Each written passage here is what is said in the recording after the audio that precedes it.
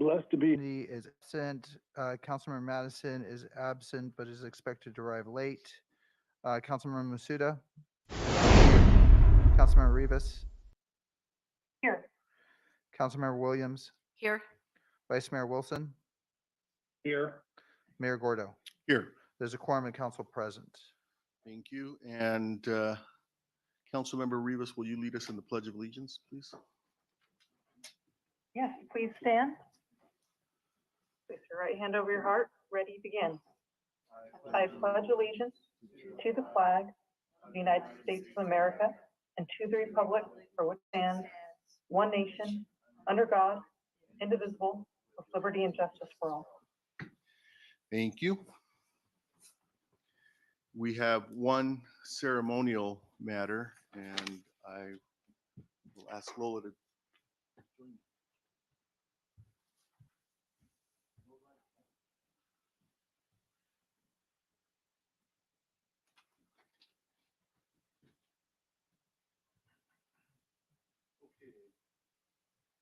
Mike. Do we need to?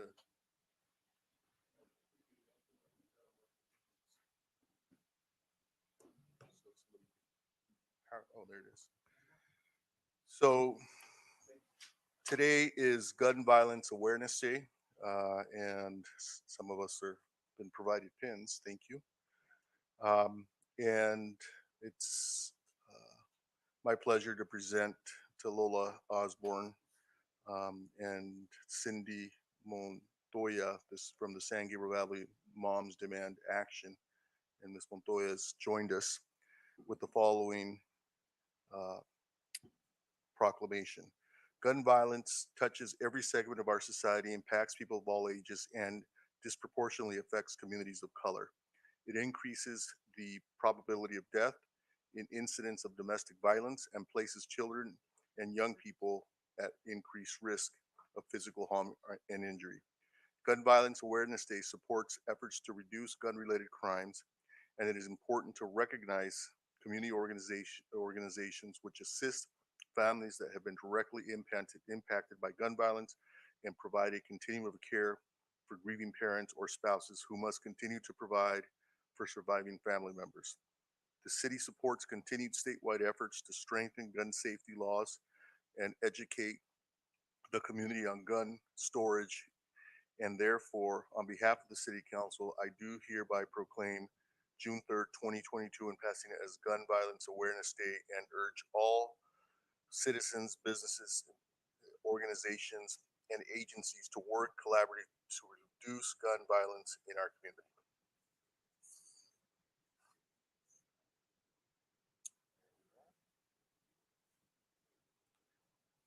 Did you want to say anything? Yes. Thank you, Mayor and City Council, for recognizing Pasadena for National Gun Violence Awareness Day for the 6th year. And I'd like to also turn it over to Cindy Montoya from San Gabriel Valley Moms Demand Action for a few comments and to tell us about an event that's coming up the weekend of Wear Orange.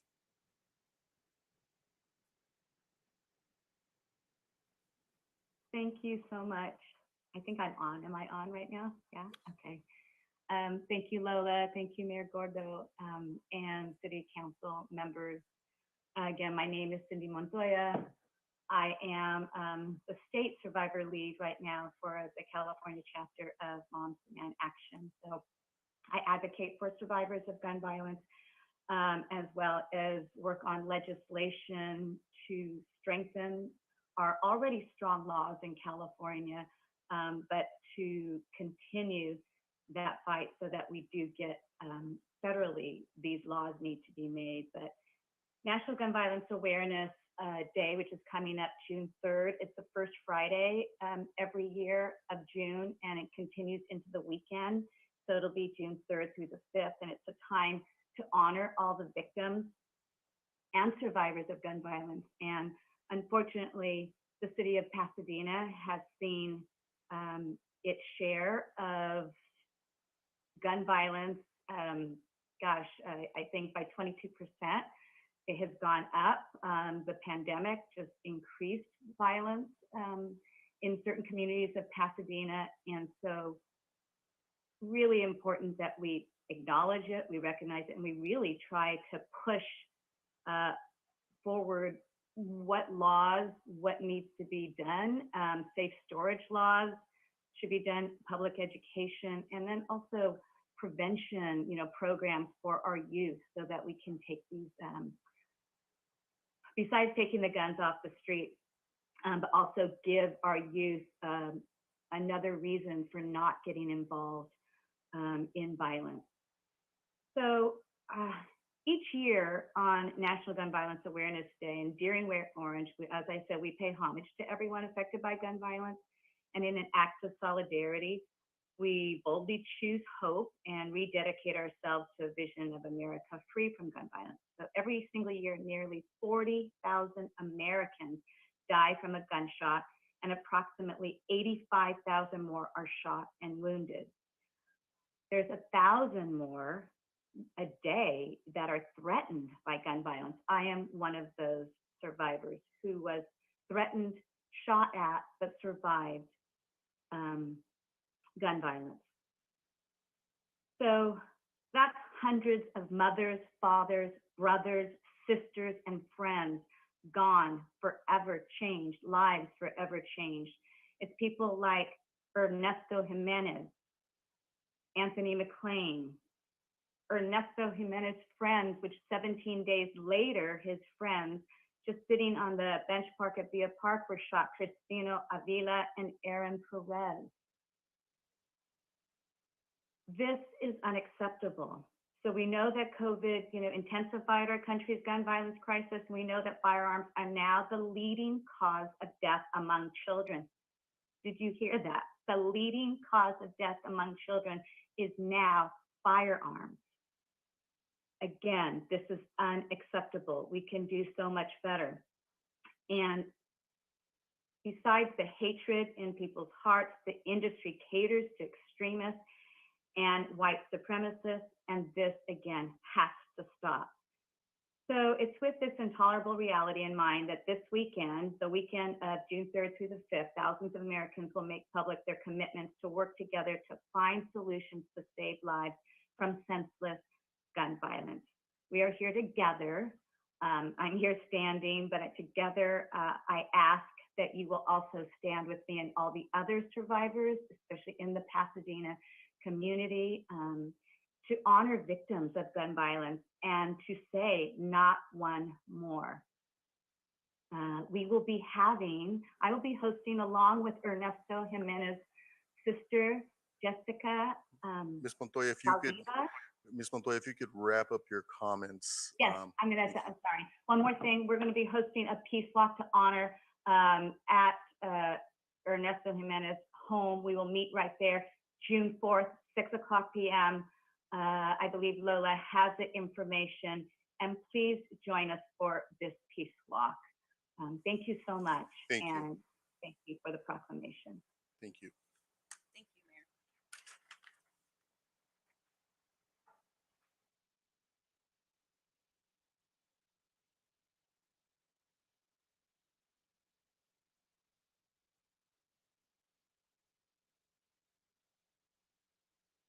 Okay, thank you. And Mayor, yes, I have a quick question. Mr. Hampton. So I requested at public safety, a safe storage ordinance as well as the ghost gun ordinance. Do you know when that will be coming back?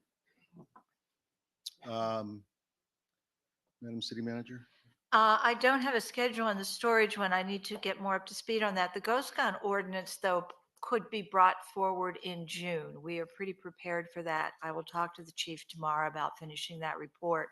I know the attorney's office has already completed their work. Right. So we will look at bringing that either the 13th or the 20th of June, depending on what else is on your agenda and when it would seem to fit well. And it would be seeking direction from the city council to direct preparation of it, but we've done the preliminary work for it. And city attorney, the safe storage request? We have that as You well. guys are all- Okay, Okay. okay, just wanted to make sure. Thank you. Thank you, Councilmember Hampton.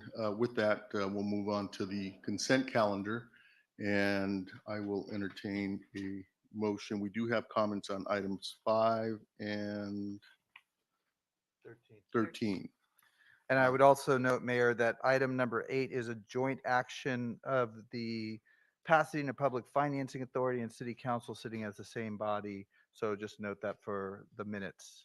So other than, we'll Mayor, I'll hold, move the balance. okay. So everything except, Mayor, I'd like to pull, go ahead, Mr. Hampton. oh my gosh, the number, trying to pull it up. It is for the Rose Bowl, the soccer event. I think it's just not looking at the number right now. Sorry.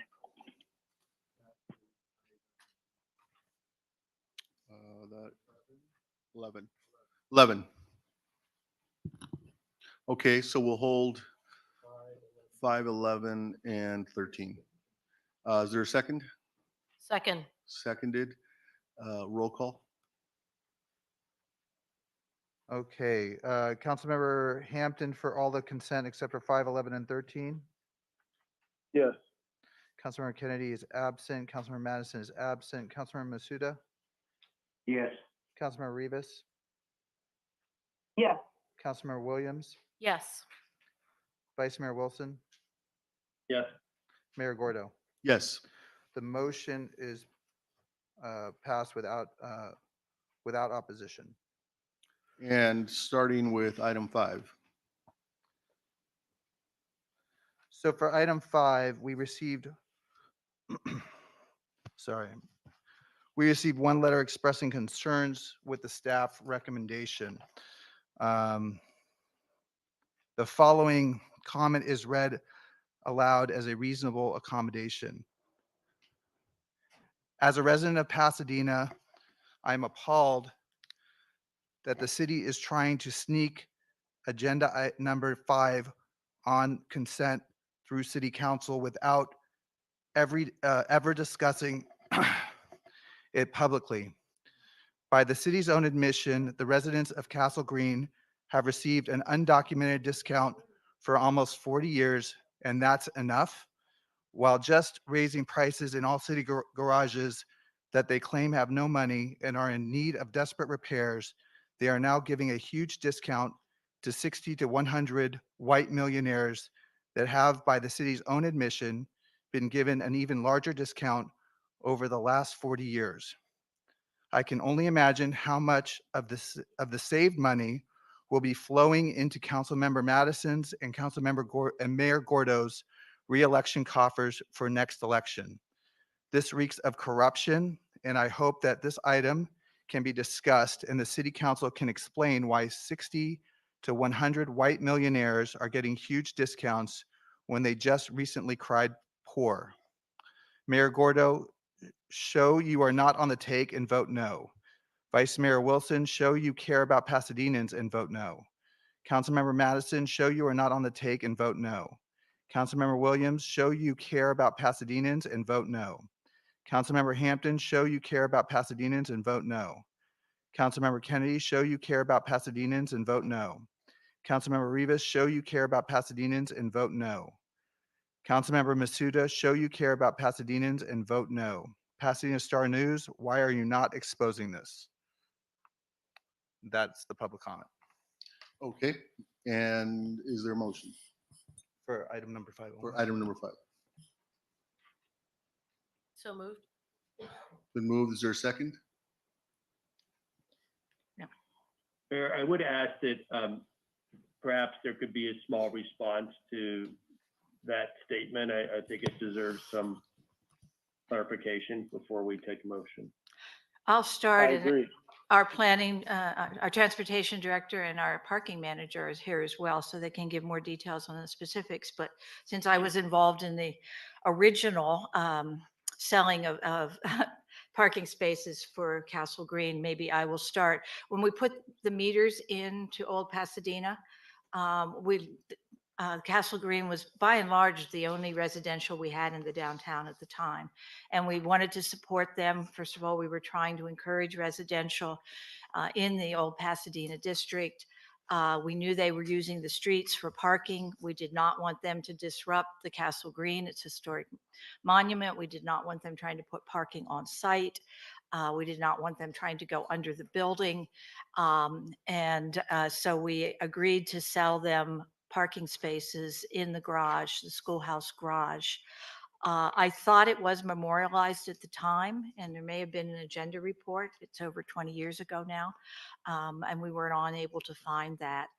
When we realized in going through all of the parking review that there was no document, the transportation staff correctly went to Castle Green and said, we need to memorialize this in a document that we can take to council and have approved, just as we have brought you other parking arrangements when we do monthly parking in the garages with discounts. So that's the history of it. We think we're memorializing what was a commitment that the city made long ago, and we think we're doing it to support a residential development or a residential facility, as well as protect a historic facility. And if you want more about the negotiations today and how we came to this particular agreement, I will turn it over to our director of transportation. Good afternoon, Mayor, members of the City Council. Just to add on to what Interim City Manager Kurtz just shared with you, the agreement really allows for us to transition Castle Green from what they are currently or have historically been paying, which is 20% below market rate, to 75% of market rate, and then eventually to market rate. So really the goal was to transition them away from a discounted parking arrangement to market rate parking arrangement. That said, we do have a history of offering entities within the city of Pasadena with discounted parking when it does serve a civic purpose. We have done so in the past, and in this case, we wanted to honor and recognize the unique situation of Castle Green and memorialize that. Again, if you would like more specifics, I'd be happy to answer any questions you might have. So I think you misspoke. You said they're currently 20% below market rate. I think that what I understand the staff report, they're at 20% of 20% of correct. 20% of market rate, transitioning them to 75% of market rate, and eventually to market rate. Okay. Can you describe how many places? I couldn't tell from the staff report how many parking places were involved, and I wasn't sure how many units were at Castle Green. Right. I'll look to John to correct me if I'm wrong. Is it 20? No, currently, they have approximately 70 parkers. And how many units are at Castle Green? Is that, I don't know what portion of that is Castle Green. We believe it's 60 units total.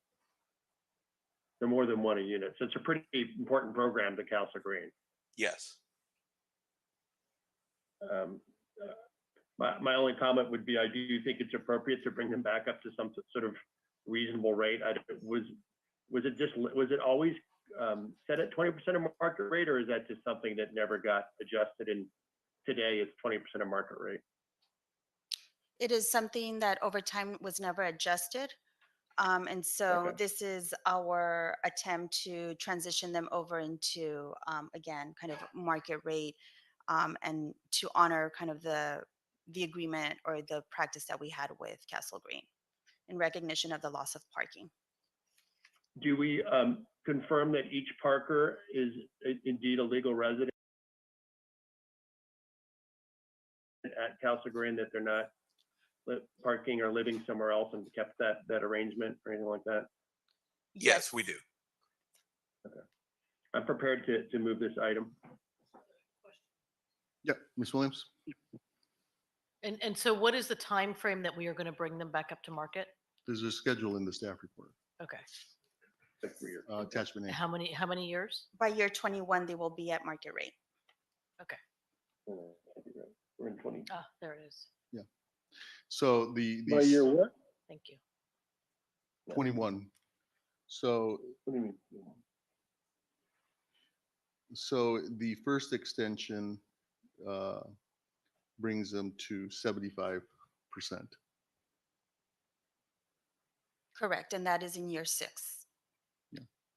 So this, it's actually, I'm not, the public commenter was anonymous, but I think they've got it backwards. It's actually undoing or not undoing, but moving away from the subsidy to bring them to market rate. Um, This the original agreement was entered into the 1980s, and I don't know that, I know Mr. Madison wasn't on the council, and I was in high school. So, so they're really off base. Yeah, yeah, fun times in high school at that time. Okay, so this action brings us from a 20% recovery to closer to market rate, ultimately seeking to bring the parking fees to market rate, with the first extension moving us to 75%. Okay, there's a motion and a second, and we can call the roll. Councilmember Hampton, to approve the staff recommendation? Yes. Thank you. Councilmember Kennedy is absent. Councilmember Madison is absent. Councilmember Masuda? Yes. Councilmember Rivas? Yes. Councilmember Williams? Yes. Vice Mayor Wilson? Yes. Mayor Gordo? Yes. The motion is approved without opposition. Thank you. Next, item 11.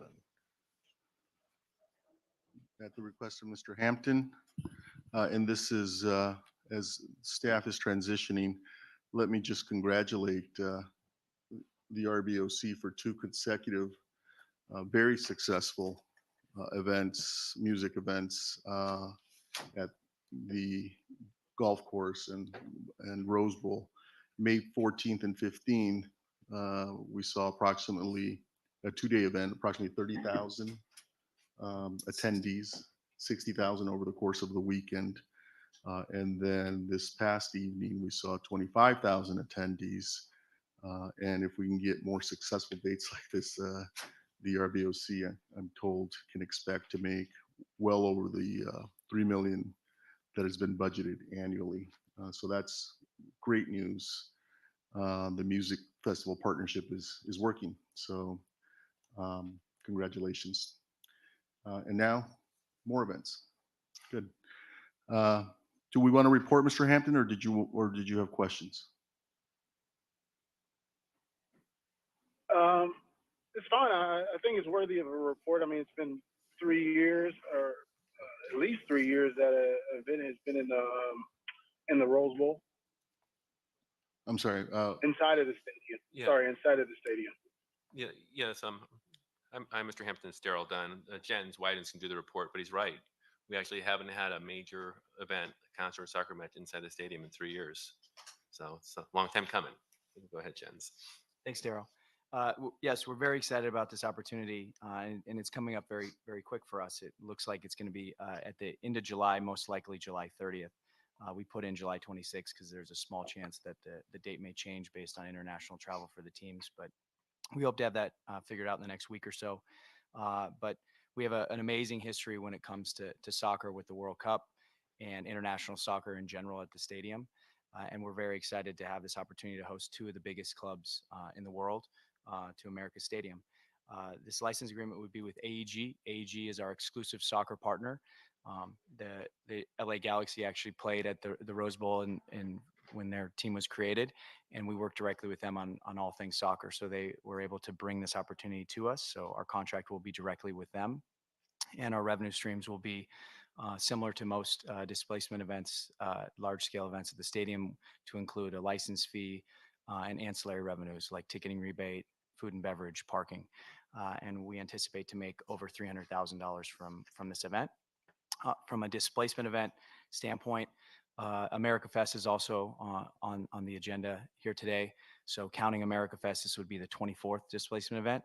It should be noted, though, that at this time, our music festival partners, as was just discussed, have been successful with the events that they have done so far and have announced.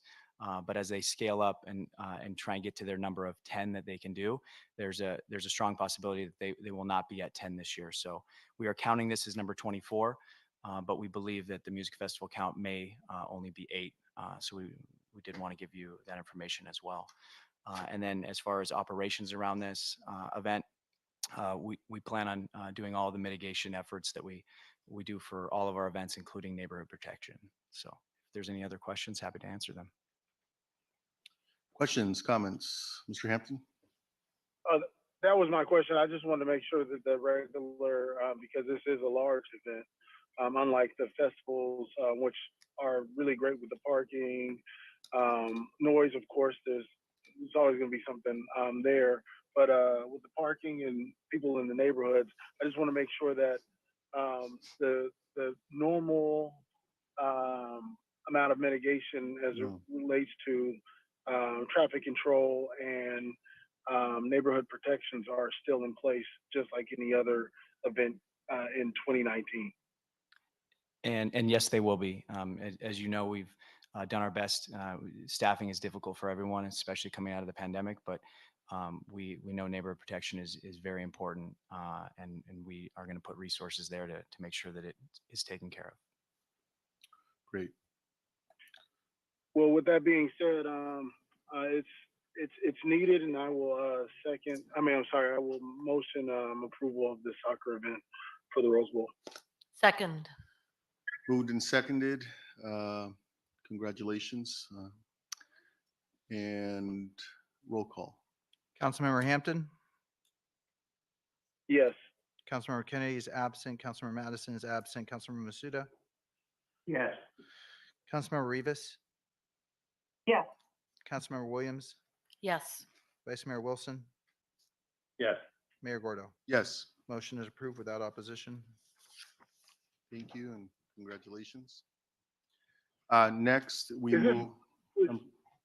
Go ahead. Oh, Mr. never mind. Okay. Next, we move to item 13. Item 13 has public comment card submitted. So item 13, we'll just move to public comment, Mayor. Yes. Call Michael Williams, followed by Brittany Pollock. Is Michael in the meeting?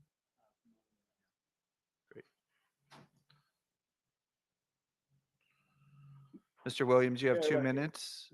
I'll read it. I'll ring a bell at 30 seconds. Go ahead. Go ahead. I think it's been beyond past time for the council to start convening in person. These requests to keep pushing this back, getting ridiculous. Like, I'm walking outside and most people are not even wearing masks. Mask mandates have been removed. People are indoors. Concerts have been renewed. We have concerts at the Rose Bowl. I think it's ridiculous that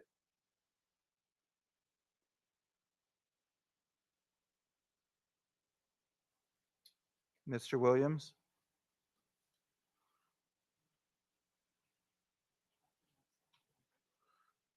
Mr. Williams, are you there? Okay, we'll move on to Brittany Pollock. Oh, there he goes. Oh, there he goes. Mr. Williams, are you there? Mr. Williams, are you there? Sorry, I think my internet messed up. You have about a minute left. Everybody- Go ahead. Go ahead. I think basically that there's been an abuse of power since we've come on to this online,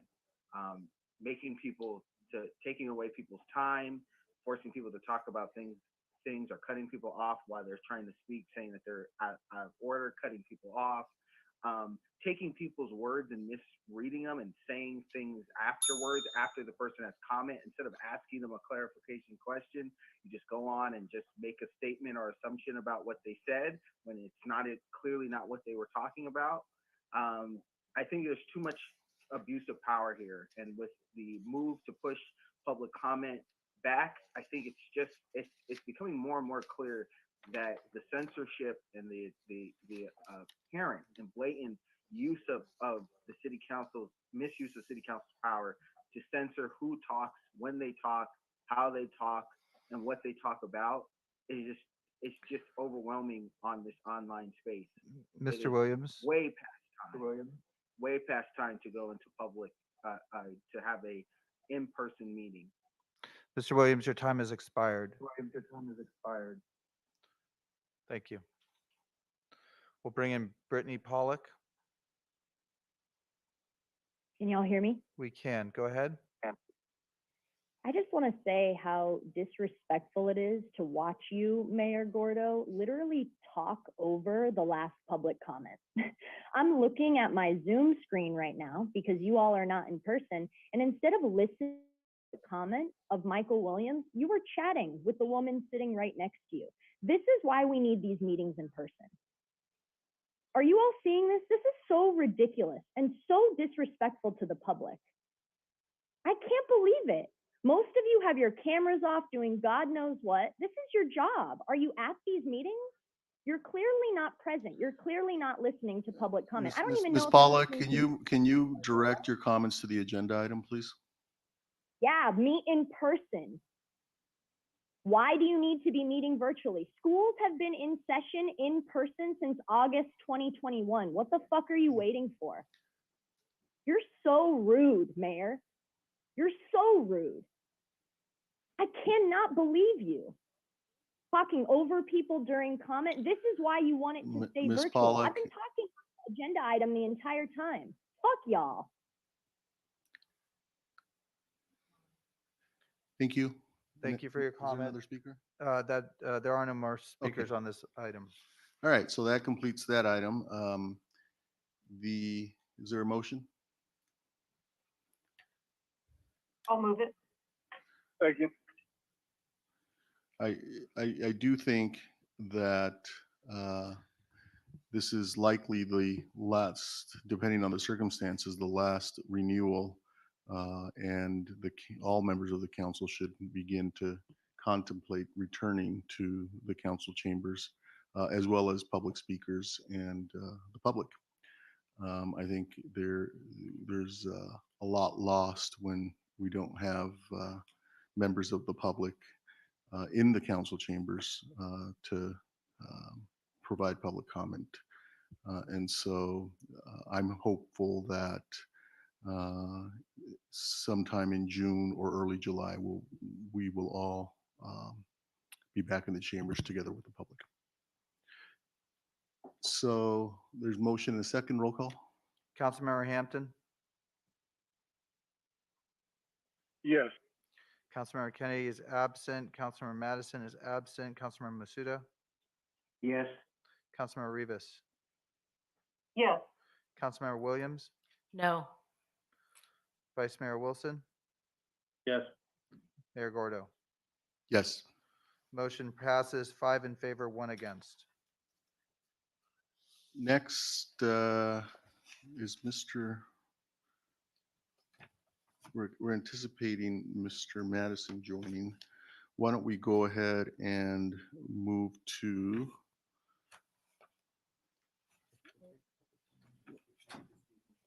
why don't we do that? Item 15, first public hearing related to taxes, fees, and charges. This is the time and place for the public hearing on fiscal year 2023 recommended schedule of taxes, fees, and charges. On March 31, April 4, and April 7th, the public hearing notice was published in the Pasadena Press. No correspondence was received by the city clerk's office regarding this item. This is an item that was on your agenda last week for an information item, and then required by law, the public hearing this evening. I believe our finance director is he online to come in? He was virtual today.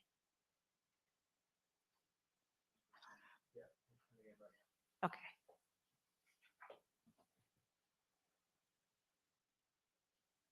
Mr. Hawkesworth, you back. We've just introduced the public hearing. So we just Good opened evening. As the city manager introduced, this is the same item that was presented to the council last week as a public meeting item. Code requires that we do a public meeting and then a public hearing. And Bianca Banaga, one of our budget analysts, is present, that she can give a presentation if the council would, or answer any questions. This is an annual adjustment. Do we need a presentation or shall we? Can you take the presentation down for a moment so we can see if there are any questions, and then thank you. This is a fairly routine matter. Questions, comments, or presentation needed? I'm seeing no presentation needed. I have a question, Mayor. Okay, go ahead, Mr. Hampton. When do the new fees and the adjustments of the fees come back to us, the whole list? I believe the general fee schedule will be coming before the council on June 13th. Okay, thank you. Okay, any other questions or comments? Otherwise, I'll entertain a motion to close the public hearing. So move. Second. Moved and seconded, and is there a motion on the merits? I'll move it. Oh, I'm sorry, roll call first on the To closing. the close, public hearing. to close the public hearing, Councilmember Hampton, Yes.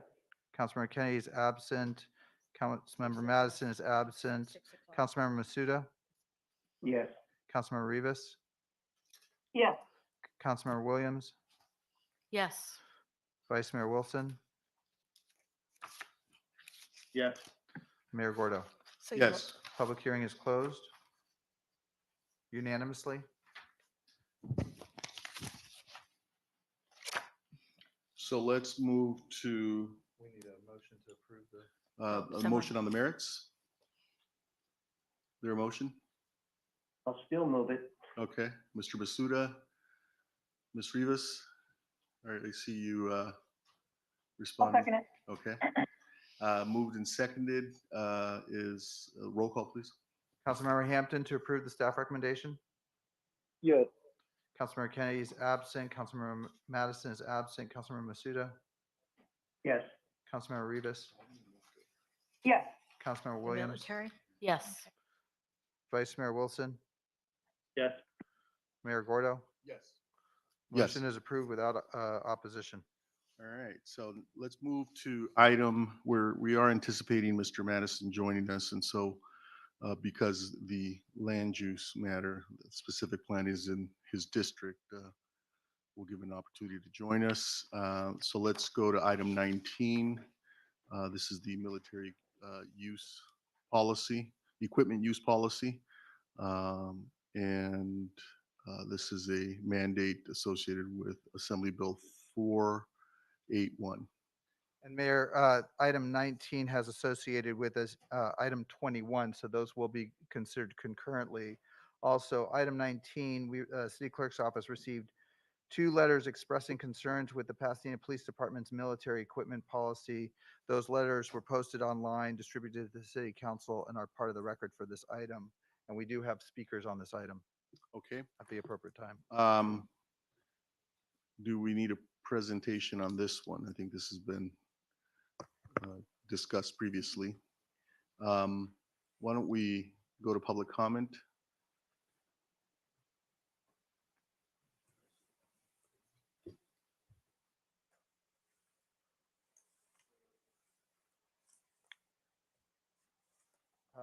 We will call Michael Williams, followed by Yachty, followed by Peter Hargens, followed by Brittany Pollock.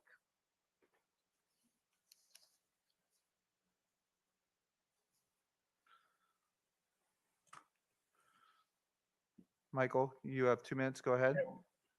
Go ahead. When we talk about things that we need, that when you find funding for stuff for police, this is the stuff we're talking about. It's ridiculous that I went through the itemized list of some of the things that you want for the police department. Robots that are built for de-escalation, how that works, I don't know.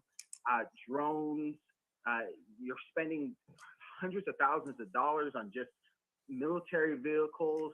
For what? Like literally for what? For a school shooting? For a mass shooting? How about we invest that into preventative measures, right? How much money could $200,000, right, per vehicle, how much money could that be to implant into communities, counselors, therapists, mental health specialists, that can help people to deal with certain issues that they don't become violent and stop them from becoming violent before they do. Like, how much money could that take? We're spending so much money on measures to deal with things after they happen, and we're spending very little money on things that are going to prevent these things from happening. Having a militarized truck is not going to stop someone from doing something bad, but having people who are well trained in mental health and having people have better access to mental health programs will. And it's been proven to do that. It's been proven to do that. So stop spending money and spending time on giving more gadgets and gizmos to the police department, and figure out ways to give more money and more gadgets. Mr. Williams, your time has expired. More people to mental health, housing, and education here in Pasadena. We will call Yachty, followed by Peter Hargens, followed by Brittany Pollock.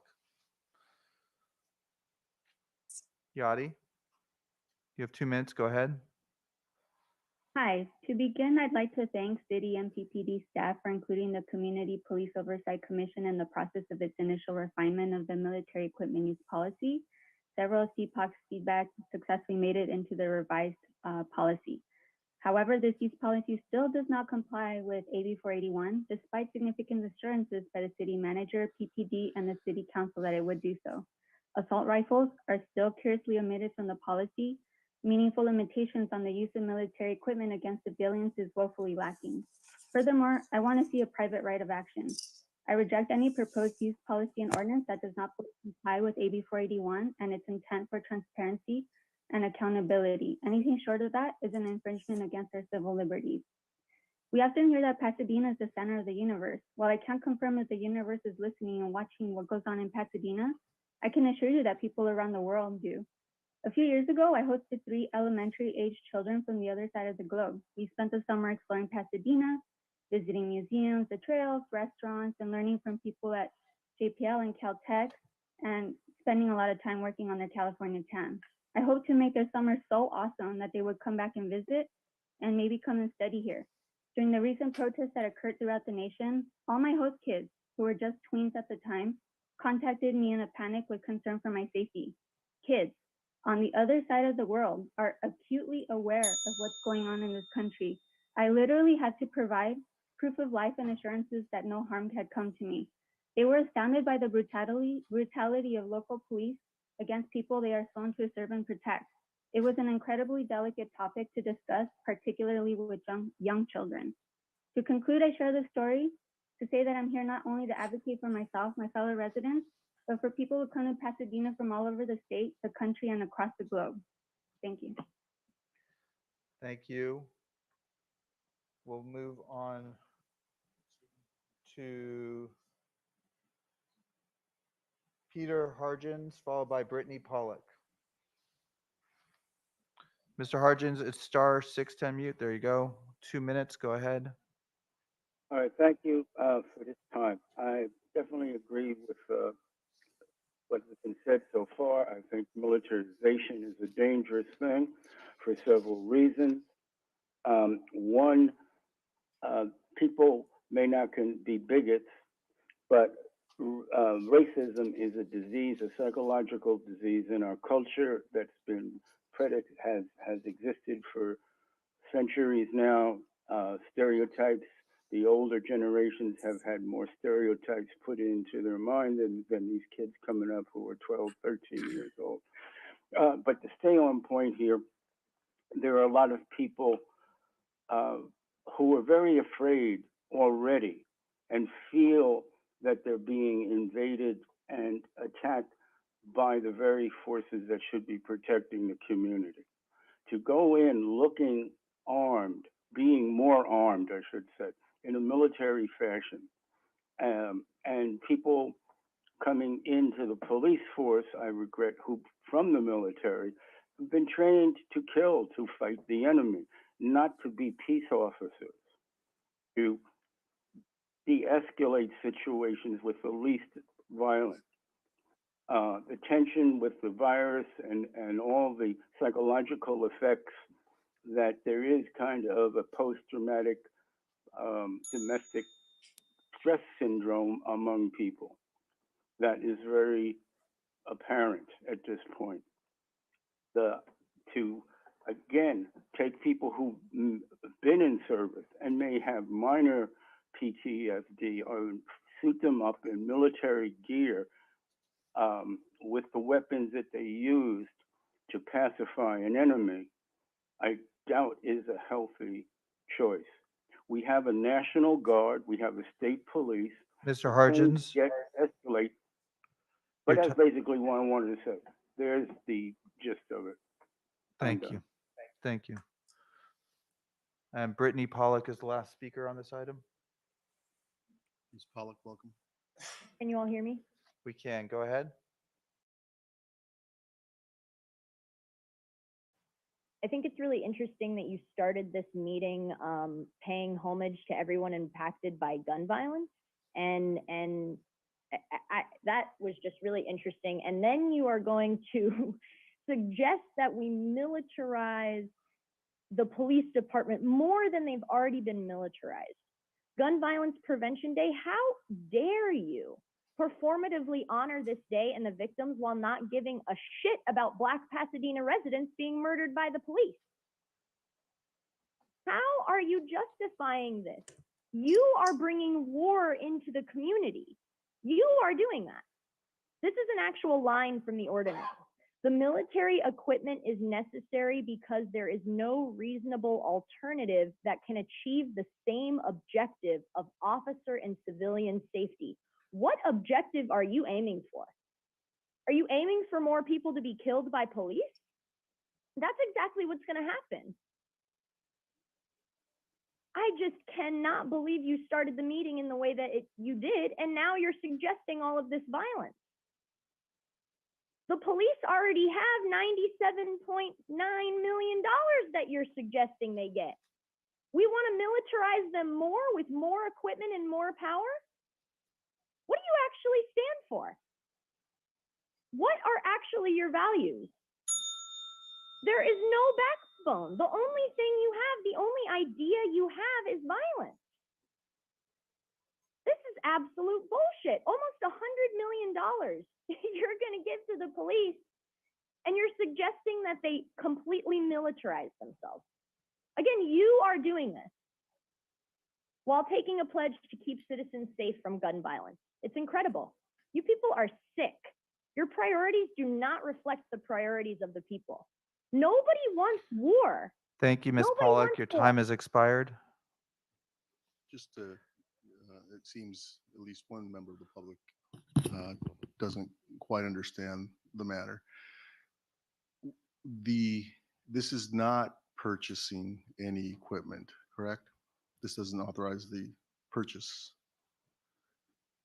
Partially involves purchasing equipment, not military equipment. I mean, Right. the That's bill what I is- meant. Military the equipment. bill does speak about military equipment, but the majority of the items that we have, other than the 3 helicopters that we use, Right. are purchased through, But the military equipment is not purchased. correct. Okay. And there's nothing that the council would do in adopting this that adds equipment. We are talking about a list of equipment that is already in the inventory. We're not asking for any appropriations tonight or any purchasing equipment. Right. We did in the policy and in the inventory put, when it needs to be replaced, what the cost of it would be. But that decision, of course, would be made at the time. And we also put in what our annual maintenance cost is, so that the public and the council could see what it costs to have this inventory. But we're not asking to buy anything new as a part of adopting this. Or Sorry, Mayor. appropriate dollars. Or appropriate any dollars whatsoever tonight. Thank you. That completes public comment. It does, Mayor. Is there a motion? Oh, I'm sorry, Ms. Rivas, you have your hand up. Yeah, thank you, Mayor. Yeah, I wanted to discuss it a bit, and I had a couple questions too. I appreciate the time. I wanted to start by thanking the department again for highlighting in the report how unusual this process is. So per our charter, we usually, the council, don't have a role in approving policies. So this is a really important opportunity for us tonight to engage in a meaningful discussion with the community about what we, as Pasadenans want to see the department's policy to be on this topic. And so I'd also like to thank department and the Community Oversight Commission for really digging into this issue a couple weeks ago and providing really helpful feedback, which I understand has been incorporated. I think that's great. I think that's exactly how that dynamic should work moving forward. And so I'm excited to see that. The main concern I had when I reviewed this about a month ago when it came before us was that the policy, it seemed like it was actually lacking policy itself. For example, the approval section is about the approval of the policy, not approval of military equipment. The policy section was just about following the policy without saying what the policy was. I understand this language is kind of off the shelf for purchase from Lexipol, which is a company that drafts this sort of language for departments across the country. And I know we're in a bit of a time crunch to get this done so that the department can use the equipment if and when it's needed. But I just want to just flag for future policies that are purchased from Lexipro or other sources that we really work moving forward to make sure the language itself is clear and makes sense and is cohesive and isn't circular. I know this is a bare minimum. That's something that the residents expect from our department's policy to make sense when they read it.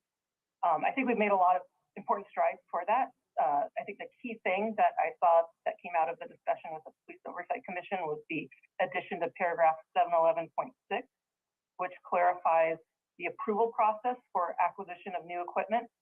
And I just had a clarifying question about that for Lieutenant Grisafi. So it's my understanding now that the policy is for any new items to be reviewed both by the Oversight Commission and the Public Safety Committee before they're acquired. Am I understanding that correctly? Yeah, the suggested verbiage is that it's Oversight Committee and or the Oversight Commission and or the Public Safety Committee before it goes to council. Right. Oh, thanks for pointing out the and or. Do you think you would anticipate the department, given they have enough time, they'd bring it to both? I would hope so. That's the intentions. Okay. That would be our Oh, preference. sorry, go ahead. That would be our preference, council member. There may be some situations that we may not have that option. So we wanted to have that flexibility, but either one, it's got to go to one or the other. Great, yeah, and I thought the timing, I thought it was clear timing before, you're gonna try to bring it before. I thought it was less clear, and maybe I'm just missing it, so let me know if I'm wrong. I felt like it wasn't clear about what happens if you don't have time. If you don't have time before you purchase it, what intended, or will you plan to bring it up during the next annual report and then brief the full council then, and then we, I guess, vote up or down on it? Or would you want to bring it to either of those other bodies within a certain amount of time? How do you envision that moving forward if, Yes. If you're not able to get it to both of those bodies before you get the equipment? The code specifies that we have to bring it if the only mandate that the code specifies is that we bring it to the council at our annual meeting. If we purchase something new during the year, we were required to bring it to council at that following annual meeting or annual report. But we have added in the option of the Oversight Commission and Public Safety before. Okay, great. So we're going to do our best to get it to both those bodies before. If not, it'll come up during the annual review process where the council can address it then. Correct. Okay, great. As to one of the specific items on the list, and again, I thought the inventory itself was very well done and thorough. I know that's the part we put together ourselves, so I'm not surprised that you all did a great job putting that part together. It was more the Lexipro off-the-shelf language that I thought was needed work, so I appreciate the work you did on that. As for the 50 cal, the item on that list, I didn't see any discussion in the staff report about what the Community Police Oversight Commission said about that during their meeting. Could you share with us what their discussion was about? Generally speaking, the position of the Oversight Commission was that they didn't agree with it because of the injuries that could be sustained as a result of that. I assured the Oversight Commission that our intentions were to use it for stopping vehicles. It was not intended to be used specifically for to stop an individual. And if I could add to that. Go ahead.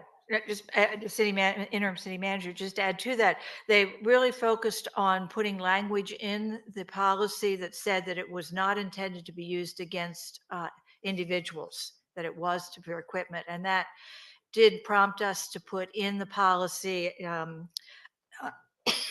that, and I may not have exactly the language, I don't have it right in front of me, but it is to protect human life, to put it in the positive rather than to say would not be used against individuals. Although they had a very serious discussion about that, and there was acknowledgement that if in fact there was someone who had a weapon who was about to fire into a crowd, into a bus of children, there would be times when a decision had to be made that it was necessary in order to protect other human life, that someone that was threatening that human life might need to have equipment used against them. And with that, I think they decided not to ask that it be taken out of the inventory, but that we just clarify the intent of the use in having it as a part of our available resources. Yeah, thanks for pointing that out. Can you point out to me where that was added? Because in the actual list, I didn't see any changes under the 50 cal item. Because my concern reading over that item again, and I didn't see any changes, was that it says it's intended to be used against vehicles and is silent as individuals. It just doesn't say one way or the other. Whereas Lieutenant Grisafi, I think, has articulated both here in the Community Oversight Commission that the intent is to use against individuals and only reserving for extreme circumstances. Use against vehicles, and only under extreme circumstances when it's absolutely necessary to target an individual. And so my thought is, well, at the very least, I think our policy and writing should say that. Right now it's silent on that. But if you're saying there's other language that's been added that kind of clarifies that, I think that would be helpful. Let me look here, unless you know where. Councilmember, if I could, Thank you. let me explain this. If we limit ourselves on all of the equipment,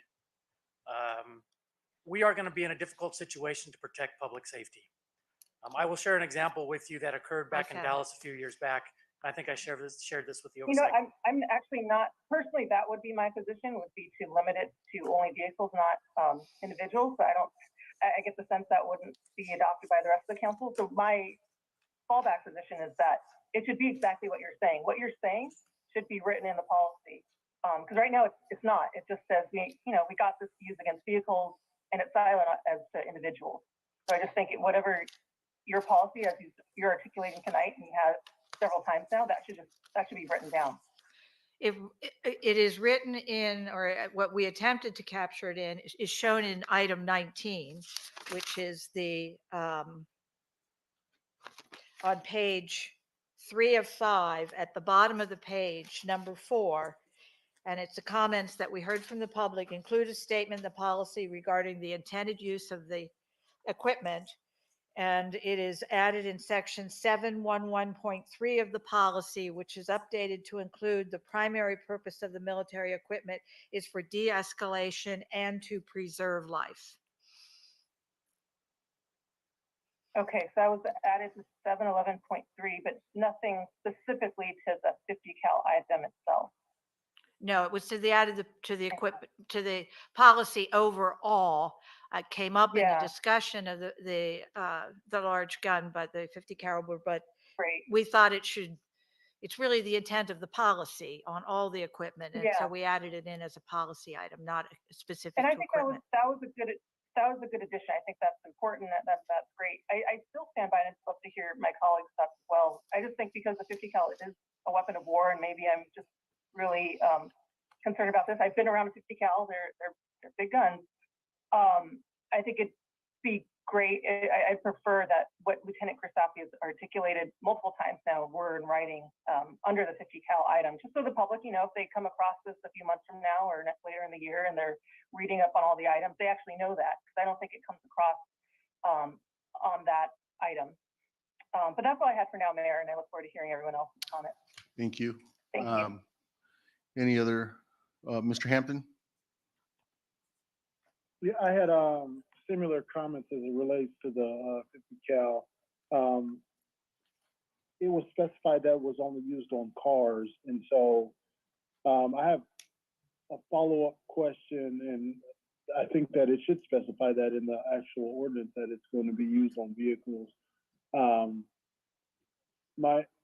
How many people in the police department are actually approved to use a 50 cal? Six of our snipers are the ones who are authorized to use that. Okay, so it's 6 individuals that will have the authorization to use a 50 cal. Are there other sniper rifles that are used? Yes, there are. Outside of the 50 cal? Yes, there are. But those are not effective excuse me. No, go ahead. Those aren't effective from. Those aren't effective in stopping vehicles. The 50 cal is the one that's most effective, has proven effective. Okay, so if we're using them for stopping vehicles, then I don't see why or what's the harm in just putting a policy together that says we'll be using this for the purpose of stopping vehicles. I mean, there's only 6 individuals who would have access to a 50 cal anyhow. So that's one for the mayor and the rest of the council to discuss. And then for the purchasing of military equipment, it said that it would potentially go to or either or public safety or the Community Oversight Commission. When do you need to purchase something where you don't have enough time to let the Oversight Committee look at it prior to it coming to public safety? What comes to mind, council member, is the situation where we are in an emergency incident and we do not have time to go before any of the commissions, council, or and we're required to buy it like right then and there. Like like you give me an example of an emergency where that could happen. I mean, since I've been on the council, I don't know if there's been any emergencies where we had to buy something right on the spot. I mean, if there was an emergency, I mean, would we need it at that time? Well, I would just like to understand the emergency.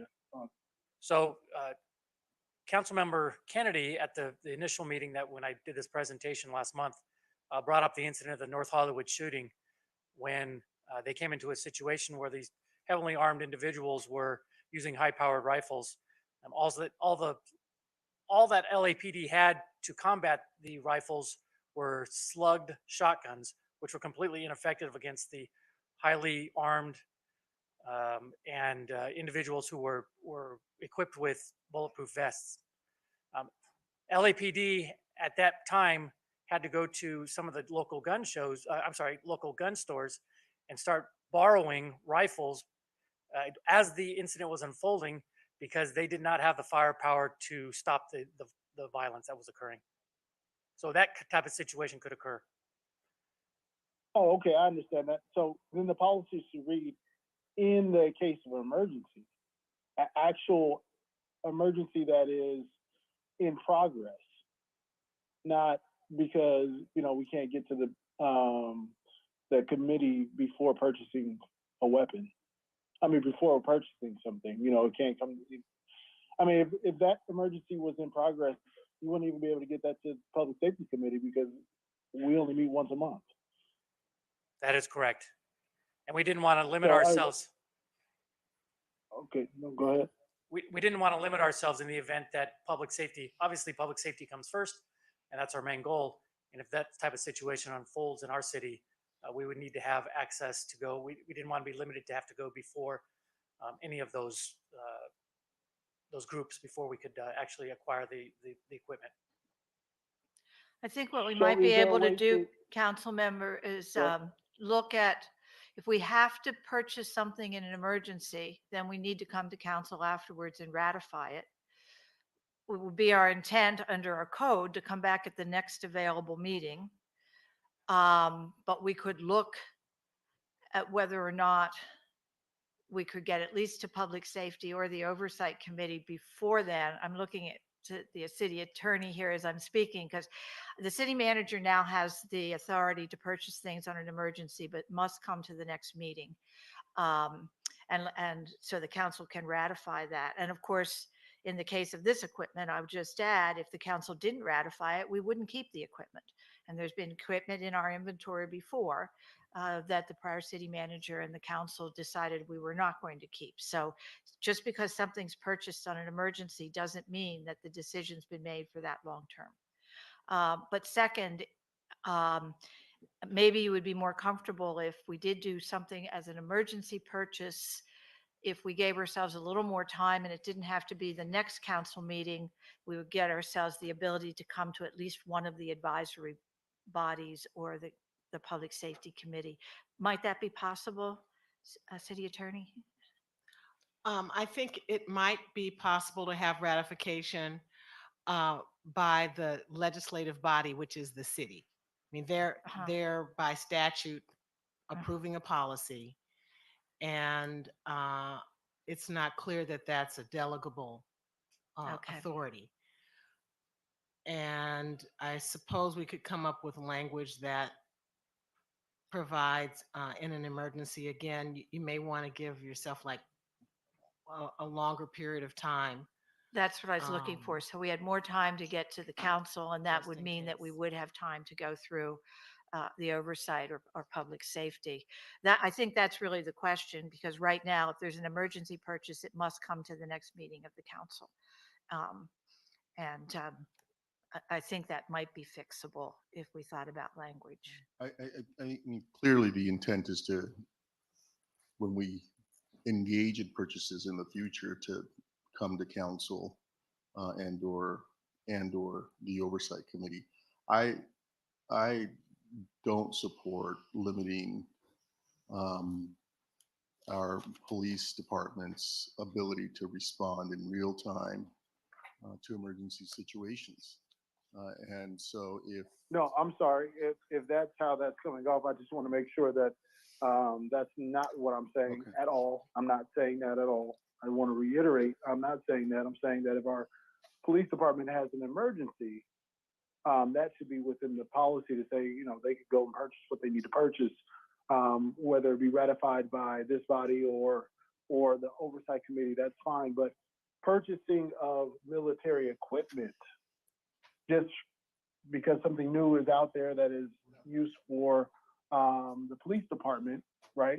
In not an emergency, I mean, no emergency happening at the time, should go through the community oversight committee and then to the public safety. And I think, Mr. Hampton, that's what the lieutenant is saying. But in an emergency, and we're not, and I just want to confirm this, we're not purchasing military equipment. This would be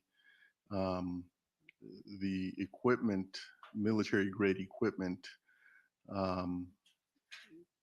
is not being purchased, is my understanding. That is correct. Okay.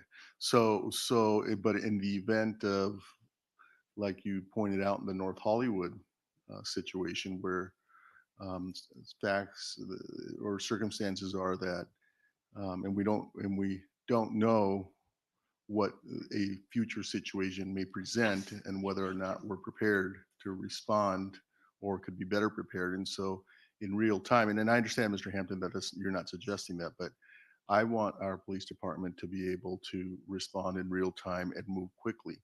And, you know, down later on, we can have a conversation as to whether, you know, it's a purchase that is ratified or approved. And that just simply requires a reporting out. But in the first instance, our police department should have the authority to protect the public. And if that means an emergency purchase, then I support that. Oh, I'm sorry, Commander. That's right. Sorry. You guys move around too much, too quickly. Mr. Hampton, did you have any follow-up? No, those are my questions. Yeah. Okay. And are you satisfied with the response, Mr. Hampton, that I think it's consistent with the issues that you raised, but I just want to make sure that we're clear about that. Yeah, I'm satisfied with the response. I just, you know, once again, the way it looks to me, it almost kind of spells out that once, you know, as Councilmember Rivas was mentioning, kind of seems like potentially, the policy, for an I just feel like if there's an emergency, then officers should have the ability to purchase whatever they need to purchase at that time if they don't have it, right? I mean, but if there is any purchase that is going to happen of any military, even if there's another 50 cal, there's a new 50 cal out, that rifle, that purchase should come through the Community Oversight Committee and then to the Public Safety Committee. But I think we should listen carefully to the city attorney's admonition that, it may be a non-delegable duty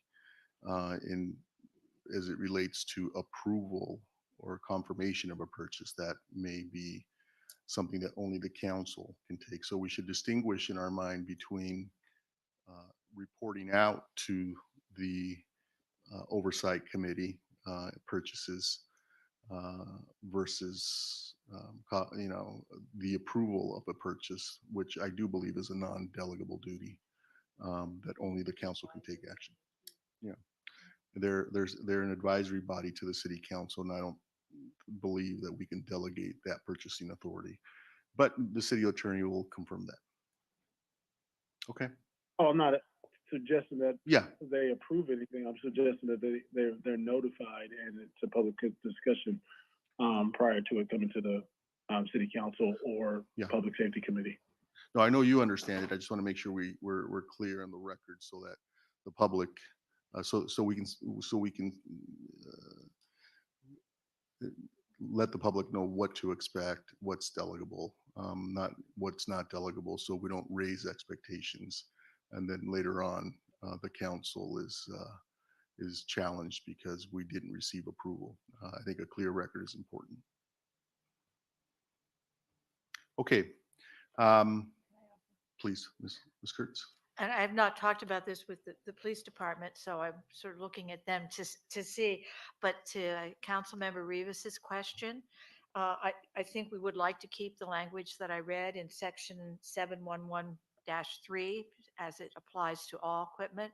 But if additional comfort or safety would be enhanced by also putting it in the description of the 50 caliber and repeating the same language there, I don't think that would in any way change the intent of, it's just more emphasis on that particular piece of equipment. So it would apply to everything, but an emphasis on that particular rifle.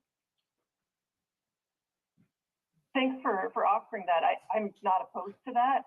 I do think just what Commander Grisafi, Commander, not Lieutenant Grisafi has said last meeting before the Community Oversight Commission and tonight, I think it should be written in the policy just so people know, not very few people are watching these meetings right now and they're not up to speed with what's going on. And so if they do peruse this list later, I think they should know what he's articulated the department policy to be on that very large weapon of war. So I wouldn't stand against adding that language, but I'd prefer that what our Lieutenant Grisafi has articulated, Commander Grisafi, has articulated is included in writing, because it is, I think it's a weapon of war. I think people should know that there is a small chance it could be used against a person. That's not what the department purchased it to use it for. And we have in our arsenal to stop vehicles, but if we want to reserve the right to use it against an individual if it's absolutely necessary, I don't think there's anything wrong with letting the public know that in writing.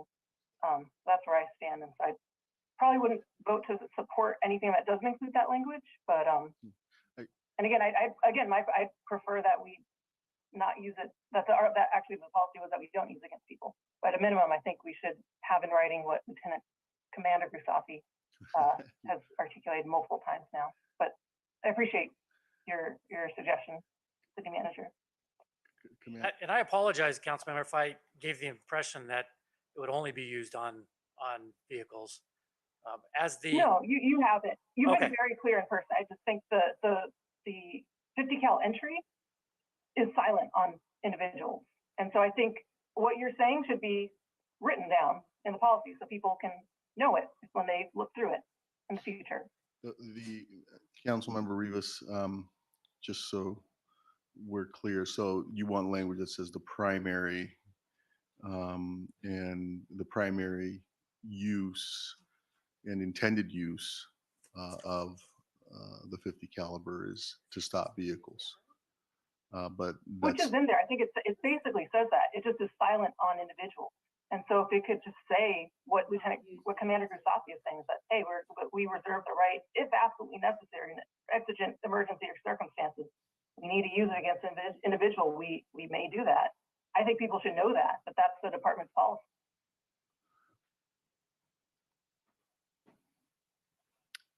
Commander? I agree. I think it should be in writing. What if we put something that said the primary use of the 50 caliber rifle is to stop vehicles and not to be used against individuals? I'm trying to capture the right language, and we're looking at each other, and I'm not sure, even though apparently the commander has said this, I'm not sure we're exactly know what it is that you're looking for. My understanding from Council Member Rivas is that she understands that what it says in there, and correct me if I'm wrong, Council Member, that it does specifically say its intended purpose is to stop vehicles. That's what the purpose says in the inventory list as it stands right now. She wants it also to say, but that's not our that's not our primary intent. That is our primary intent. Our intent is not to use it on individuals, but we do have that option if needed. Okay, so not used. Right, which is exactly what you've been telling us. Okay. I think it should just say that. That's all I'm saying. Even though my preference would be to not use it against individuals, but that's it, I don't think I have the vote for that. So just trying to get what you're articulating in the policy. Okay. And I think that that's a feasible option. I mean, I think we can. That still doesn't limit us. It still gives us the option in the event that things have really gone bad and we need to use it in that capacity. Which hope that never happens, but right. And that's great, and that'll make sure the public is informed and knows that that's how this weapon could be used. I think I've captured that additional language now. So primary intent, but if the circumstances call for it, not the only, it doesn't limit the use. Correct. To the for primary. Other options, yes. Yeah. And I agree. Hopefully we never have to see that. Okay.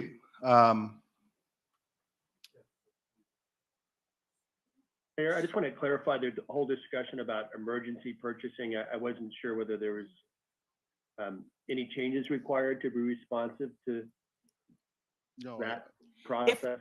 If we're going to, I'm sorry, if we're going to change the language, it's an ordinance that we're introducing on first reading. So we would need the actual language that we are suggesting.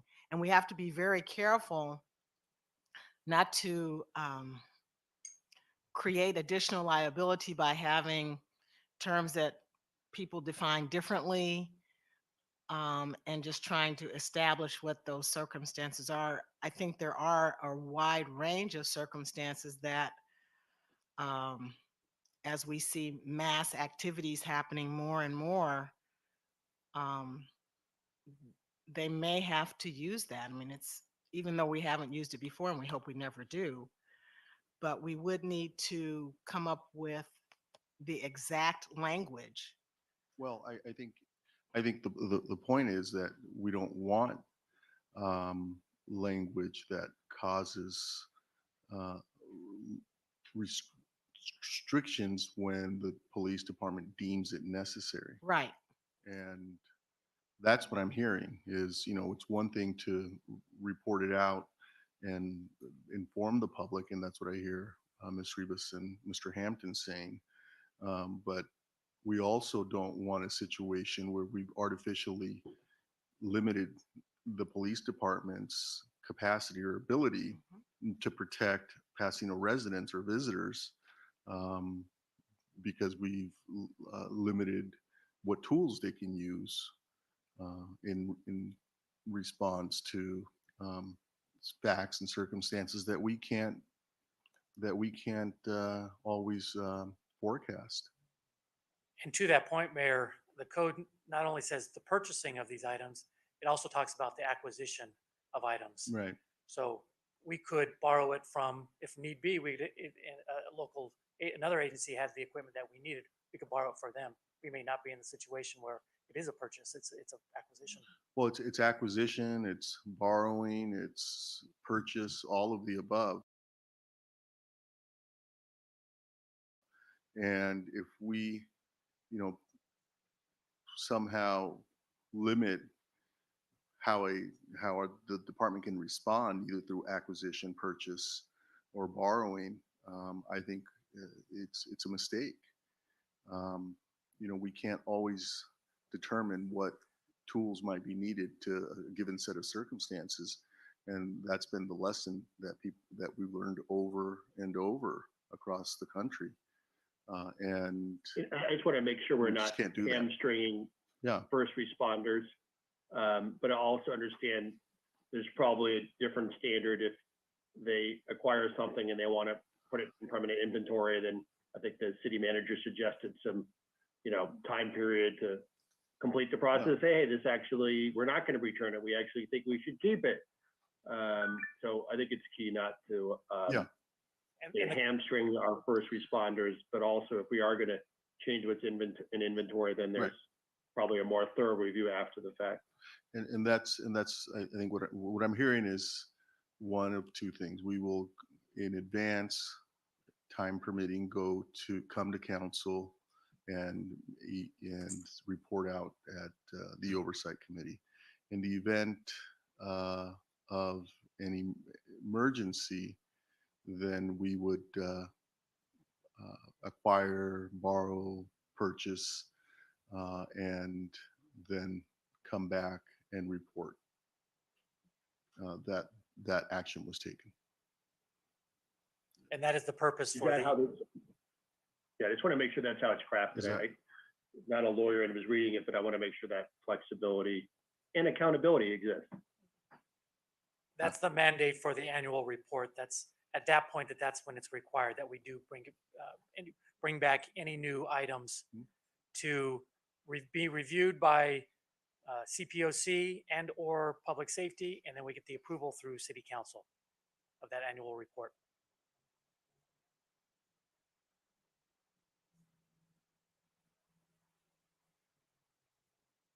Thank you. My understanding, Lieutenant, Commander, you're newly minted, so It's fine. We're having a hard time here. So Commander, my understanding of the policy is that we wouldn't just wait in the event of a purchase for an emergency. We wouldn't just report it out in the annual report, but you'd actually report it out before that. Correct? That's the difference. Is state law only requires, 481 only requires that we do it as part of our annual reporting. We're taking it a step further and saying we're not going to wait for the annual report. We are going to inform the council and the public in advance of the annual report. Am I correct about that? Yes. Okay. Okay. So it's actually, we're taking it a step further. Correct. Than state law mandates. Correct. Okay. I think we've exhausted this one. Any other questions or comments? Ms. Rivas, Mr. Hampton? No? Okay. So where are we? We need a motion. I'm prepared to move. Did someone move it already? I can't. You just did. I'm prepared to move it with the amendment that was asked around the clarification under the 50 caliber that the attorney described and commander agreed to. Excuse me just a moment. We're not changing anything in the procurement or acquisition process, but we are adding not used against individuals unless absolutely necessary under the. Thanks. How Do- we say it then. Do you want to pass this tonight and hold the first reading of the ordinance next week so that you can get the language? Yeah.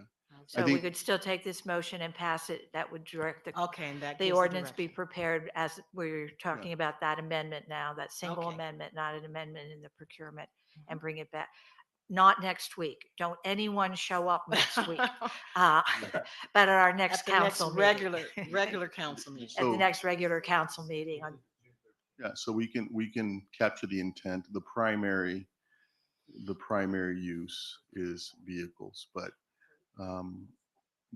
we just don't know what facts or circumstances may present themselves. And so what we don't want to do is limit the department's response. And I think we all agree to that to any set of given circumstances that would require the use differently than the primary intent.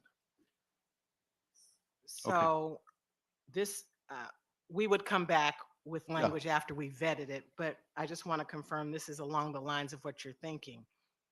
Have the sentence that's currently there for the 50 caliber category 9, which currently says purpose to prevent, deter, or stop a mass casualty incident involving the use of armored or large vehicles at large venue events. And then something along the lines of, but not this, the primary intent is not to use against individuals except if required in emergency circumstances. To protect the public. To protect the public. Okay, something along those lines. Yeah. Okay. Right. Is that okay? Works for me. Okay. Okay, so is that Vice Mayor Wilson's motion with that language, Yes, with the that's- change? that's Okay, correct. so I'll second that. Thank you. Well, thank you. First and second, roll call. Councilmember Hampton, Yes.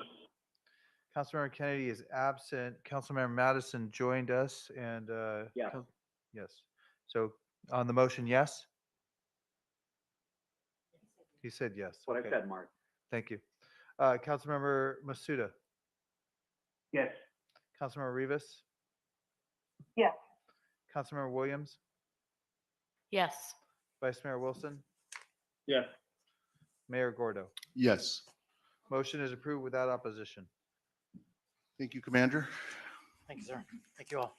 And so the item 21 will not be heard tonight, and it will be brought back in a couple of weeks. And by the way, Commander, congratulations.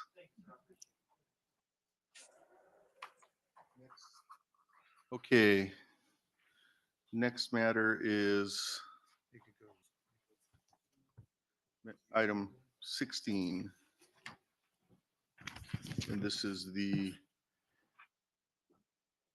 public hearing for the South Fair Oaks specific plan.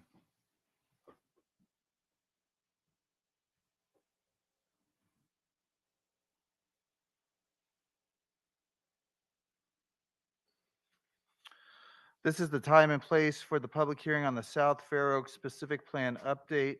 On May 5th, May 12th, and May 19th, 2022, the public hearing notice was published in the Pasadena Press and the Pasadena Journal. For item 16, the city clerk's office received one letter expressing concerns with density setbacks related to tree canopy and lack of a bike lane along Raymond Avenue related to the proposed South Fair Oaks specific plan update. 4 letters in support of the staff recommendation and providing comments, and 1 letter advocating that the staff recommendation incorporate language in the specific plan that would give the reviewing authority the ability to approve limited deviations from the development standards. The correspondence was posted online, distributed to the council, and as part of the public hearing record for this item. Okay. So, Mr. Reyes? Mayor Gordo, City Council, before you is a recommendation to approve updates to the South Fair Oaks specific plan. This item was heard multiple times by the city's planning commission, and this comes to you with a recommendation of approval from that body. I'd like to introduce our principal planner, Anita Cerna, who will be presenting remotely.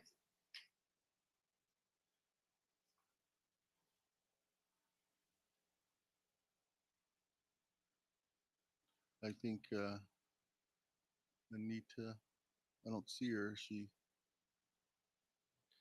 should be coming up momentarily. Thanks, guys.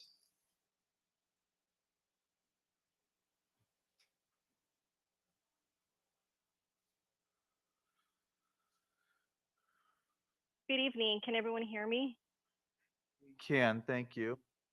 Perfect.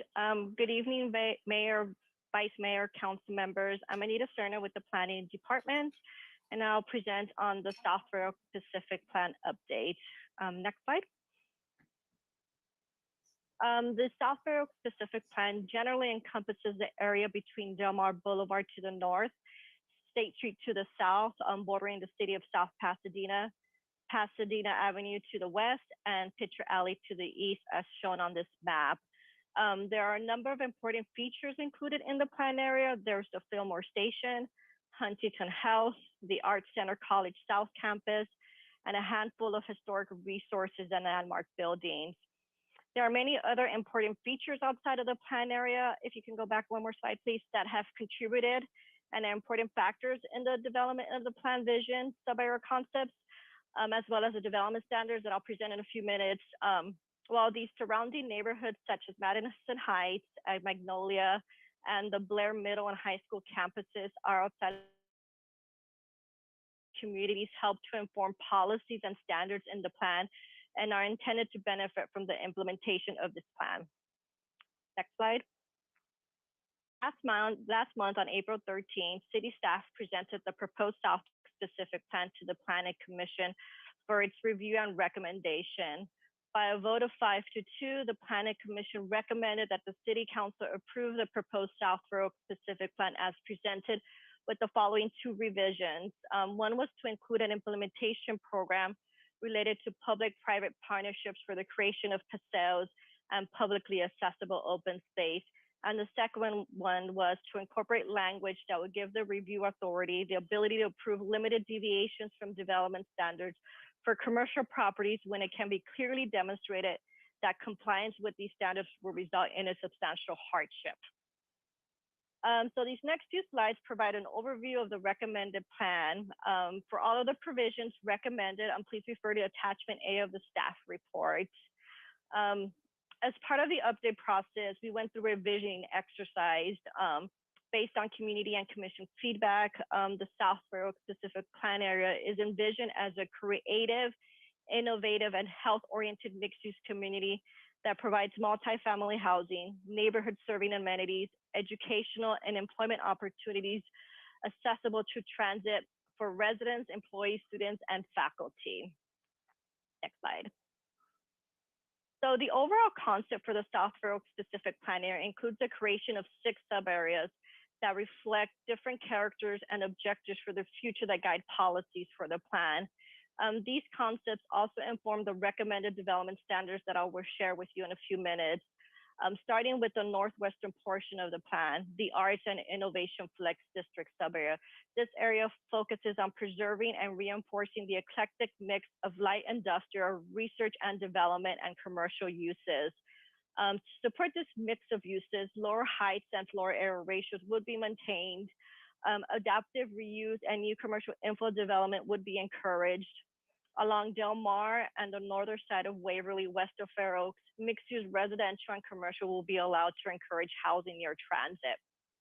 In the northeastern portion of the plan, the Raymond Transit District sub-area concept focuses on a mixed-use community with housing and neighborhood services near transit, specifically the Del Mar station immediately north. To support this concept and encourage housing, higher densities, FARs, and heights would be allowed. The concept also includes a focus on enhancing the pedestrian experience along Raymond to promote walkability. Now, the concept for the Heart District is to enable a mix of medical-oriented uses, commercial services, and housing that leverage nearby transit and Art Center and Huntington Health campuses. To support this concept and redevelopment, the concept includes higher densities, FARs, and heights. The concept also includes east-west paseos to enhance pedestrian mobility between Fair Oaks and Raymond at Herba, Bellefontaine, and Congress, which would also promote a cohesive district.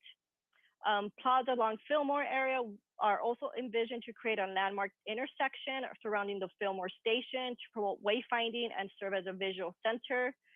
To promote high-quality creative architecture for medical office building, The concept includes guidelines aimed at supporting the existing mix of architectural styles, forms, and materials in the district, with complementary medical office buildings that enhance the area's identity, creative culture, and design quality. And similar to the portion of Raymond Avenue in the Raymond Transit District sub-area, the Heart District concept also includes a focus on enhancing the pedestrian experience along Raymond Avenue to promote walkability. Now, moving east to the Royal Gateway sub-area, the concept is to preserve and reinforce the existing mix of commercial uses and maintain medium heights and FARs while allowing a broad range of commercial uses. To support this concept and enhance the area with a more pedestrian-oriented urban form, the concept encourages new commercial-only infill development.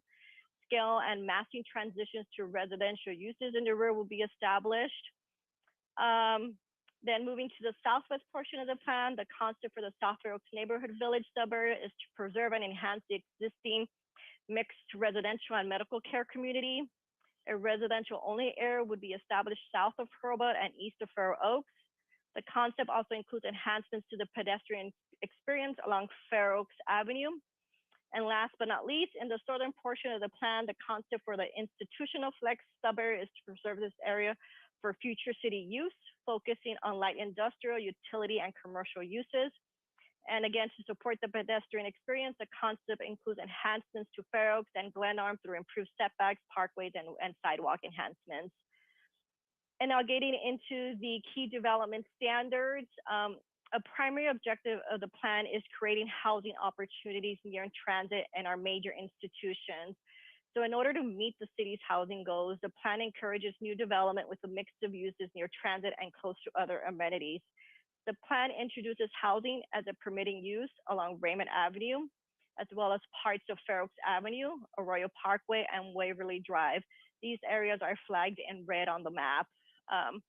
The plan would also continue to allow housing along Del Mar Boulevard in the southwest corner of the plan area.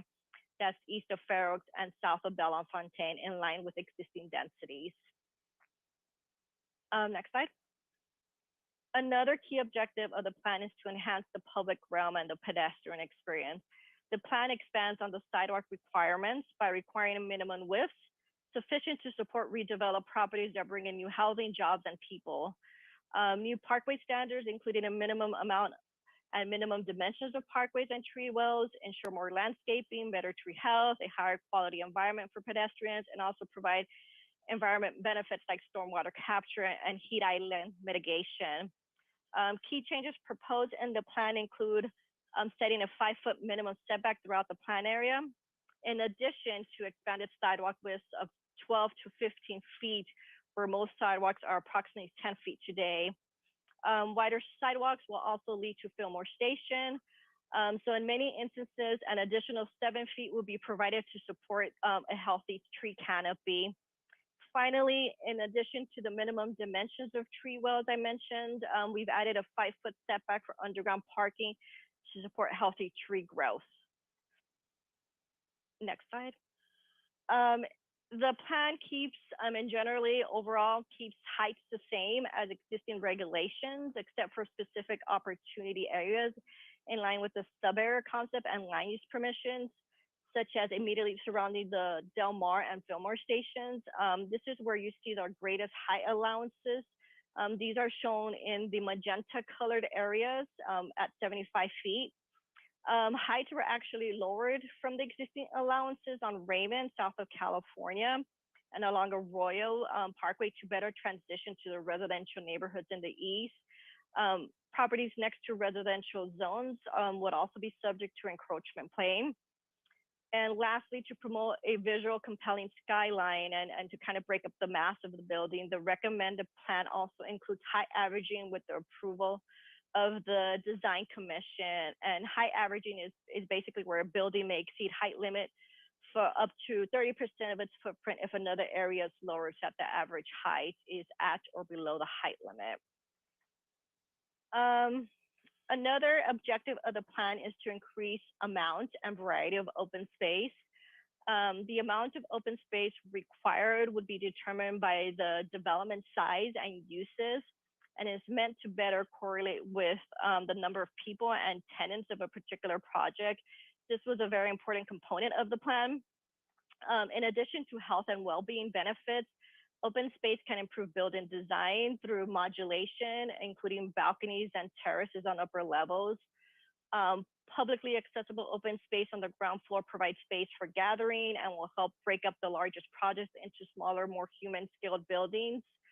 The paseos that you see here on this map are strategically located on oversized blocks to provide east-west pedestrian connectivity to the Fillmore Metro Station.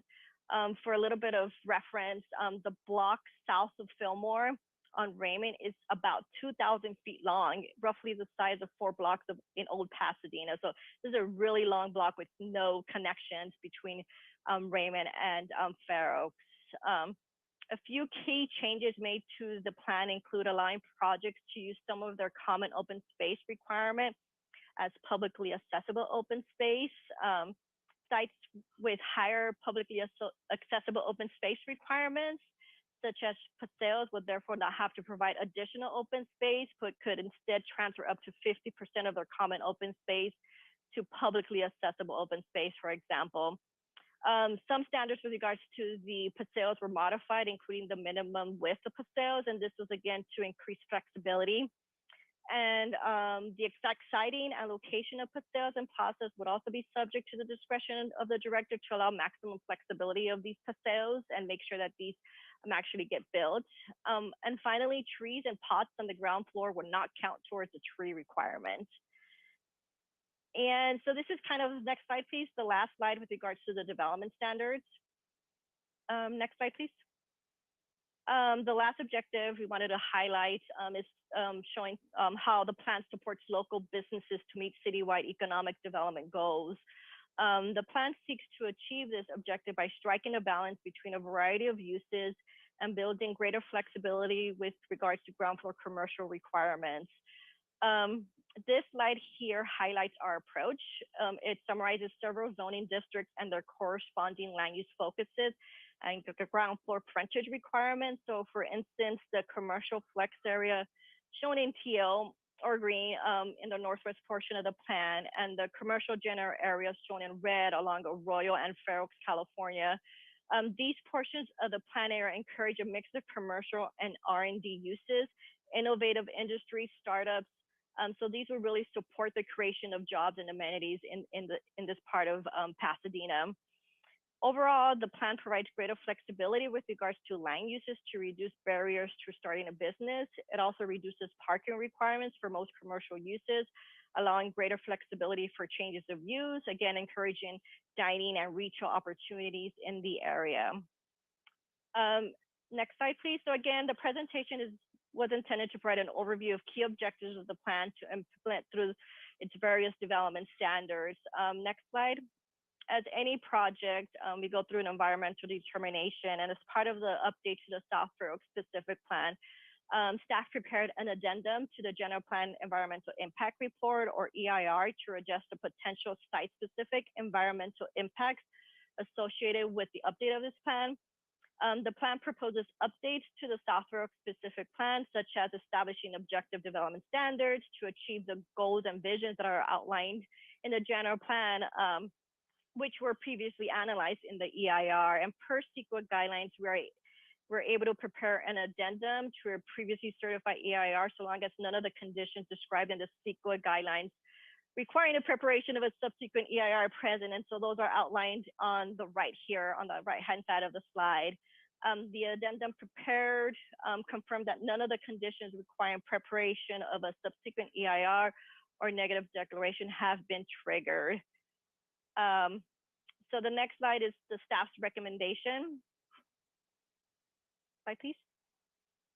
It's recommended that the City Council adopts the addendum to the 2015 General Plan EIR, make the findings for approval for the General Plan Map Amendment, Specific Plan Amendment, and the Zoning Code Map and Text Amendments, adopt a resolution approving the General Plan Map Amendment, adopt a resolution approving the recommended South Fair Oaks specific plan, and lastly, direct the city attorney to prepare an ordinance for the zoning code and text amendments within 90 days.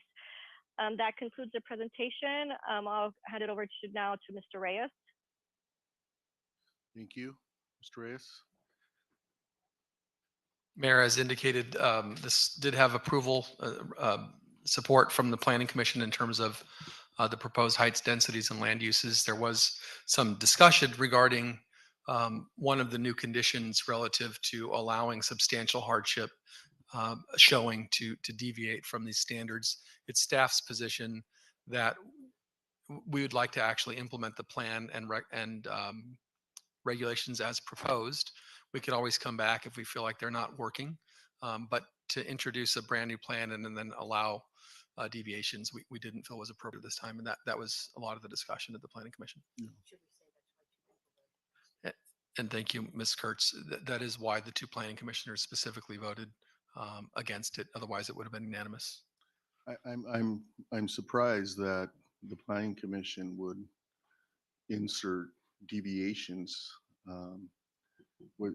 Did it come at the request of members of the public, or what was the thinking? I think the thinking was we are introducing as staff here before you this evening a lot of new conditions, a lot of new setbacks that don't exist elsewhere, subterranean, above grade, and I think there was potential concern that this would hamper development of commercial properties, knowing that residential properties could ask for concessions or incentive through the state density bonus law.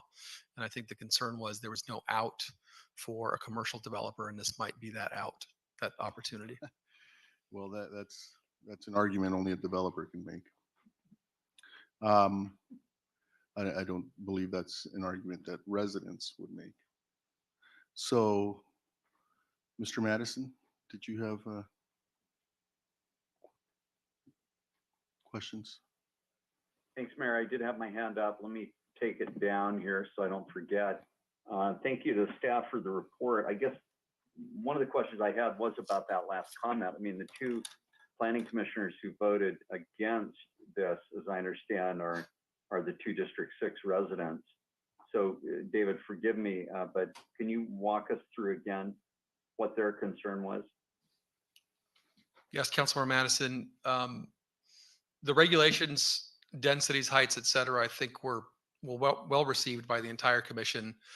As we began to wrap up and get towards a recommendation in terms of a motion, there was discussion from makers of the motion about adding a condition that would allow certain deviations from regulations upon a substantial hardship showing, meaning that as we introduce all of these new regulations, we don't know what the impact or effect would be. And to have some relief valve like a deviation when a substantial hardship can be shown, I think the commission ultimately landed on including that. Staff is not presenting that this evening as a recommendation to the city council. Yeah, and so. Okay, I'm sorry. Again, yeah, there's too many double negatives in there. So the majority of the commission by 8-2 wanted deviation to include the ability for a property owner to ask for a deviation. Correct. Okay, and staff is not including that in its recommendation. That's correct also. Okay, and so the two District 6 commissioners are aligned with staff on that. By that I mean they reside in District 6. One is an at-large appointee and one is my appointee. That's correct. Is that right? Okay. And then I guess the other thing, I mean, you know, these specific plans are so interesting, right? I've been around a long time, as everyone knows, and I've seen a number of them come and go. And I guess, you know, I read the draft. You know, I think it's an opportunity to do some introspection about how they've worked in the past. And I wonder if there's not much of that in the staff report, frankly. And I get that we want to look forward, not backward. But, you know, it's true that if we don't understand history, we'll probably be doomed to repeat it. So what would you say, David, to us about how the South Fair Oaks specific plan has worked over the last 20 years? A couple of issues, Council Member. One is a desire at several points in time to introduce specific types of land uses, R&D, and the life sciences and sort of health biotech. It was like at one point an idea that there might be a biotech corridor, and in that thinking, certain additional regulations were provided, additional height, some additional FAR allowances for these certain types of uses. I don't think it really came to fruition as maybe envisioned, and that may be partly the economy, partly maybe in the region these types of uses going elsewhere. I will say, and there is a discussion later on this evening regarding development caps, but very little development over the last 5, 6 years until very recently. We've seen a couple of hospitals come in the last 3 years. And so the most recent is Huntington Hospital, about 100,000 square feet. And that did come before the city council. And that project is generally compliant with the new standards that are in front of you this evening. Another hospital was proposed and is not yet started construction, but is going through the building permit process at the corner of California and Fair Oaks at 590 South Fair Oaks. And so those two represent some of the larger development that we've seen in the last 10 years for sure. And it does seem that there is still a strong demand for medical related uses, whether they're spinoffs from SC, Huntington Hospital, but certainly affiliated with major programs. And it seems a desirable corridor to continue this. I don't believe anything that we're recommending in our plan would prevent the future development of those types of uses or a mixed use project. And I think that Huntington Hospital is a great example because again, that project generally complies with the new standards, even though it's ahead of this update, generally complies with all of the new standards that we're recommending this evening, including some of the setbacks and landscaping requirements, which are significant. Maybe Well, I'll stop there. If I could just add on to that, I agree with your thumbnail sketch of the history. I mean, two that you didn't mention are Shriners Hospital, which I think is also within the plan, and the Congress Medical Associates building and outpatient surgery center, which I think both have worked marvelously well for this. So,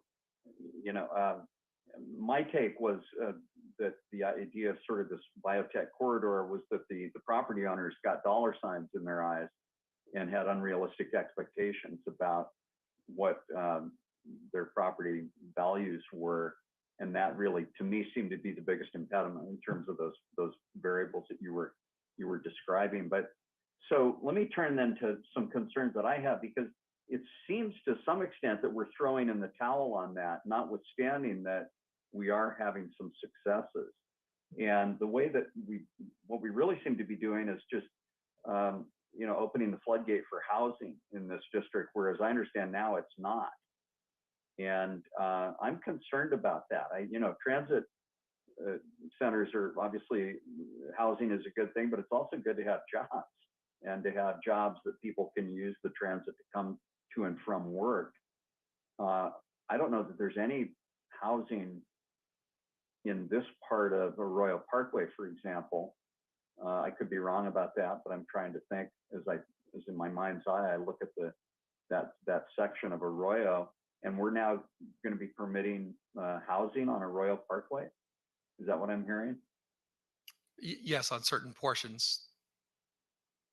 Yeah, I think that's a mistake myself. And then even in terms of South Raymond, I know that a prior mayoral regime that was a one-term administration, apparently under what authority, I don't know, but turned some projects down on the notion that there should be housing on South Raymond. There was a spinal rehabilitation center that I think Huntington was promoting there on South Raymond, north of, don't know if it was Fillmore or in that area, but I'm concerned about it, because what will happen when you say it doesn't limit our options, it absolutely will limit our options, because once we allow housing, that's where the development proposals will be.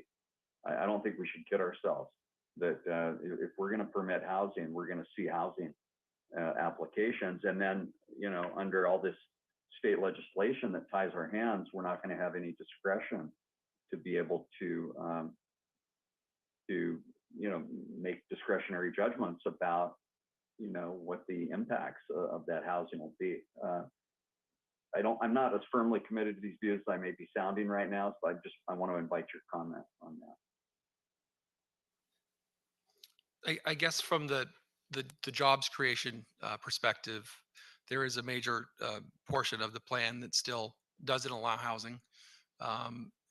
And also, as you noted, over the last 20 years, the plan regulations have been really geared towards a commercial, industrial, medical uses, and property owners have chosen, not all of them, but many properties have chosen not to build.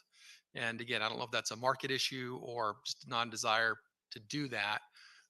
I don't know that introducing mixed use necessarily would prevent a property owner from saying, I'm not going to build commercial. In other words, they could build medical today, they can build the commercial today. If they haven't done it, I'm not sure, what those reasons are. I do think that the conversation regarding the appropriate levels of density and heights were had. Additional consideration was given to the council's direction to staff regarding potential increases in height. We have many, many new additional standards to create that sort of pedestrian feel in terms of wider sidewalks, at least 15 to 17 feet, and a required 5-foot setback for all buildings. That is new and unique to this plan, and that's in direct response to community concerns in order to create sort of basically a pedestrian friendly environment, so you can have a double row of trees, one public and one private. That's new for the plan, as well as the requirement that all subterranean structures be set back 5 feet from the property line. That allows the tree roots to go down. And so again, this is an area that the general plan identified for mixed use. There are 2 stations that are basically within the plan area, 2 of the 6 that are in the city, and that's where we're recommending a lot of the density to be. So again, the standards that we're recommending would still allow the full commercial, full medical projects to move forward, just as Huntington did. Well, I'm just not aware of any place in the city where if we allow residential, that the developer has chosen to do something other than residential. I could be wrong about that, but I think every indication is that residential is where the money is, and commercial increasingly is less so. Yeah. But I did want to ask also about Raymond. We've talked for years about possibly making Raymond one way south, and I think with the repatriation of the 710 stump, there could be some important transportation improvements that we might want to do on Raymond. Are we tying our hands with anything in this proposal in that regard? No, and we've been in constant communication with the Department of Transportation. Nothing that we would do here would tie our hands with respect to creating one-ways and changing configurations. This is really on the private property side, not on the public. And I didn't want to be argumentative, council member, but I just did want to remind the entire council of the Central District. The entire Central District allows mixed use. It is all zoned mixed use zoning, and residential is basically allowed everywhere. So that's, I think, an example of where, and we have seen a slowdown in commercial development, no doubt, throughout the city. But I did want to just point that out, that there residential is allowed there, and we do see commercial development still come in. Can you give an example of that? Because I'm just not thinking of one. I think the Parsons project is a great example. It's 200,000 square feet of new commercial, where mixed use is the underlying zoning, as well as on the flip side near Pasadena Avenue. It's another, I want to say it's 500,000 square feet of approved commercial, where underlying zoning would allow residential. Those are probably the 2 bigger ones, but we haven't seen new commercial being built in the city, and regardless of the underlying zone. I don't think it's an issue of zoning as much as economics. I think there's opportunities to build commercial in the city, and we are seeing, as we did with the East Colorado plan, some desire for life sciences to locate.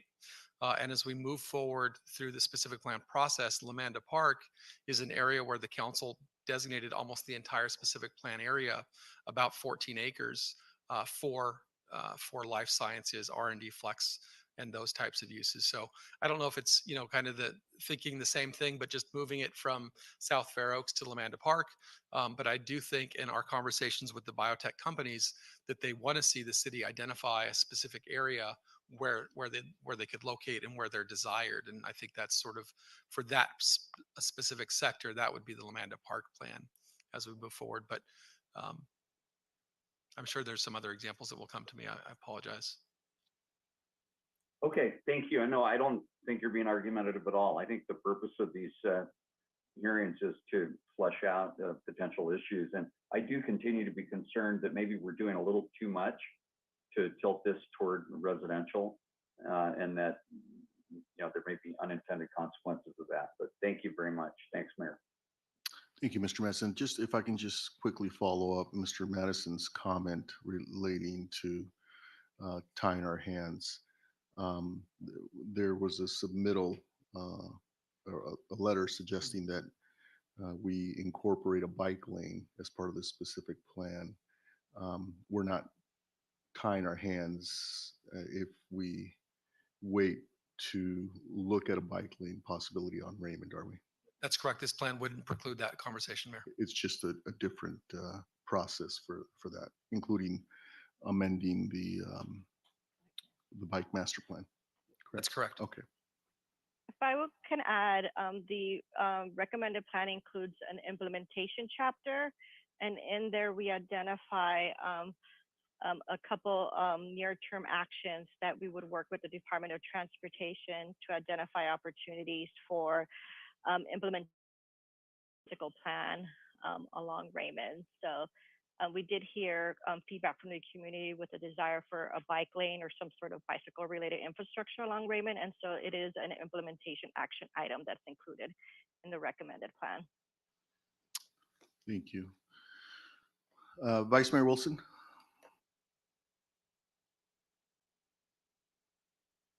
Thank you, Mayor, and thank you, staff. It's, the majority of this is in District 6, but it is, very adjacent to District 7, and Steve probably sees me more often than he'd like walking on Raymond Avenue. So I feel like that's an important part of our city as a whole. As he reminded us, 2 large medical office projects have recently been entitled, and Shriners is in there, and HMRI has expanded.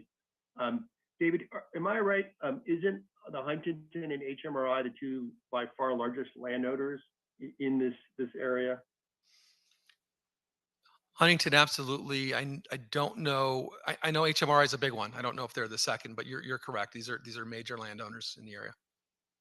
And I do think they're very important employers and anchor tenants for South Fair Oaks. So in some ways, I don't want to squeeze their business opportunity. That the healthcare service area is important to all of us, especially myself, who's getting older.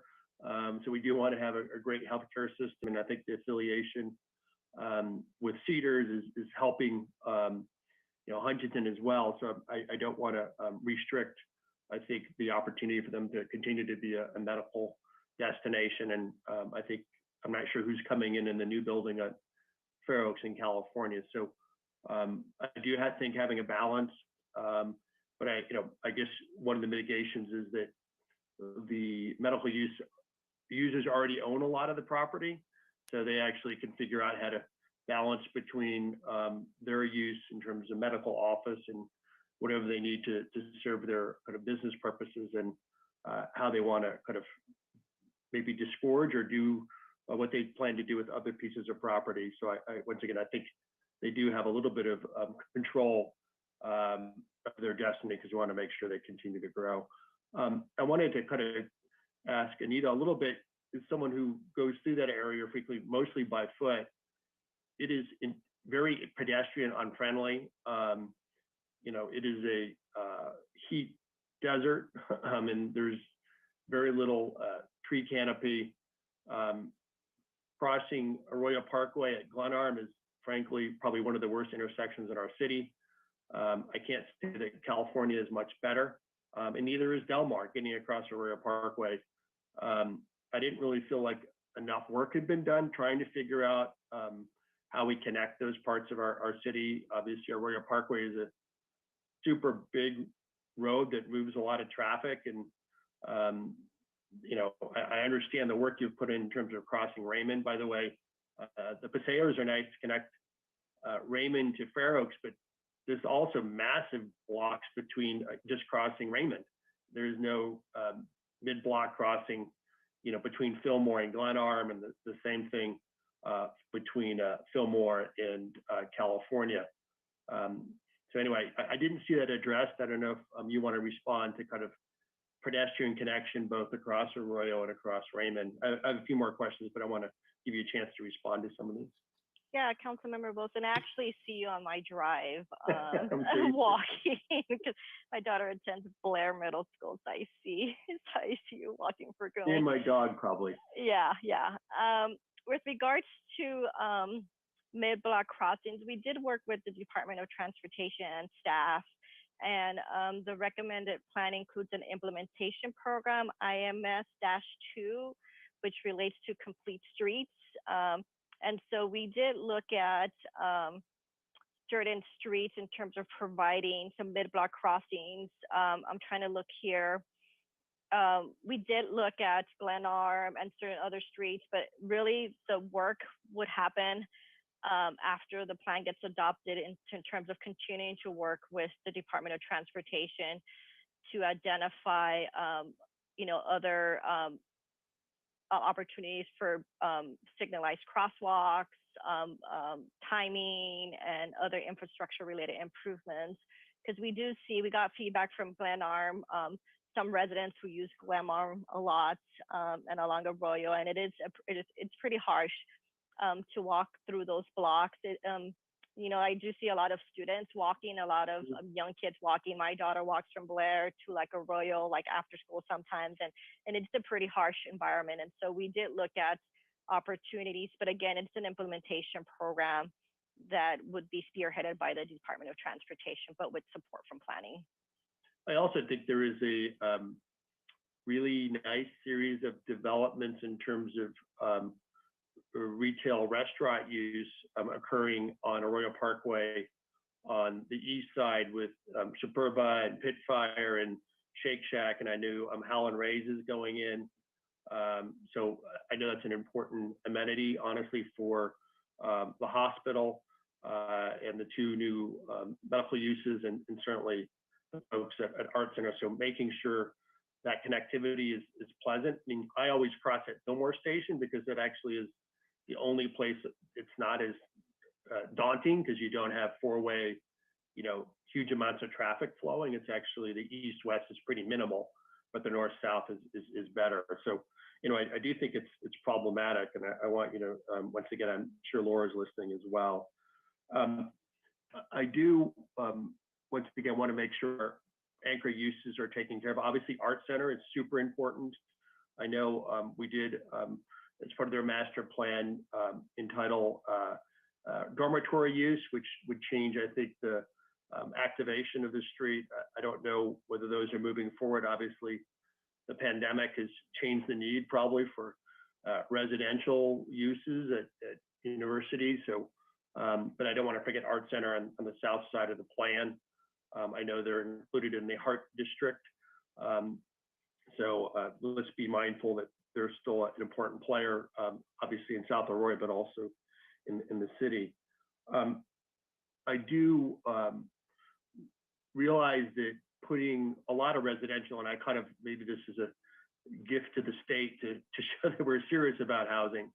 I don't think housing belongs in, or densification of our historic neighborhoods is appropriate, but this is a part of our city that has been underutilized. I mean, all you have to do is walk down Raymond. So I do think putting housing there so that we can protect other parts of our community from over-densification is appropriate. But I want to make sure it doesn't squeeze out important business uses that Steve mentioned.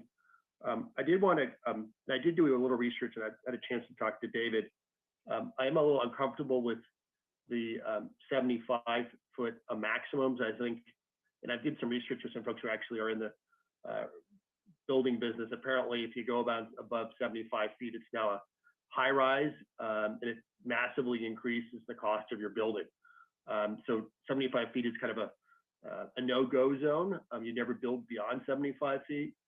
So if you had a 63-foot maximum, these are residential uses.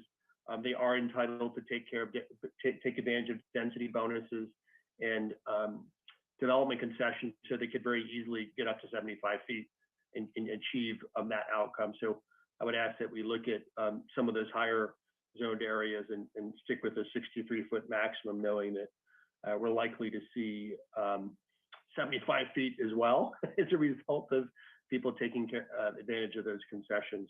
And I know there's a couple areas where that happens. That would be one area that I would ask that we discuss as a group and think about how those development concessions play out with what will actually get built. I wanted to, we talked about, sorry, just make sure I covered all these things. So residential paseos, mid-city crossings. Yeah, I think the height can kind of just the pedestrian access. I would love to see bike lanes at some point. I know it was raised in public comment on Raymond. And I'm glad to hear, based off of your response to Steve's question, that those are still a possibility. Those are my questions. I'm eager to hear public comment as well.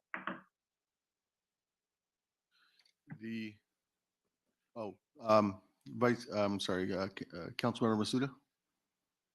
Thank you, Mayor.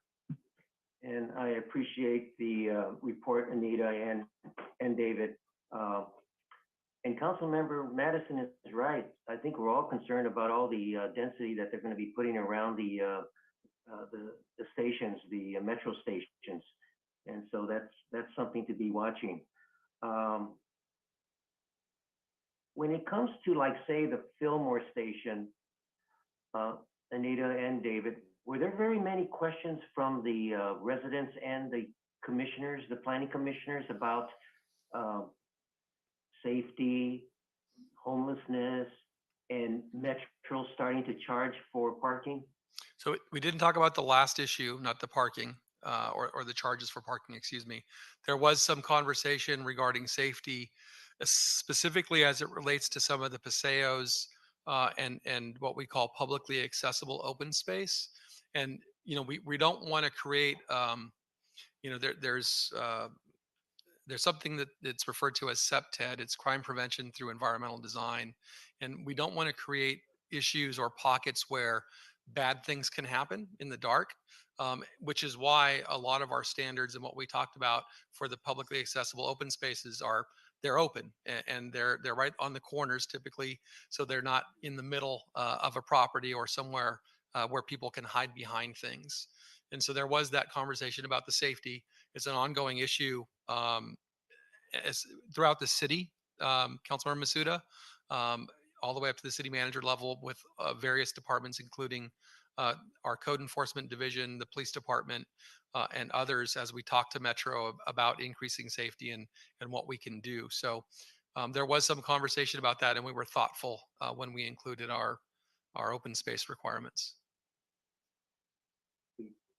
And was the discussion about homelessness, was that also an issue? It was more in the realm of safety, I see. not homelessness specifically. Okay. I Thank you, think, Mayor. council member, that it may be that the discussion you're thinking about is occurring in a different realm. Metro is relooking at the way they serve the train and the stations from an enforcement standpoint, from a safety standpoint. The sheriff is talking about no longer wanting to have the contract to provide those services. The city of LA has stepped up and said that they might provide them. And Metro has actually reached out to all the cities along the line and asked if cities are interested in bidding to get those contracts, which is probably less efficient than to have one entity, but all of the police chiefs along the train line, the Gold Line, are meeting to talk about whether or not there's something that could or should be put together and whether that would really work. So I think we may see some changing staffing levels. I think Metro realizes that they have a problem the way it is currently being handled. That doesn't mean that it's the sheriff is making mistakes, but that the current plan is not working. But those discussions are going on amongst public safety, and our chief is very much engaged in them. Great. Where exactly does the enforcement stop from LA, the sheriff's department? Pasadena? No, the sheriff is contracted by Metro to do the enforcement along the full line, the whole way out to Irwindale. Is that where it ends now? I should know. Irwindale. But they have talked about, publicly talked about not having enough resources to do it. So that's really the discussion at Metro. Do they stick with the sheriff?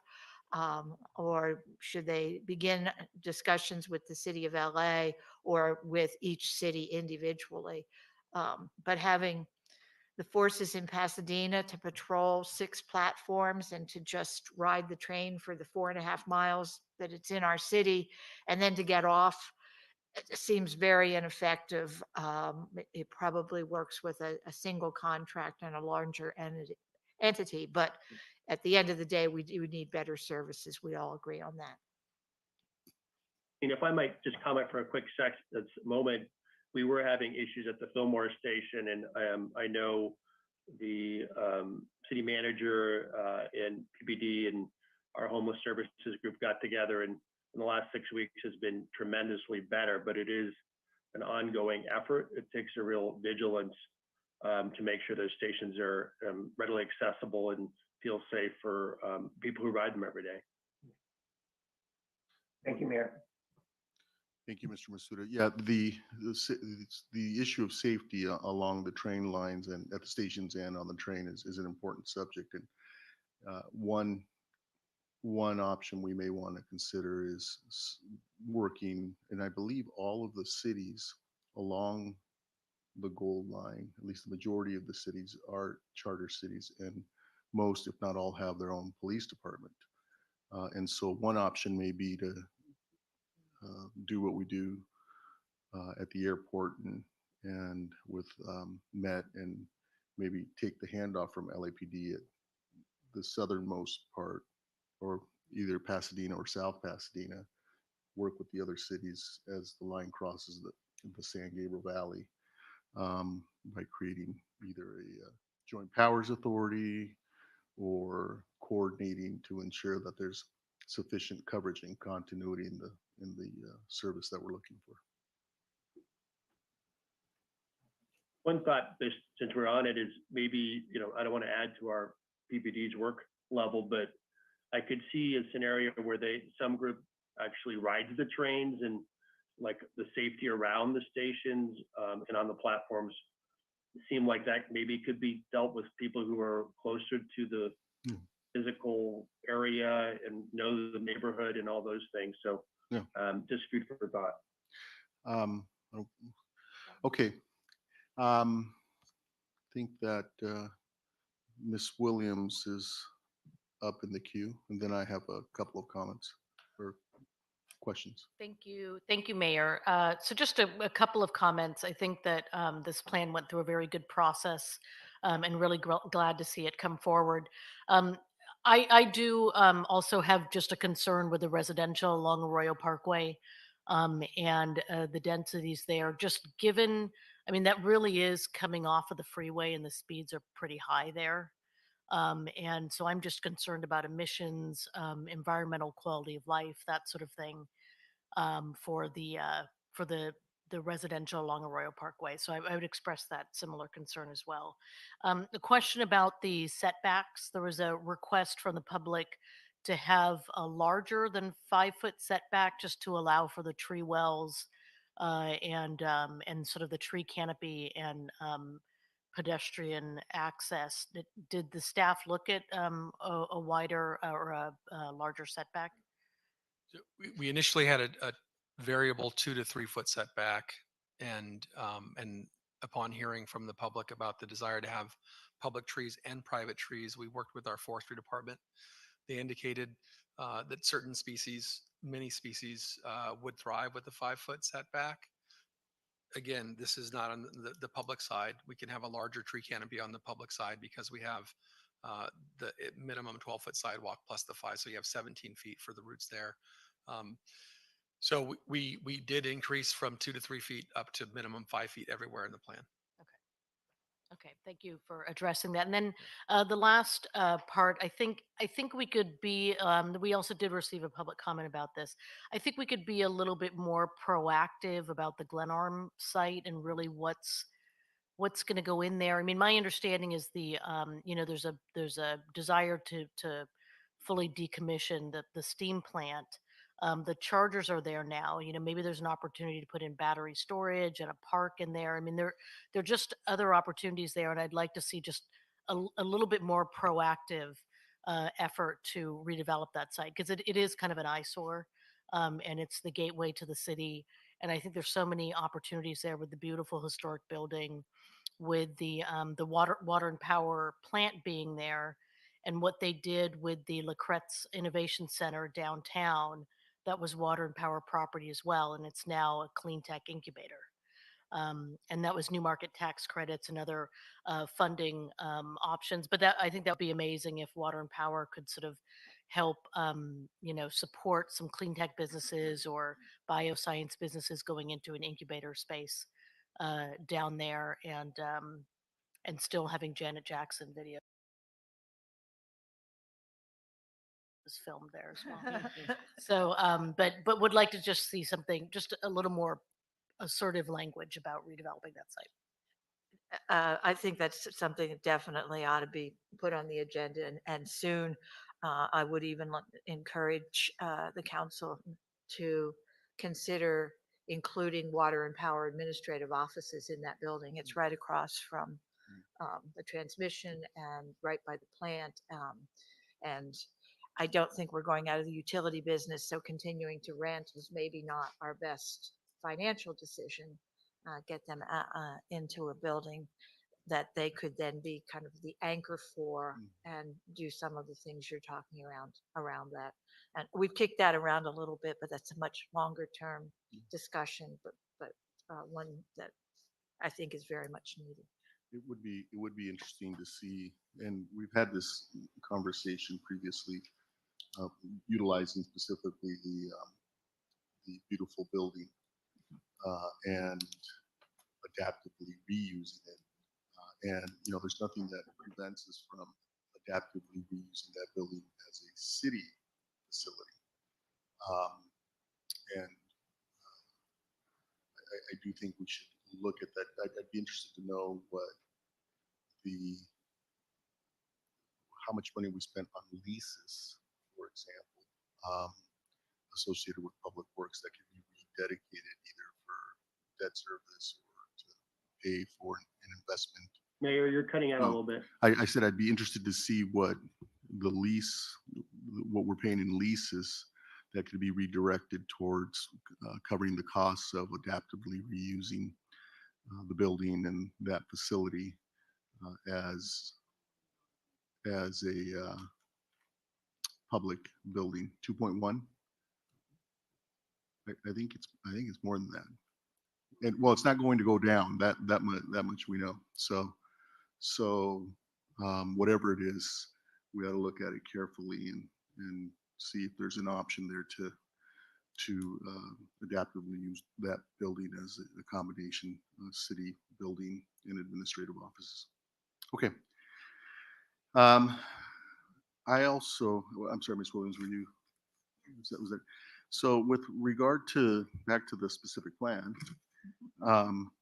with regard to the public-private partnerships for the creation of paseos and open spaces, a concern was raised that by a member of the public that this, while it may be workable to have those public-private partnerships, at the point of entitlement, we should have clear performance standards and objective evaluation criteria to ensure that what the public-private partnership that may occur post entitlement is precisely what we have in mind. And frankly, so that the participants in the public-private partnership understand clearly our expectations.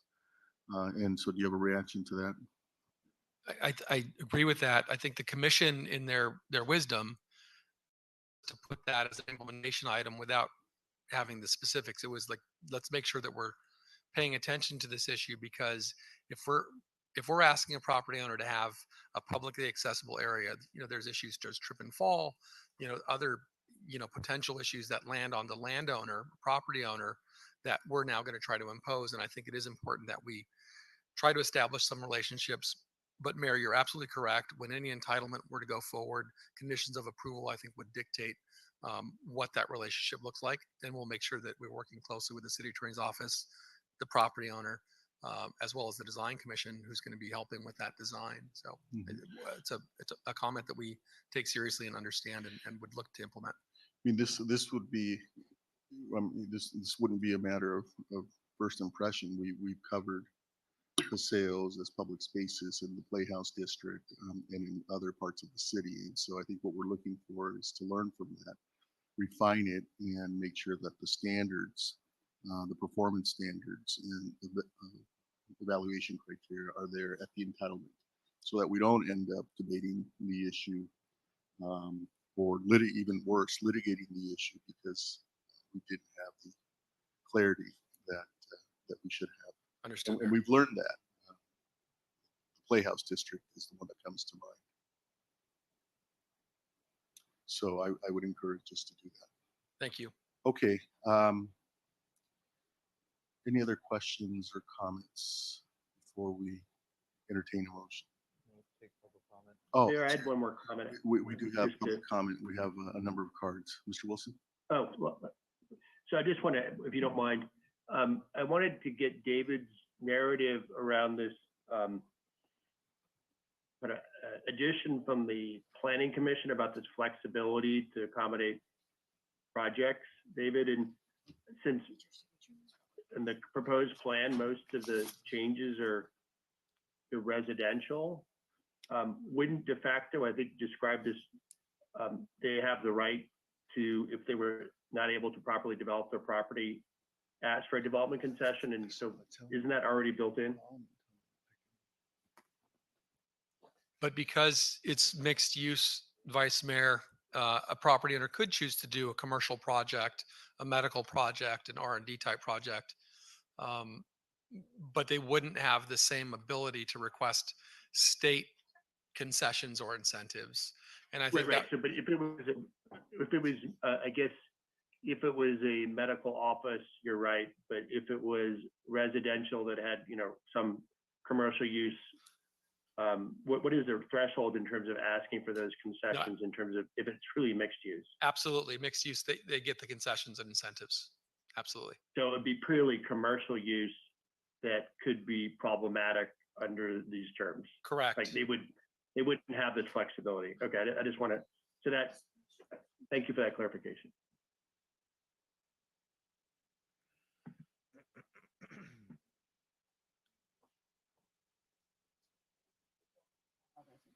Right. Okay. Is there, how does the council wish to proceed?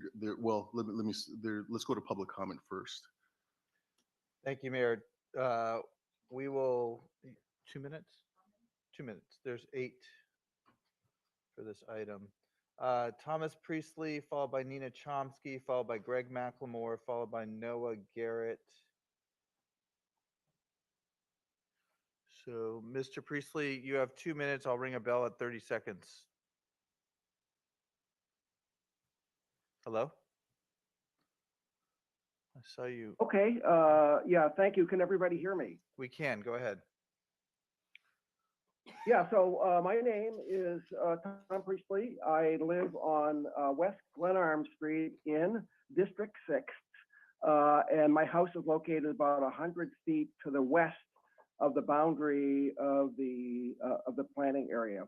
And I'm motivated to talk about the plan for a couple reasons. One, like Councilmember Wilson, I do a lot of walking around the planning area, so I'm very, very familiar with the conditions there. Also, as it turns out, I am a professional planner, now retired, with a lot of training, interest in urban design measures to improve the livability of streets for pedestrians and other non-automotive users. And it just so happens, living so close to the power plant, that I have extensive professional experience with power plants and power plant aesthetics. So in my remaining time, I'll try to hit the highlights of the remarks that I submitted to you in writing. And I hope that you will get the opportunity to read those comments, because in those comments, I have provided alternative language for a couple of the implementation actions that I think really need to be tweaked to make them more effective. Bottom line is, on the whole, I think this plan is great. Kudos to the planning department for what they have accomplished. I think that this area represents a huge opportunity for the city of Pasadena to create a really intense, lively urban district that helps to meet the city's housing needs and also to accommodate activities that support the Mr. Priestley, hospital, and also, yeah. your time has expired. Oh, golly. Okay. Well, you have my written comments. Thank you. Nina Chomsky, followed by Greg McLemore, followed by Noah Garrett, followed by Dan Beal. And it appears Noah Garrett is not yet checked into the meeting. Nina, go ahead. You have 2 minutes. Yes, I hope you can hear me. Nina Chomsky speaking on behalf of the Linda Vista Annandale Association, and I hope you got our letter and were able to review it. I want to focus on the deviation proposal. And speaking as representing District 6 residents, we were in agreement, or are in agreement with the District 6 planning commissioners. We're very concerned about this whole deviation proposal. And yes, it's a developer idea.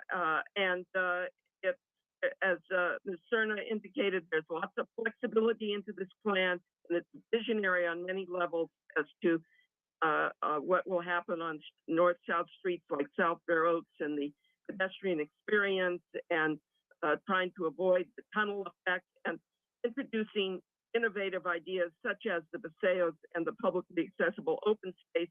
And I think the developer didn't want this. And so the idea was introduced and it was picked up by planning commissioners. But the whole idea is not really necessary, and it's just not good public policy. It doesn't follow what was agreed to with other previously approved specific plans. And you can just imagine the hearings where we get to decide what is substantial hardship. What does the decision maker decide? How many consultants are we going to need to compute that?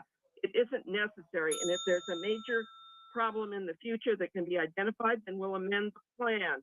Meanwhile, to provide this is to undermine the purposes and intent and goals of the plan that are widely supported by the public that participated in this process. And so I hope you will not put that additional deviation language into the plan. Thank you. Thank you, Nina. We'll move on to Greg McLemore, followed by Noah Garrett, followed by Dan Beal, followed by Rollin Homer, and then Jill Shook and Erica Foy. Mr. McLemore, you have 2 minutes. I'll ring a bell when you have 30 seconds left. Go ahead. Thank you. Dear Mayor and Council members, I'm a longtime Madison Heights resident and a longtime believer in the potential revitalization of South Raymond and Fair Oaks. The draft plan brings new housing to some areas while significantly downzoning commercial development with lower FARs in some of the same areas. To guide development, it significantly increases setbacks, open space, and design standards. Concerns about the sheer number of changes provided, both individually and the effect collectively, were presented at the commission hearings. One specific issue that could severely impact residential development, and more so commercial development, in specific areas along the Metro line around the Fillmore station by its impact on subterranean parking was too specific and so to speak, it's in the weeds for the Planning Commission to address directly. And there was some potential discussion about how to handle this stuff, and generally, which led to the safety valve. In the draft version, there are again numerous edits ranging from substantive to minor fixes and clarifications. No plan is going to be perfect or always clear, and this plan, with some of the most dramatic changes, is no exception. There can be issues found in addition to those in the latest draft that will lack clarity and unforeseen consequences. The safety valve is not meant to limit, is not meant to be scary, but should be seen as an opportunity to bring greatness to the area. In addition to my comments, I see that one of the planning commissioners submitted a comment late, right before the meeting tonight, and so did HMRI. Might I suggest that that you send this back to the planning commission to try to address, everybody's concerns about the flexibility of the proposal, safety at the Fillmore station, the power plant, and so on. Thanks for your consideration on these issues, and thanks for your service. Mr. McLemore? Yes. By safety valve, are you making reference to the deviation from the design standards? Yes. Okay.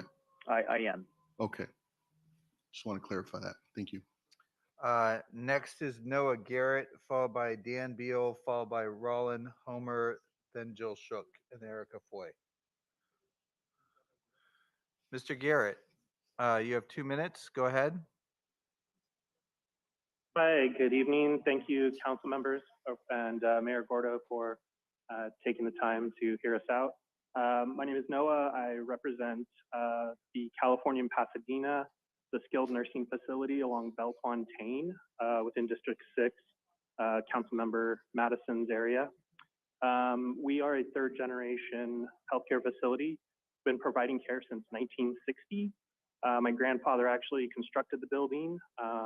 Then in the 90s, got Alzheimer's, passed away at the facility. And my parents have run it for over 30 years. I went to get a pharmacy license and worked in San Diego, an acute care hospital, and then went back into the family business. That's a little bit of our background. I'll tell you guys our goals and some of our concerns. We, in addition to the skilled nursing facility, we own the big ugly vacant lot next door. It's in between the facility and Congress. Our desire is to rectify that ugly lot by building additional senior housing. We've spent significant time, money, effort through architects, marketing consultants, development consultants, and that was all pre-pandemic. We've been a little busy over the last couple of years, and ultimately, we want to move forward on this project. We appreciate the work that the planning department has done. It looks like it's a cohesive view of the whole area. Specifically, three things will affect us and our project significant. First is not so big, is the sidewalk setback, or the sidewalk size from 6 foot to 15 foot. The other two issues, the density going from 87 dwelling units to 32 dwelling units per acre, and height decrease from 48 feet to 39 feet. Mr. Garrett, significantly, yeah. Your time has expired. Oh, apologies. I just implore the council to delay until the density and height adjustments can be made for specifically Bellefontaine. Thank you. Thank you. Dan Beal, followed by Roland Homer, followed by Jill Shook, followed by Erica Foy. Mr. Beal, welcome. Good evening, Dan Beal, representing the West Pasadena Residents Association. Just take a second to commend the incredible work by staff and also by the community participants in this process. We do support adoption of the staff report. I'd like to just focus for a second on the 2 points made by the Planning Commission majority vote. On the issue of public-private partnerships, we support the concept, but these can be very complex instruments, and we would suggest the process be reviewed by the Planning Commission and the Council, so there's plenty of ability for public input. On the second bullet in the report, the hardship language, for reasons that were just very well articulated by Ms. Chomsky, I would just add that hardships, which are not defined in here, sometimes just result from applying Pasadena's development standards, which necessarily require time, effort, and money to execute, which itself could be argued as a hardship. I'm afraid, given this opening in the door, we're going to see a lot of potential developments pursuing hardships. And this is a concept that could spread well beyond South Fair Oaks specific plan area, I think, to the detriment of our planning and our community goals. Thank you for listening. Thank you, Mr. Beal.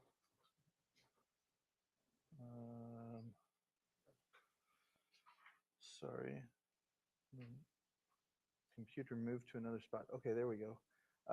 Roland Homer, followed by Jill Shook, followed by Erica Foy. Mr. Homer, welcome. Mr. Good Homer. evening, council members, mayor. Roland Homer from Art Center College of Design. Unfortunately, Dr. Buckman is not able to join us this evening. However, he does send his regards. We had submitted a letter to each council members and the mayor, and we submitted it in addition to the city with a few minor tweaks we'd like to be considered and hopefully adopted as it pertains to the areas along Raymond Avenue and Arroyo immediately adjacent to and around the college. Our largest concern is that as we had gone through our master plan process over the 2014 to 2018 period with the city and the community, we spent a lot of time in dialogue around being able to help transform this area into a great Pasadena neighborhood. Neighborhoods that you see similarly to the areas around PCC or to Caltech, where institutions of higher ed are integrated into the fabric of the city and not necessarily left in the 9 to 5 zones of industrial and medical complexes. Our concern is that with the restrictions of height along Raymond Avenue, on West Raymond Avenue, and with the limitations of housing along West Arroyo, along with the height reduction on West Arroyo, that we won't see development encouraged to include housing for potentially for students, faculty, doctors, nurses, others that might want to live in this area to take advantage of both the Art Center institution as well as the Huntington and in medical uses in this zone. We'd like to encourage that there also be a limitation on medical along Raymond Avenue to make sure that there is room in the plan for the other areas of development that was included in the Heart District, things such as education, art, technology, and research. Our concern is that this Mr. Homer, that we now with medical will continue, and we won't get to the creation of that great neighborhood that we talked about in Mr. Homer, your time has expired. Thank you. Jill Shook, followed by Erica Foy.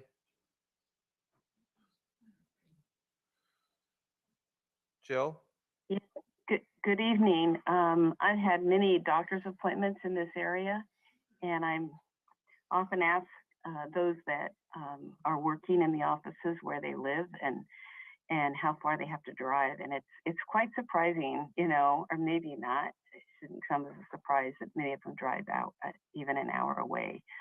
So I think about the area. I leave a parking lot and I see a big empty space, and it just feels barren to me. And it feels like it's just begging for more development. And so I feel that there really needs to be a balance between housing and commercial. Historically, hospitals have supplied employee housing. In fact, there's some housing that Huntington Hospital had supplied years ago for their employees. Some of that's still standing in the area north of the hospital. It's no longer owned or used by the hospital, but I think it's a great model. TOD sites are really ideal for more housing to address climate goals and limit the need for cars. So, and of course, provide housing. I was surprised today to learn that there's actually some homeless art college students. I really was not aware of that. So indeed, dorms in the area would be very important to consider. Additionally, I really love bike lanes. I love riding my bike. I love wide sidewalks and trees and mixed use and little cafes that, it seems a logical place when you leave a medical facility to have a place to stop and get a cup of coffee or maybe a sandwich with those wide sidewalks. So please apply the complete streets elements to slow traffic so that all of this can be like a neighborhood that I've been hearing. So yes, for a sense of place and community and neighborhood. Thank you.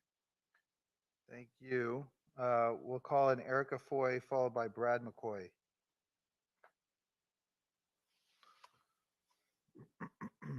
Erica?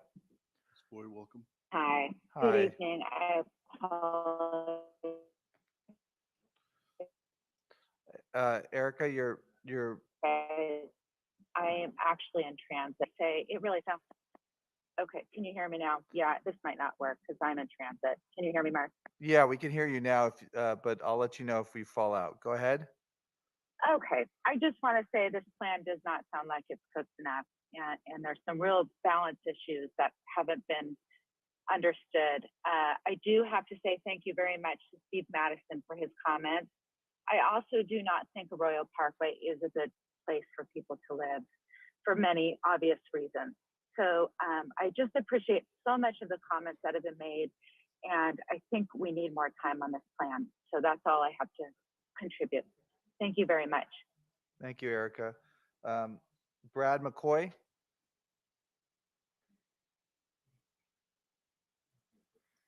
Mr. McCoy?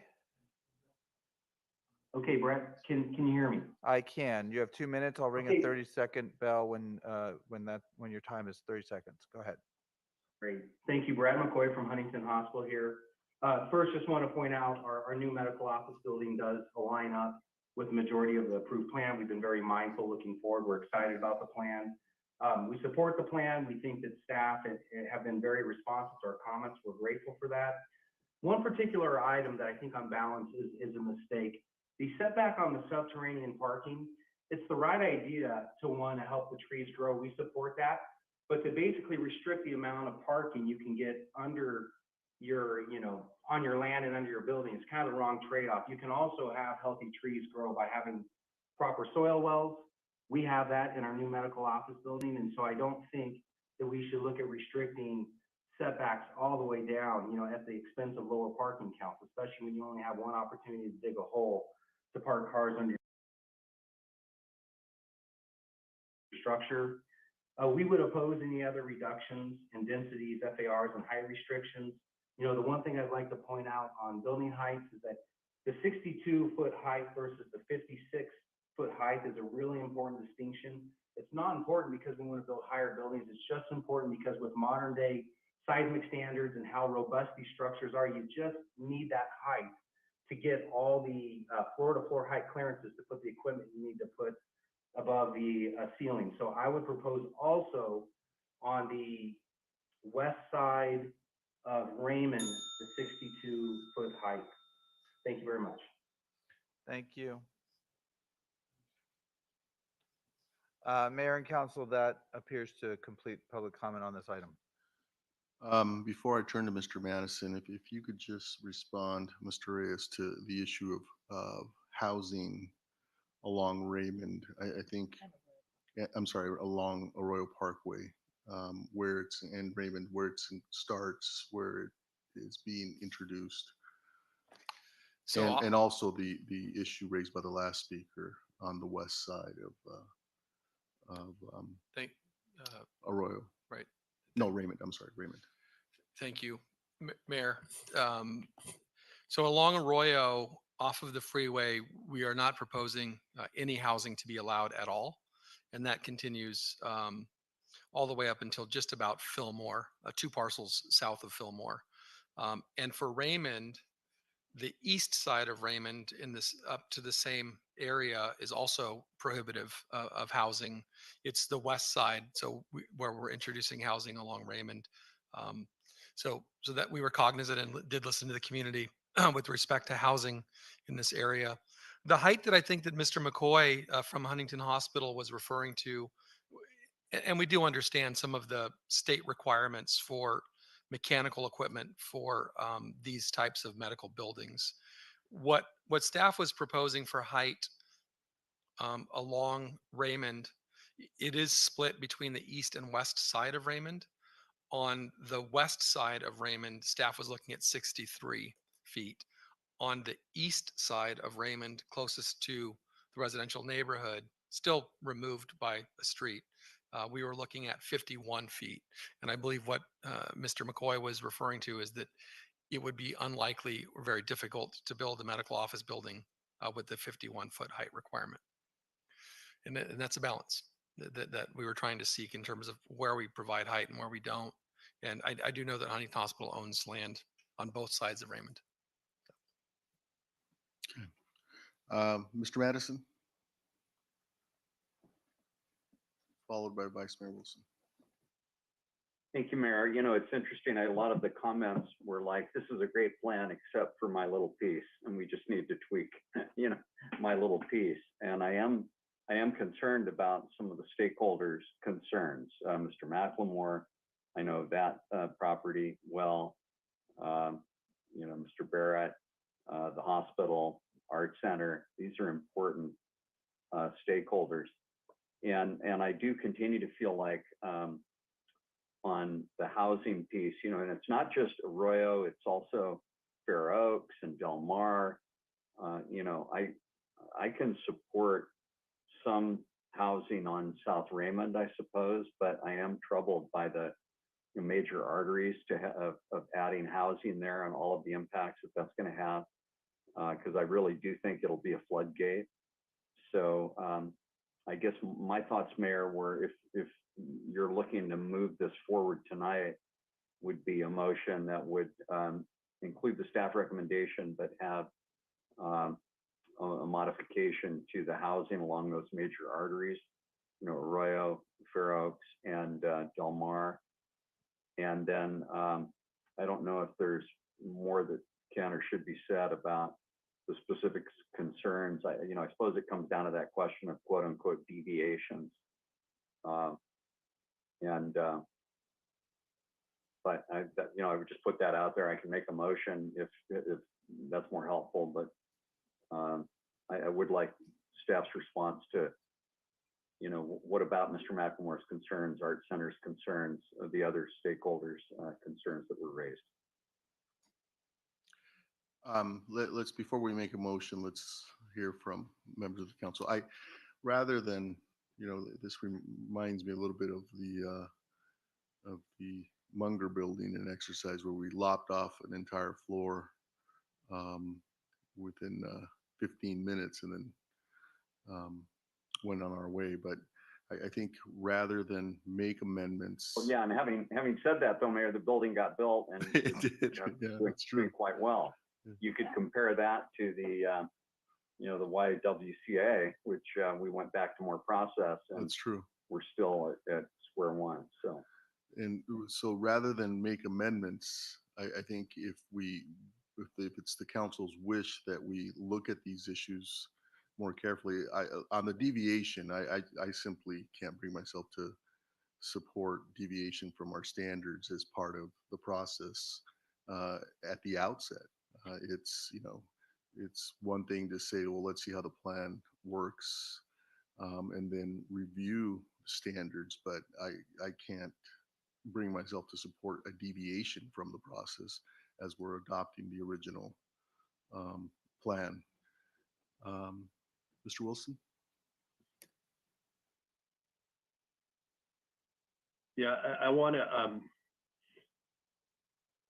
be careful if we reopen the patient. I'm a little concerned about the kind of comprehensive approach that undermining the comprehensive approach that the staff has taken in the workshop. So we always worry about spot zoning for developers, and I'm always worried about spot legislation for us.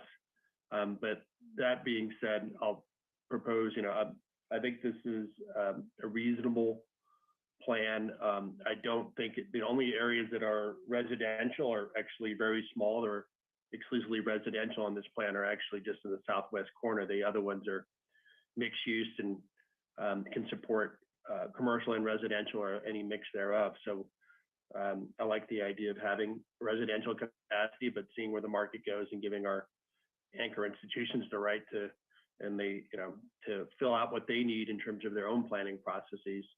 So I'm okay with, the residential opportunity here. I do think the 75 feet upper limit is too high. Also, given the research that no one's going to build. They're start with 75 and they can get there from the 63 feet. So as an alternative, I'm prepared to move the plan forward. I'm certainly happy if we want to continue the sausage making, but we'll see if we can do that. So I'd move staff recommendations. I'm not going to support the flexibility amendment because I feel like the flexibility is already there for the housing, which is what needs it most. But with the maximum allowable height of 63 feet for the two areas that actually show 75, knowing they can get to 75 with the development concessions, which they are certainly, I expect they'll take advantage of. So in the sake of trying to move this forward, I'll make that motion.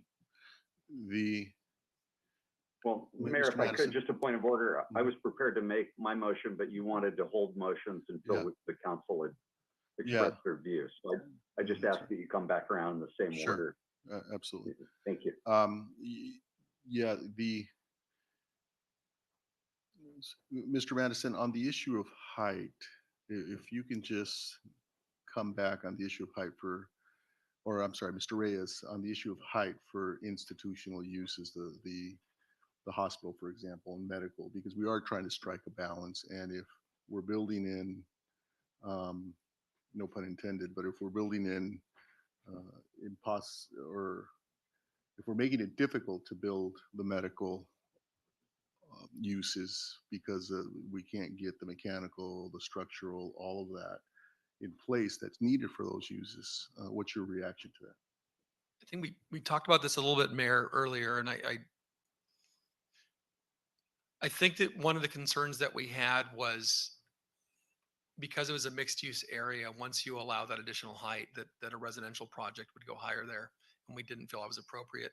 One approach would be to kind of continue a policy that we have in place now, which would be to allow that additional height for commercial only.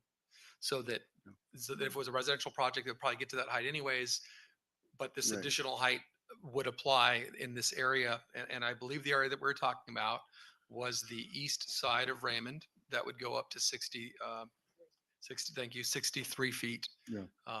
But only for commercial. 100% commercial. That's why I'm a little confused by the point, because if it's strictly commercial, then the state not exemptions, but the exemptions of the state only kick in if the project itself is mixed use, not based on the area allowing mixed use. And so if it's mixed use, then I can see the argument that we would go higher. No question there. But if it's strictly commercial, then we should allow for the higher height to accommodate some of the medical uses. Because there's no danger there that there would be exemptions if it's strictly commercial. Right. And if the council wanted to go in that direction, that would be another amendment, and we've noted that here. Well, if with the exemptions, the residential argument, and we know that people are likely to take advantage of it by building mixed use. That's what opens the door. But on the commercial, if I were to make a motion, I was going to say, if I were to make a motion, which I'm not, I would be happy to accommodate what you had just suggested. Yeah. So we shouldn't overreach. Now, Mr. Wilson. We shouldn't overreach given what we know. We shouldn't overreach on the commercial given what we know about the exemptions only applying to mixed use. Or residential only, right?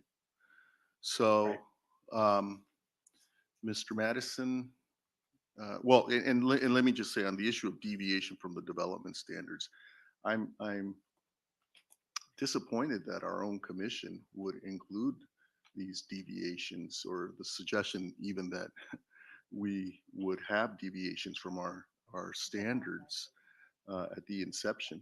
And, you know, so I actually want to applaud the two commissioners who held out and brought the issue to our attention, for having the courage to do that. Okay. Just a comment, Mayor. So I did hear from one commissioner who said that they didn't agree with the flexibility, but didn't want to disapprove the plan. So there could have been that as well. Flexibility, you know, it's deviation. It's throwing out the standards when someone claims hardship. That hardship is likely to be financial hardship.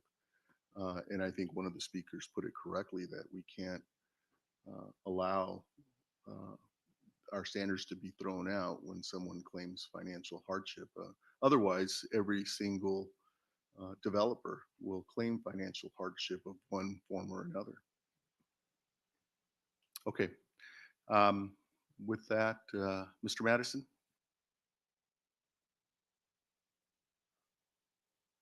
Mr. Madison? Thank you, Mayor.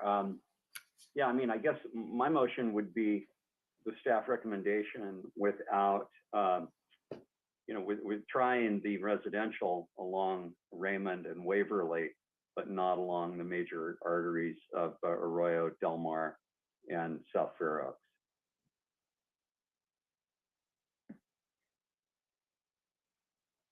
Second.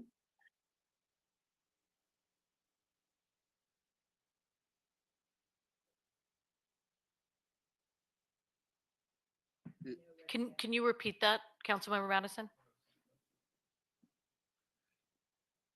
Yes, essentially it's the staff recommendation, but taking the residential modification and trying it just as to the recommendation as to Raymond and Waverly, but not Arroyo, Del Mar, and South Fair Oaks. Okay, and maybe this would be the subject of a friendly amendment, but then how would the height issues that Andy brought up be addressed? I'm open-minded about that. I'm not, that wasn't an issue that was high on my list. Maybe, can we? I'd accept, Yeah, let's see what the, motion. let's see what the practical impact of that is, Mr. Madison, so that, yeah, the staff's going to do a little bit of math here. In the meantime, we'll turn to Vice Mayor Wilson and then Councilmember Rivas. I'll go after, since I've spoken, I want to give Jess a chance, so I'll Okay. flip the cue for her. Ms. Rivas? Thank you, Mayor. Thank you, Vice Mayor. I just wanted to chime in and say, I think I agree with what Vice Mayor Wilson was saying earlier, that we shouldn't be decreasing housing in these areas. I support the staff recommendation to keep the housing recommendation as it is. So as formulated currently, I would be supportive of this motion. And then my comment was similar. I think,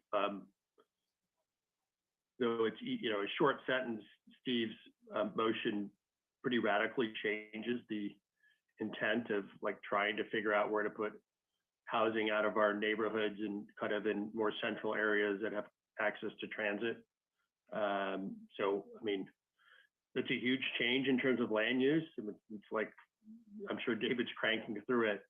So I don't know that I would say that needs to be explored and evaluated if that's where the council wants to go, just because it's pretty radical transformation, I think, in terms of what the residential capacity would be of the district. I'm not saying I would never support it, but it is a very different plan. Mine was more of a tweak of a very small area trying to manage some of the heights. And I think the mayor's suggestion that we give the height advantage to commercial uses if they go that way is appropriate. But I'm comfortable with the kind of general land use kind of strategy that's deeply embedded in this specific plan. And I think Steve's motion is quite different and, you know, has very think, different implications as to what could happen in this part of our town. And Mayor, that's what we're Well, looking. if I could though, Mayor, just to respond to that, the radical change is the proposed new plan. Right, that's right. Yeah, so I'm not proposing something radical. What I'm saying is we ought not to be so radical in taking these major arteries that don't permit housing presently and instantly opening the floodgate throughout this specific plan district to allow it. Because, and if you disagree, I, as you know, Andy, I place great weight on your opinion and all of my colleagues' opinion. But my sense is once we say housing, you are going to see housing applications there. So this will radically change the whole nature of this specific plan district, which may be the direction that we want to go.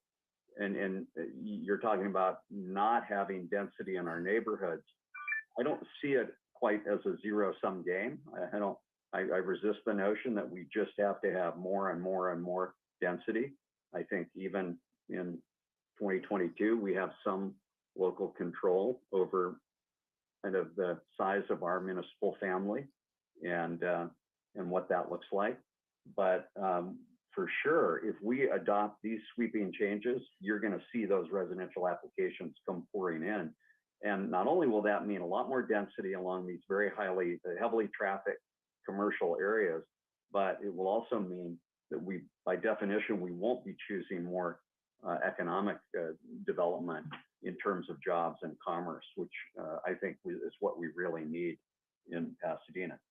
And I think the bulk of it would be on Raymond anyway. So in a sense, it's not as radical even as a redirection from the staff recommendation. But anyway, thank you for that. So Mayor, If I might respond, I think it's a really important debate, and I couldn't agree with Steve more in terms of this being a repositioning of a part of our city that is widely underutilized. I mean, it is honestly probably attractive nuisance for homeless because there are a lot of vacant lots.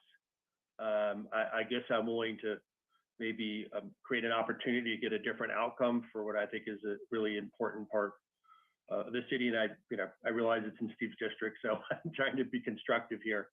So I do think it's time to take let's see, a more radical step to, we tried to make an innovation district, and Steve, I was on the front of the line and trying to make that happen, and it just wasn't working. And so now we have a big part of our city that is wildly underutilized. And, I would like to see vibrancy and people having homes and frankly, streets I can walk on and not feeling like I'm the only person on the street. So yeah, I think it's appropriate to take a different tact, and I think your assessment is correct. So I guess it depends on what you think we're trying to accomplish. I do, once again, have a huge respect for the institutions we have there, and they're the largest property owners. So they're actually in charge of their destiny. They can decide whether they want to disgorge or repurpose property to be residential, and if they want to keep it for office use. And I think a good addition the mayor made is giving them the same height, which would give them the square footage and the ability to effectively create commercial expansion for them. I think that's a good compromise to allow those uses to also benefit from the height that we know residential developers would also get. So I like that concession or addition. I'll call it addition because I think it's appropriate.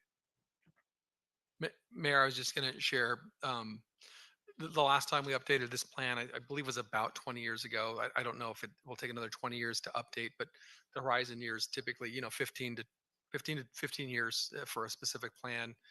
It looks like the proposal or the motion offered by Councilmember Madison would reduce residential opportunities by about 35% as a total. This is an area that the general plan identified for the most change in the city. And it did introduce housing where it doesn't exist today. We, as part of our housing element, which we're bringing forward, we did identify some of this area to accommodate sort of a buffer number in terms of we already have we believe we have the RENA numbers through the site's inventory proper without rezoning. But we did identify this as opportunities for buffer because the state requires no net loss. When you lose an opportunity site, you need to make up for it. So this is kind of one area that I think that council did identify for additional housing. I think this plan tries to do that and tries to do it in a respectful way in terms of the transition away from the residential on both sides. But again, this I think we've made our case for what it is, and I'll just respond to questions. Councilmember Rivas, were you? Oh, I'm sorry. Yeah, thank you, Mayor. Just very briefly, I think I would prefer kind of the recommendation that Vice Mayor Wilson made, and I think you had kind of added on to with the staff recommendation, and then having that height limitation on the commercial side of things at 75 feet. I think we are in the middle of a housing crisis. I think this is an inflection point, and it is time to try something different.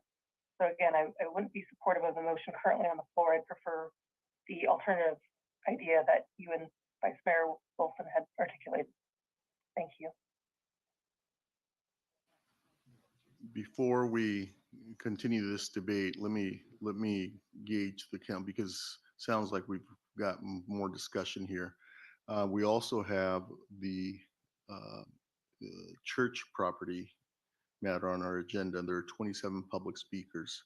And so I wanted to check to see if we should let those speakers know that we'll bring that matter up at a later date, or agree that we will proceed with it this evening.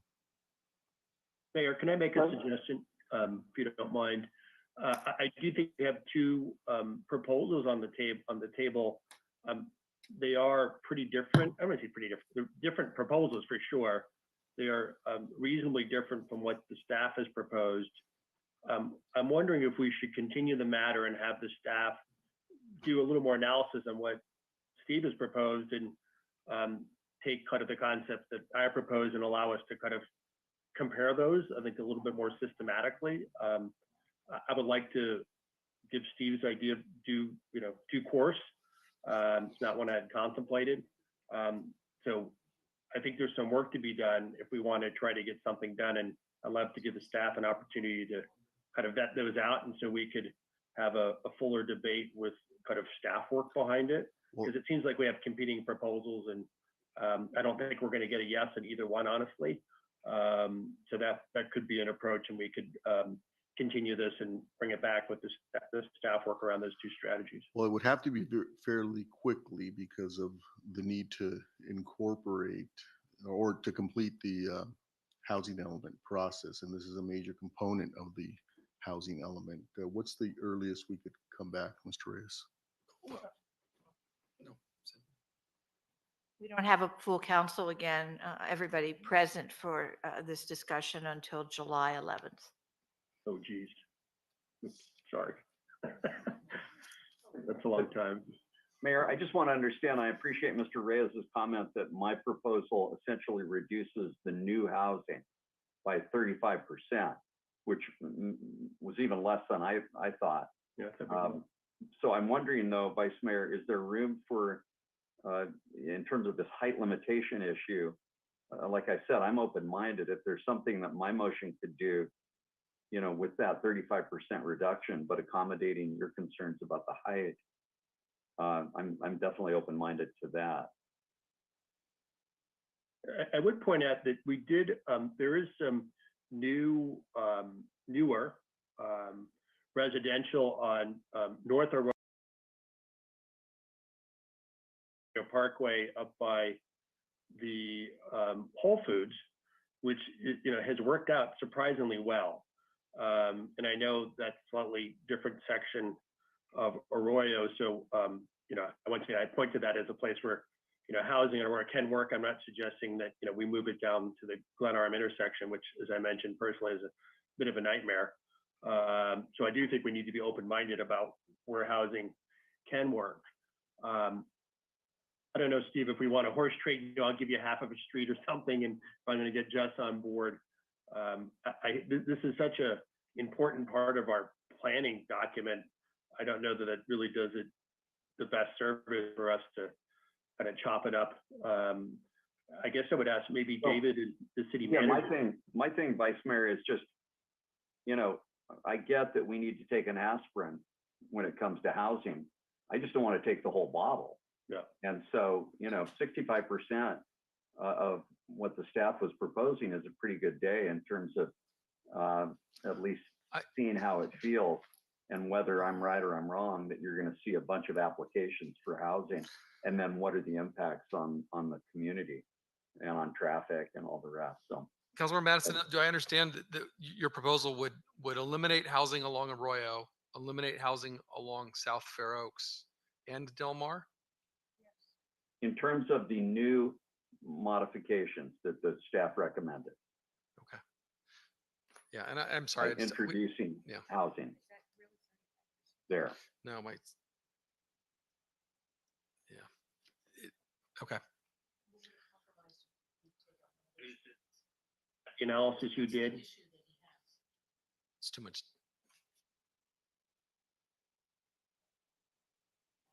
So Councilmember Madison, so I share your same concern. My big concern is along Arroyo Parkway just because of the safety issue in the busy street. So is Del Mar or Fair Oaks, would you be willing to sort of look at housing on some places there and but maybe not on Arroyo Parkway? Because I think we share the same And concern. housing is Aurora allowed on Del Parkway. Mar today. Sorry.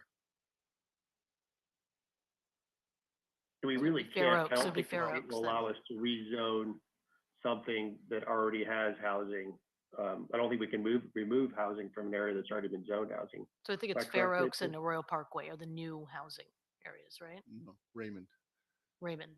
Fair Oaks is already, Staff report describes the key change as introduction of housing along Raymond and portions of Fair Oaks, Arroyo Parkway, Del Mar, and Waverly.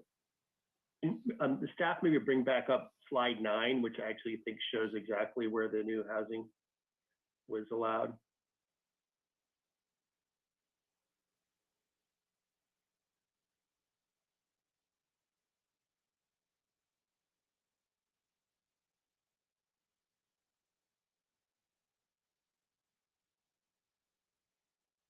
Is that coming up? yeah, we're looking to put up slide 9.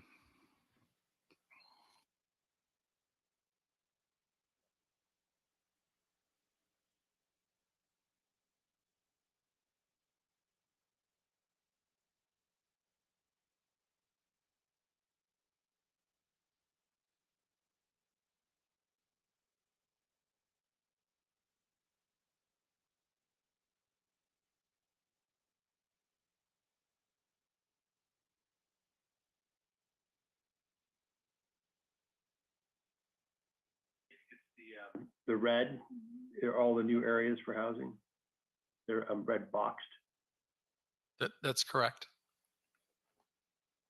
So Steve, you're proposing removing all of Fair Oaks up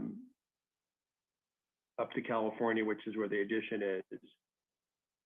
The Arroyo Parkway on the west side. Is that correct? Those are the ones, because Del Mar is already housing already. So, yeah, and I'm looking at this by removing Fair Oaks and Arroyo. It's probably closer to 45% if the Del Mar area was also. So I think the issue on Del Mar is we're looking to increase in some areas. So housing is allowed today, but not at this density. And that's, I believe, where the car wash is. Car wash is at California. Or do you mean over by Pasadena Avenue? Does it go Correct. that far over? By Pasadena Avenue, Yeah. sir. Ah, okay. South side of the West Gate. Yep. City at West, what's the density at Westgate? At Westgate is, I believe, 87 units with density bonus. I don't have those numbers. It's a little, probably about 90, 95. So the proposal here is lower density. than 64. Westgate. Yes, sir.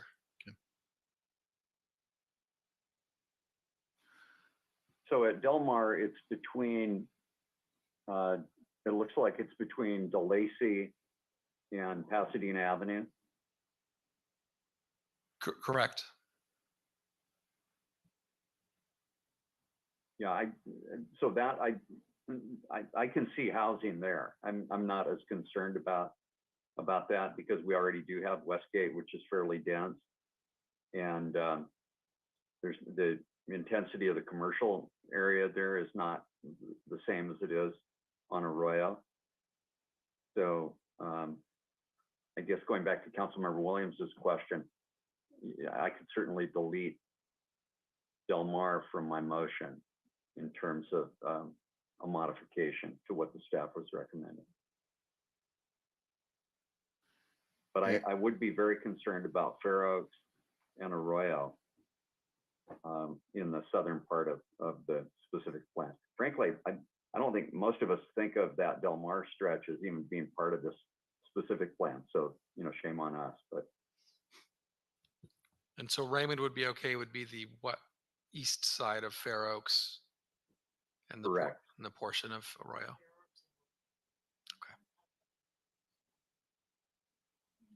So I don't know if that helps anyone. So is it just so I'm clear, so it's the west side of Fair Oaks that you would want carved out, but the east side would be okay? Is that, or is it all of? We're already not allowing it on the east side.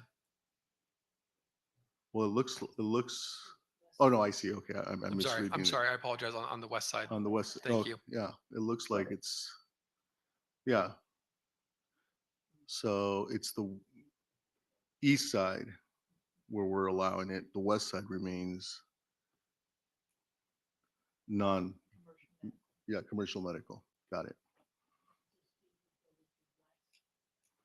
So, Mr. Yeah, Madison. and I would be concerned about that, Mayor, because we have had some promising development there in terms of, you know, I think what really happened with the specific plan from '98 is it really moved more in the direction of healthcare than the sort of wet lab that maybe was contemplated. Yeah, absolutely. You know, with the Hunting Medical Research Foundation, this new project coming in at California and Fair Oaks, you know, there's promise there.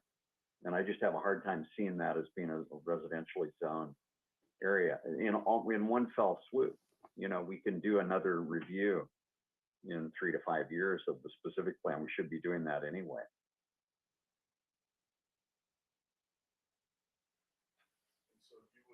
I think just to be clear, it wouldn't preclude medical office, right? It would just allow the residential. And I think, Steve, your position is there's such demand for residential that it would pretty much suck up any capacity that was there.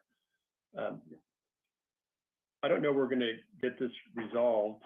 I do think we do need, this is an opportunity for, you know, housing, and I think we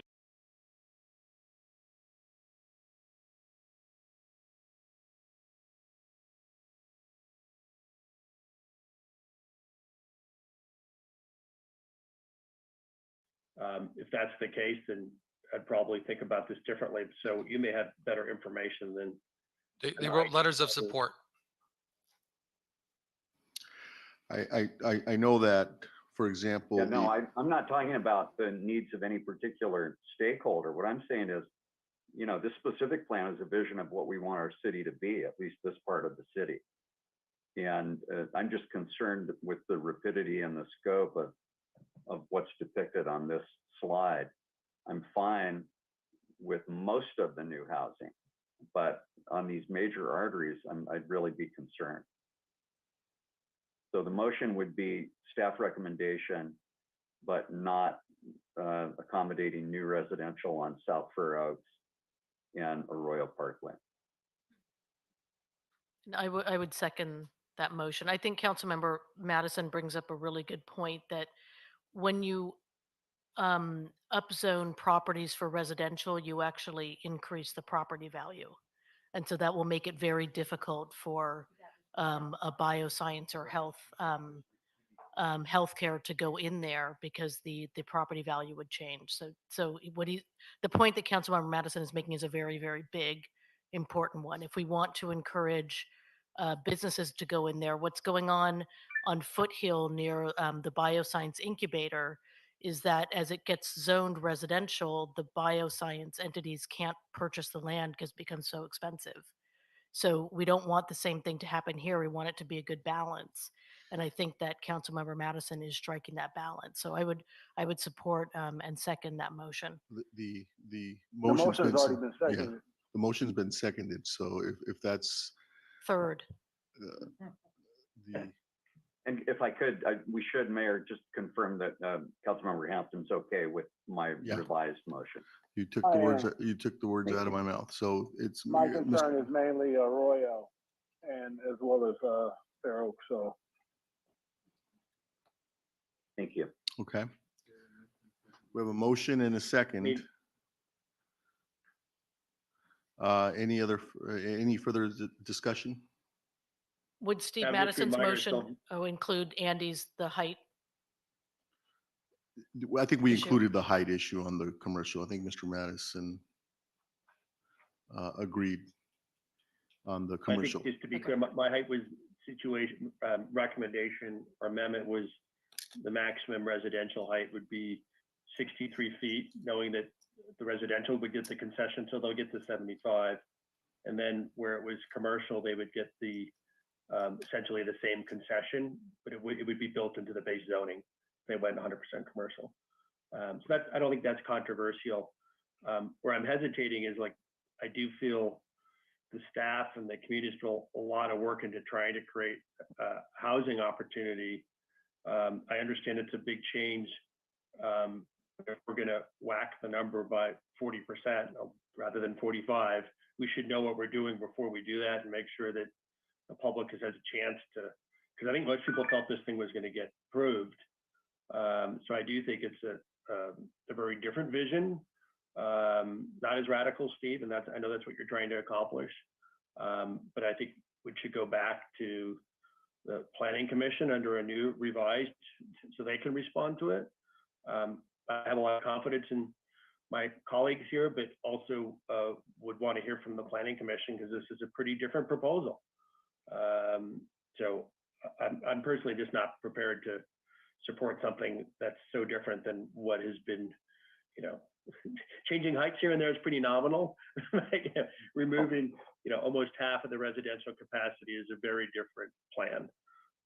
So again, first I accept that language in the motion if it wasn't clear about the height.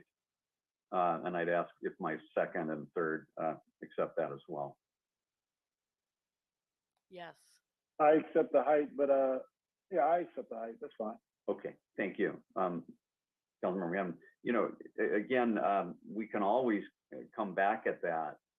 And it's not, the Vice Mayor, you're describing it like there's been a policy judgment by this council and that we're now making a radical shift. We're not. We're actually making a radical shift, but not as radical as has been recommended to us.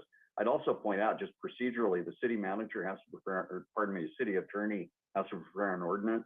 So we would have another opportunity to tweak the ordinance if there was substantial pushback from the community or the commission. I don't know if that's the a only satisfactory process. the only question I have is when we adopted the general plan, that's when we're calling it a radical change, but it was upon adoption of the general plan that this concept to introduce housing in this part of the city came into play, correct? That's correct. Okay. So we'd actually be deviating from the general plan that looked to strike the balance, but I get the point. No, I thought I heard Mayor Mr. Reyes say we're already there with either motion. But maybe I misheard that. Right. We're not doing anything inconsistent here. So the general plan calls for, this is an area of change, and it calls for high density mixed use throughout the plan area. And so the proposal would drastically change that and would change it to commercial only. And so we need to confer. We've been told before about changing the general plan land use designations, and by HCD, and so it's no secret. Those are all public letters that have come to us, and they through the Lincoln process, Lincoln Avenue specific plan. They've told us pretty clearly, and we've looked at it and had the debate with the attorneys and back and forth with them. And we do not have the ability under the Housing Crisis Act of 2019 to reduce or take away housing under the general plan and change it to all commercials, to remove as a general plan land use the ability from its mixed use today and to change it to all commercial. So I don't know what. Go ahead. That's a concern that comes to my mind is our recent experience. And that issue the issue of reducing existing densities as adopted, particularly in our general plan. And this would amend the general plan. And I think we need to get maybe some advice from the city attorney on this issue, but I don't know that this is the correct forum or time to do that. I'm confused now, Mayor, because I think the language in the general plan is accomplished even by my motion. We are throughout the district changing designations to introduce housing. Well, we're just not doing it in the specific location. Now, if you're telling us, Mr. Reyes, that we've already adopted this, then I don't know why we spent 2 hours debating it. So we already did it in the general plan. The range. But that's not what I'm hearing.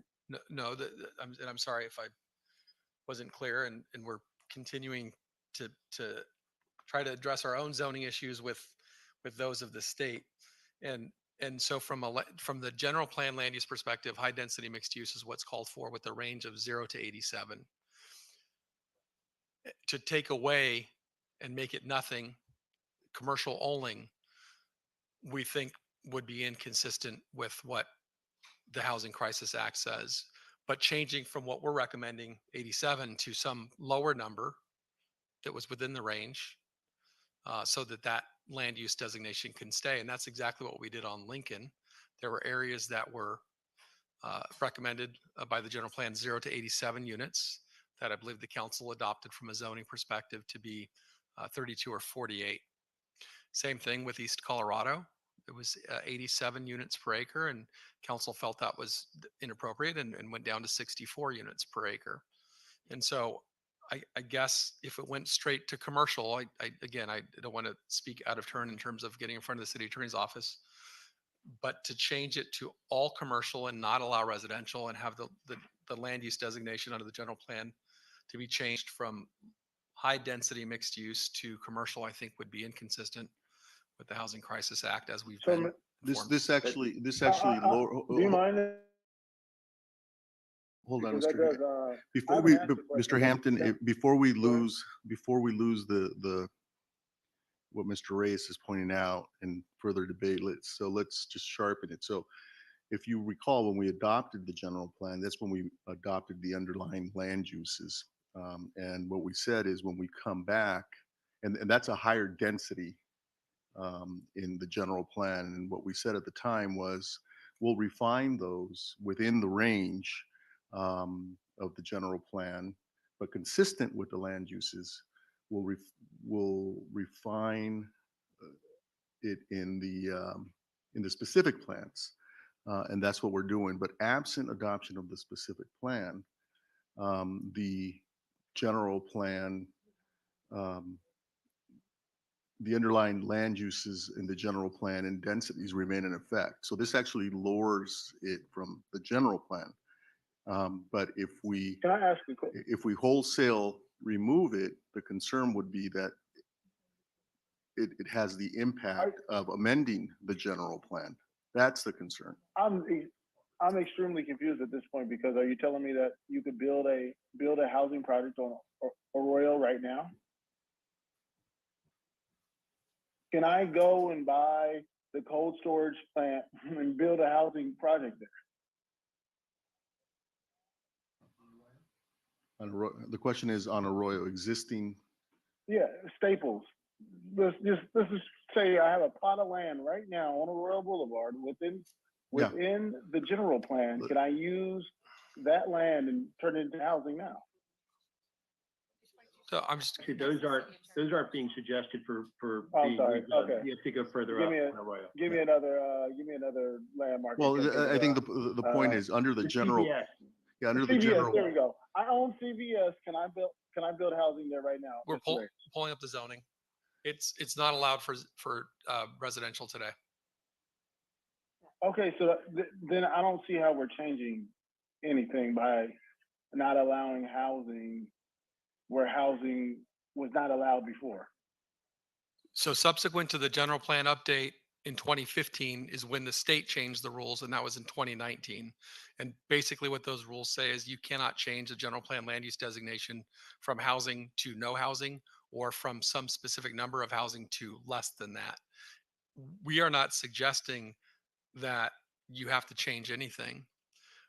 As part of this process, if we are saying though, if so what staff brought to you is exactly as the mayor described. We were given direction by the city council, go update each specific plan consistent with the general plan. In some areas we're at the highest, other areas were much less than what the general plan calls for, but we're within the range.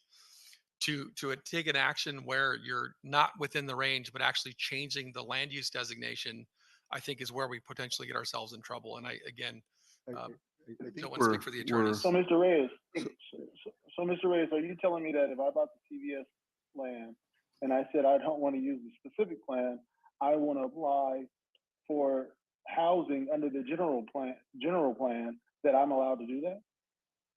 I'm not sure I understood the question. I apologize. So I'm saying, so there's a specific plan and there's a general plan. So you're mentioning both of them at the same time. Correct. So if I bought the CVS lot, right, and I said, okay, the specific plan says I can't build housing here now, in the way it is configured at this moment. If I said I don't want to use the specific plan, I'm going to use the general plan, you'd allow me to do that? The specific plan controls development regulations. Now, Yeah, my motion, plan, yeah. I'm sorry, Mr. Hampton, but my motion, Mr. Reyes, was merely to modify the staff recommendation, not to change anything. The staff recommendation is to introduce housing along Raymond, Fair Oaks, Arroyo, Del Mar, and Waverly. And I'm simply saying we should introduce housing along Raymond, Del Mar, and Waverly. I just don't see how that's a direction to staff or the code to change anything. It's just not changing as much as staff's recommending in the other direction. Once the specific plan is adopted, then it would be that we'd go back and look at the general plans for consistency, and that's where we may get into trouble. I think though, and we're scrambling here, I know you can't see us, but we're talking to the attorneys and trying to figure out, we're into territory that we really haven't examined before, as except through proposed litigation and some nasty, some correction letters from the state. So I'm thinking that we might want to hold this till the attorneys, and I'm looking at the city attorney and deputy city attorney. We might want to hold this till we have a better feel for answering your questions, because we are trying to take when laws were adopted, what was in place at the time, what we're allowed to change from those, what we're doing tonight, and put it together. And I have a feeling we're not painting a very clear picture that allows you to make good decisions. the part of the pickle here is, we adopted the specific plan adopted in 2015, allowed these land uses. In 2019, the state essentially froze our general plan in place with those uses when it adopted the legislation saying we couldn't, essentially we can't change it, or we can change it with, yeah, we can't take residential capacity out. We can increase it, and I don't agree with, the state, again, taking away the local control, but am I correct that that's what happened?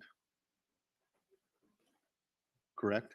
You're correct. And yes. so the danger here is that because we adopted in 2015 and 2019, the state froze that general plan in place. If we now take action to, as is being suggested, the effect of that amendment to, well, the practical effect would be to amend through the specific plan, the general plan, which may cause us problems. Teresa, if you can just elaborate on that a little bit. That's correct. Once we've zoned an area and allowed residential in any form, to take that residential away would be a problem, as the city manager noted, with certain entities sending us letters under now existing, recently passed housing laws.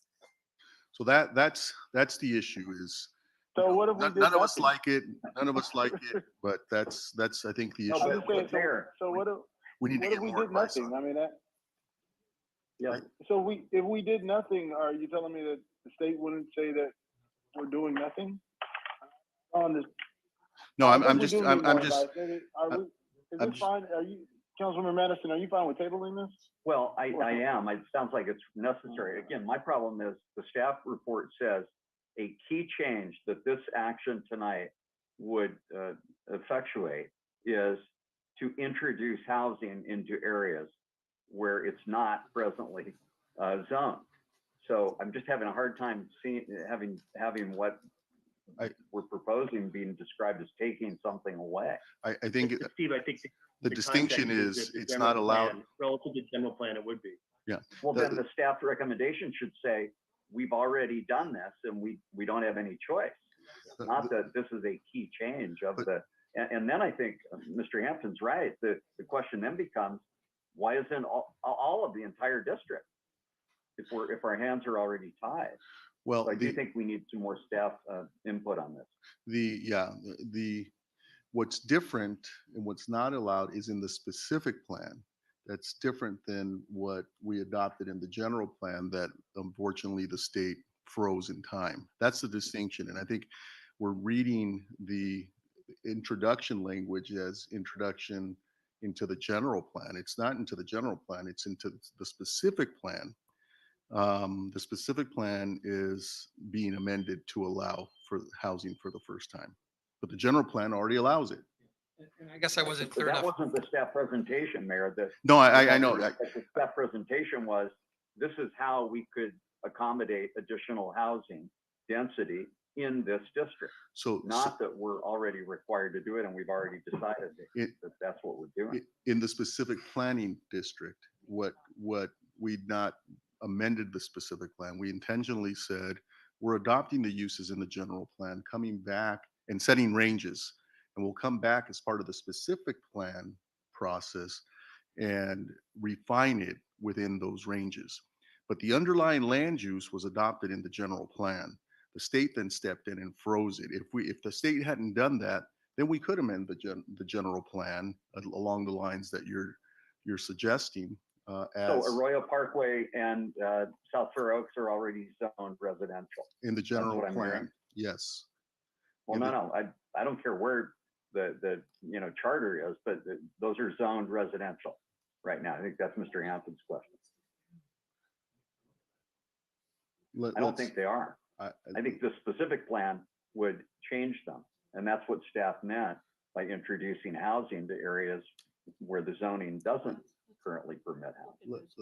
Let's rather than ask our staff to respond on the fly, let's look at those.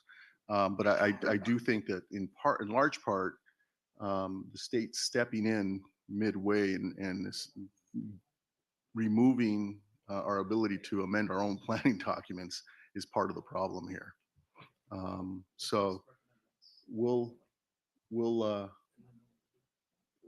we've got the issues and we'll come back and respond. And this may be appropriate for a closed session, and I'll check on the legal issues and I'll check with the city attorney and the city manager. I would just remind Steve and others, if there is a land use map as part of the general plan, and it does designate what's housing and not housing, and that got adopted in 15, and now that's become kind of handcuffs in terms of what flexibility we have with specific plans. That's the problem. That's the issue we're dealing with. That's the problem. So now as we try and, so what we said is we refine it as part of the specific plan, but the underlying land uses are designated in the general plan. That's right. Okay. Wonky talk only council members and staff could enjoy. Mayor, could we just clarify kind of what, So- understand the situation? What's the timing and next steps? I know it sounds like we have our housing element due and Yeah, that's, I know I have a vacation, there's staff meetings. so we have a Planning house, commission. yeah, we have a housing element that's due that in large part relies on underlying land uses contained in the general plan. And if we take the course that's been suggested, it would have the impact of amending the general plan. And we'll have that legal discussion with the city attorney, but that's the practical implication, and that's what we're trying to grapple with. And- So the Timing? timing. I think on the timing, we have released a draft housing element. Our discussion tonight might revise that though, which is fine, is very much a draft element. We were going to bring the element to you on June 20th, but I think now, since, I mean, we thought that Mr. Kennedy was going to be here tonight too, so we thought we would have everyone. So we'll look at the next time that everyone's there, and I think that's July 11th. And that probably will mean, we'll talk about it, probably will mean we'll hold up the submittal of the housing element, because this decision will be a key part of that. And it certainly could not be submitted in the draft form it's in now, given the discussion and lacking a final council direction on this. You guys are going to lose me more friends in Sacramento. Yeah, I don't have very any left in Sacramento. So You're holding your own, Mayor. We're not worried about that. Got your back. So, yeah, exactly. Get out there and, yeah. So, this may require a closed session and will work, but I am concerned about the timing. And so we may call on the council to hold a special meeting depending on the timing and where it puts us in terms of complying with the state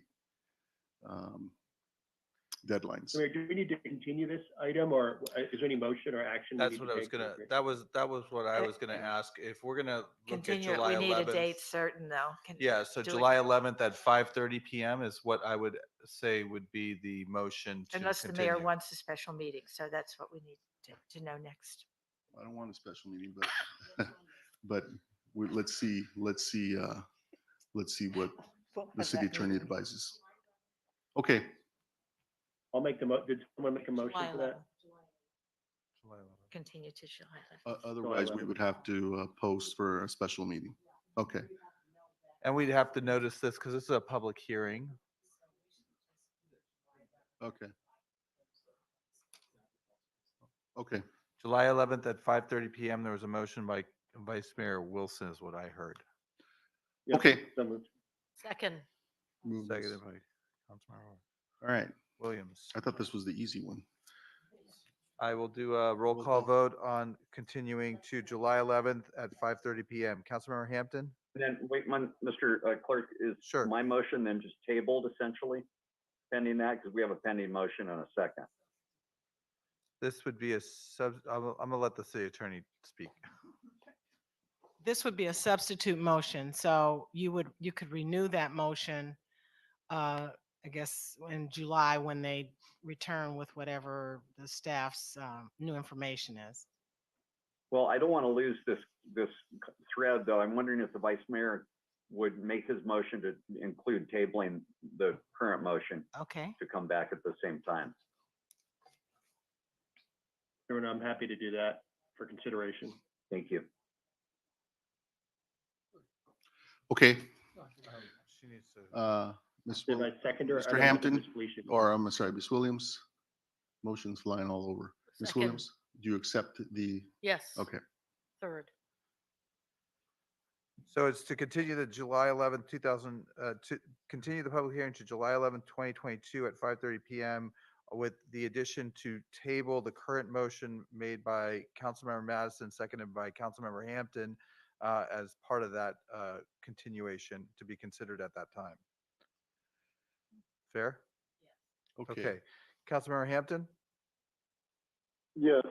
Councilmember Kennedy's absent. Councilmember Madison, Yes. Councilmember Masuda, Councilmember Masuda. Oh, did we lose Mr. Oh, We might have lost him Masuda? for a second. Councilmember Rivas, Yes. Councilmember Williams, Yes. Vice Mayor Wilson, Yes. Mayor Gordo. Yes. The motion passes without opposition. So that brings us to the next matter, which we anticipate to take a while. And so I'm going to, again, go back to the council, whether we want to start this matter this late into the night, given how much Absolutely. public input. I would like to start the matter, so I don't know if everybody else, where everybody else stands, but, and I think limited the public comments to a minute and a half. Mayor, We have, item 18, the church zoning? yeah, we have, how many public comment cards? So Mayor, just to be clear, we're not talking about item 17, which has not yet been done. We're talking about item 18. Yes. So we still have item 17, which is the development capacity policy, and then there's item 18. So you're talking about item 18, which is the church land. Yes. Mayor, if I may make a suggestion, of course, defer to you on the handling of the meeting, but since Councilmember Kennedy is not present, and we're also getting pretty late in the evening, I would suggest maybe holding this off, well, I guess it'd be 2 weeks, or until the next earliest available meeting. I know this would impact his district quite a bit, and I'm sure he cares very much about affordable housing and the impact his district, and again, it's late, getting late, so my suggestion would be just to continue this. Mr. Kennedy did make the request to continue it, given he was pulled away at the last minute, beyond I his control. support that as well, Mayor. Yeah. Okay, so, Okay. we may have to have a special meeting and bring both of these items, 16, is it 16 that we? 17 and 18. No. The matter that we continued. Yeah, I think we may have to have a special meeting for 16 and 18 together. Are we able to do that? You're looking at me. Right. Number 16, you just continued. Right, but And so you're talking about a special meeting before then or after then? before, if the timing requires it. I don't think the No. timing. Yeah, Okay, we would just have to renotice. So let's just look I to think- see what yeah, you the should timing keep your is. July Okay. 11th that you voted for. Okay, And then if you need to, amend, or yeah. if we need to do something else, then we can always renotice. That's what I was asking earlier. We can change that at one of our June meetings. Okay, so, and we can change that at one of our June meetings, the city manager tells me. So are we continuing So this I to- do think, because I think it's not fair to the public if we start that issue, which I anticipate will be a long discussion. I think we should hold off on that one. That's my suggestion. It would also allow Mr. Kennedy to participate. On item 18, Yes. religious facilities. Mr. Hampton, are you okay with that? Yes, sir. Okay. Everyone? I think on item 18, there were some issues that the public brought up, as well as some others that would be good. I mean, staff did provide some pretty brief answers to some of the questions that I had, but there were some questions about noticing and zoning code amendments and those sorts of things that I think should be answered. If we could get fuller answers on those items before it comes back, I think that would be helpful. And I don't know if we should discuss that here or just, I think you have a list of some of the questions that came up. Yeah. In terms of that'll and the give- state density bonus Yeah. was another, and the landmark districts, like those issues that came up. Those issues will be Thanks. run to ground in the interim. Okay. Many of those issues were discussed at the planning commission, so we are able to get answers. So the council has heard that as well. If I might just ask if there are questions from the council that you would like to submit before the next meeting, that would be helpful as well. And then we can prepare a complete package that might help you in thinking through even before we start into the discussion. Okay. So Mayor, sorry to interrupt. So this is item 18. Are we continuing Will be it continued. to June 13th, July 11th? Which one? It's not a public hearing, so I don't believe It we need, is. it This- is? This is a public Or hearing. this is too? Oh, okay. 17, Sorry. 17 and 18 are both public hearings. So if we need to renotice, we can renotice, but if you continue it to a date certain, then we wouldn't renotice. Do you want to go to July 11th, or do you want to go to June 13th, or any other? We do date? not have full council on the 13th, and I believe that this is of interest to the full council. So the next full council is July 11th. So it is July, my recommendation would be July 11th or another date Yeah. that you would pick. Let's go And with, we'd renotice. let's go with July 11th. And again, we'll poll the council possibly for a special meeting if it's needed. Okay, so Okay. the motion would be to continue to July 11th at 5:30 PM for item 18. Do we want both of these items on the, the agenda again? That's kind of the question. Yeah. So if we don't have a date certain, then what happens? We have to just- renotice. We just renotice.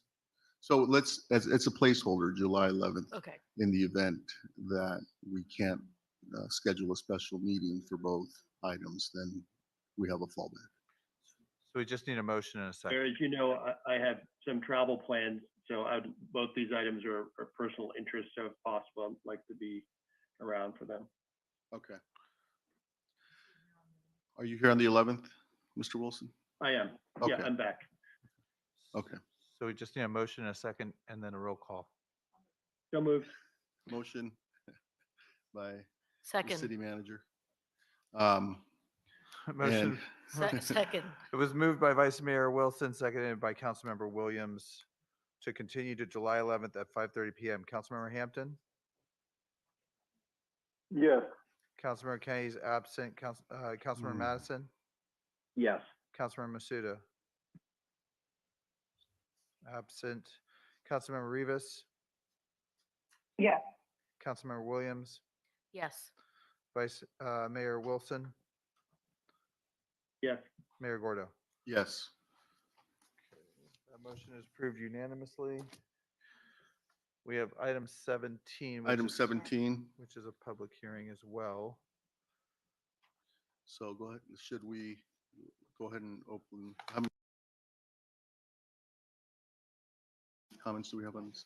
On item 17, why don't we go ahead and open the public hearing? Okay. And we still have closed session. We have a couple more items after that. This is the time and place for the public hearing on general plan amendment to remove development capacities. On May 5th, May 12th, and May 19th, 2022, the public hearing notice was published in the Pasadena Press and the Pasadena Journal. No correspondence was received on this item.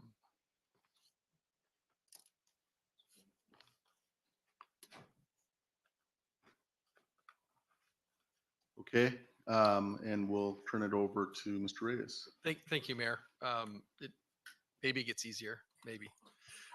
This is, we had a short report, and I don't know that we need a PowerPoint or presentation, but we have one if you're ready, or I'm sorry, if you'd like one. This is really an issue of part of the state's Housing Crisis Act and the Housing Accountability Act, really eliminating all cities from having development caps or growth management plans. And this has been vested and tested, and we are at the point in terms of dealing with the state that it's been made very clear to us through letters that the housing element won't be certified if we keep our caps in place. We've not really run up against the caps in terms of development in the city. We do have those numbers we can share if you'd like, but really this is kind of perfunctory in terms of what the issue is, because it's sort of a state mandate. We again have numbers if you'd like to see them or share them, but really the recommendation before you is to eliminate or remove 3 general plan policies related to development caps, including the ability to convert commercial square footage to residential units and vice versa, and then to eliminate references to development caps. That's what's before you.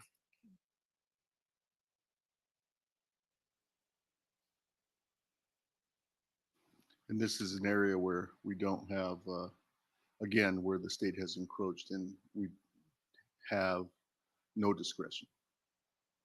There was one question that was asked by a council member that as to where we are, if we could show one slide. Yeah, so this is the slide, and this shows what the cap was approved for in 2015 for each of the districts, the residential and commercial. And again, there's a conversion that's allowed from commercial to residential units. About 1,000 square feet is what we've used, and then there's what's remaining in the green, and then remaining plus sort of pipeline if some projects actually pull permits, which they may or may not. We've provided both of those. And it looks like the area, you know, I don't know, we can comment or talk about, answer any questions you might have. It is unfortunate that the state has taken this route yet again and removed discretion from the council and residents of the city. Questions or comments? Mayor, I had a quick comment. Mr. Wilson and a motion, I hope. Yeah. Thank you, David. I think this is important information. I know these caps were set as part of the 2015 general plan that we were just referencing. I remember I just actually reviewed some of the language, and it did say the caps would be reviewed every 5 years. So that would have been 2020. Is that correct? You're correct.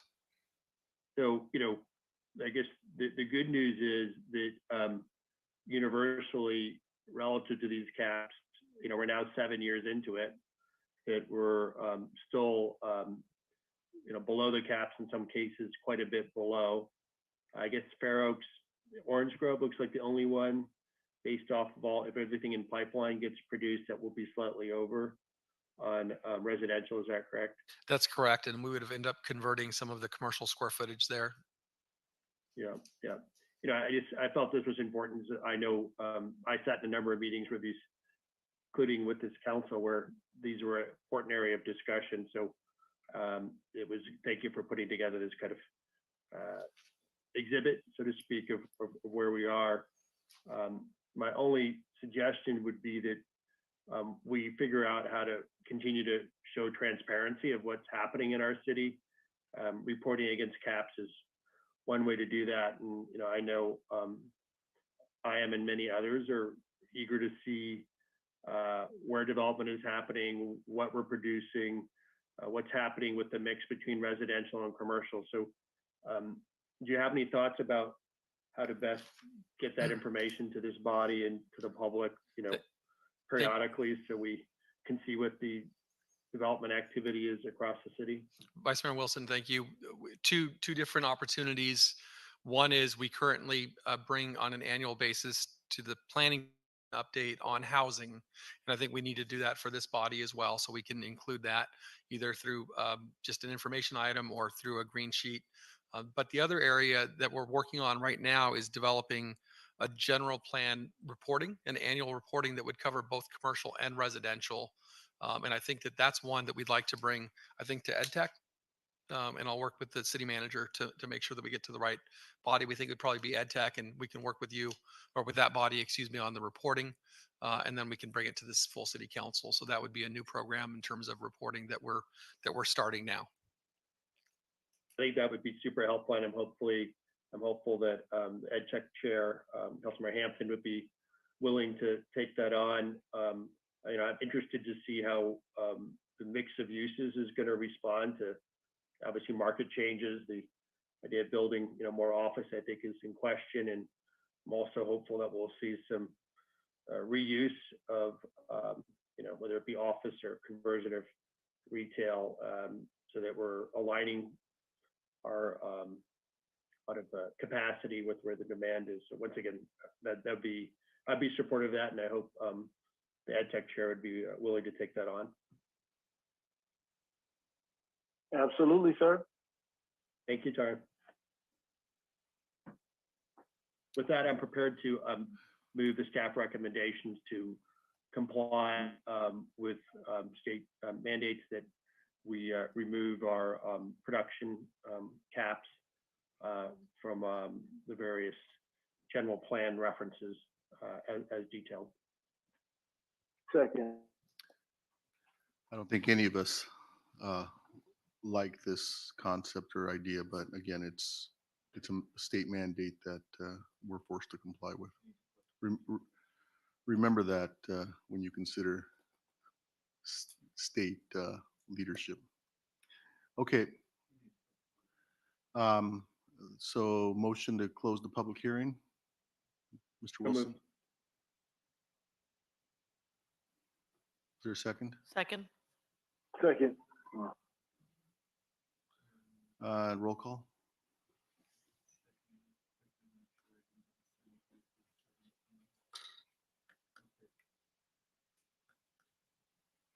Yes.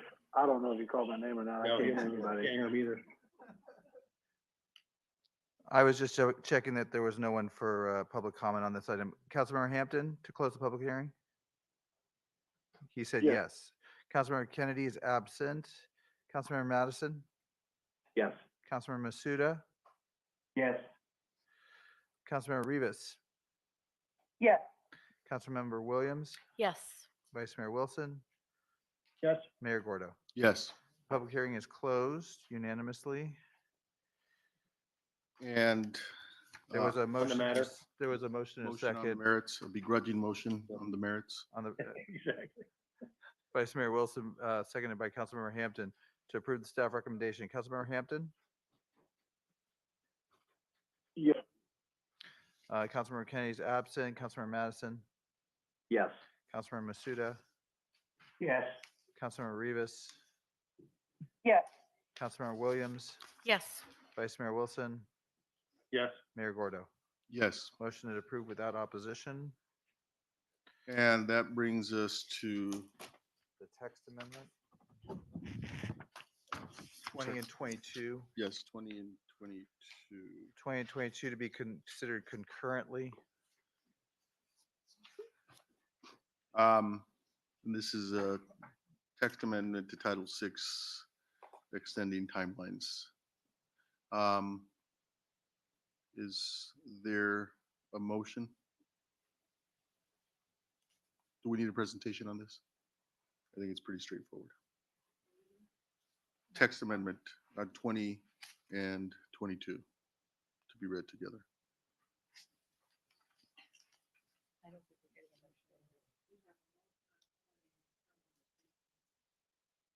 You'd have a motion on 20 to concur with staff's, approve staff's recommendation, and then someone to offer the ordinance. Vice Mayor Wilson. Mayor, I just had a quick question. Can I ask a question? Is that Yes, okay? go ahead. Yeah, could I just ask,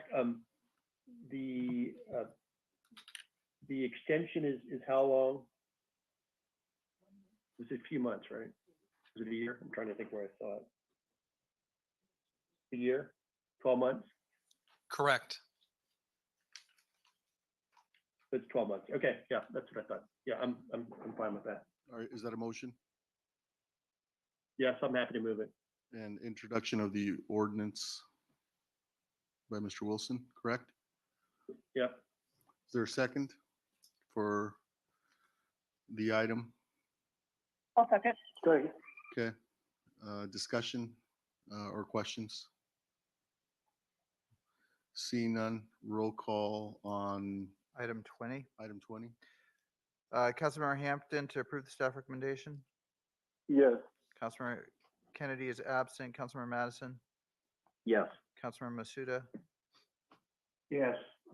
Councilmember Rivas? Yes. Councilmember Williams? No. Vice Mayor Wilson? Yes. Mayor Gordo? Yes. The motion is approved, 6 in favor, 1 against. Next, I the need to do ordinance. the first reading of the ordinance. It was introduced by Councilmember Wilson. This is an ordinance of the City of Pasadena amending Title V business licenses and regulations of the City of Pasadena Municipal Code to increase the time allowed for cannabis applicants to secure permits. Councilmember Hampton, Yes. Councilmember Kennedy is absent. Councilmember Madison, Yes. Councilmember Masuda, Yes. Councilmember Rivas, Yes. Councilmember Williams, No. Vice Mayor Wilson, Yes. Mayor Gordo. Yes. Motion is approved, 6 in favor, 1 against. And We have item 23. item which is- 23 is the just first want- reading. Just want to double check. There wasn't public comment before. Just want to make sure I didn't miss anything. Is someone going to introduce? This is the East Colorado.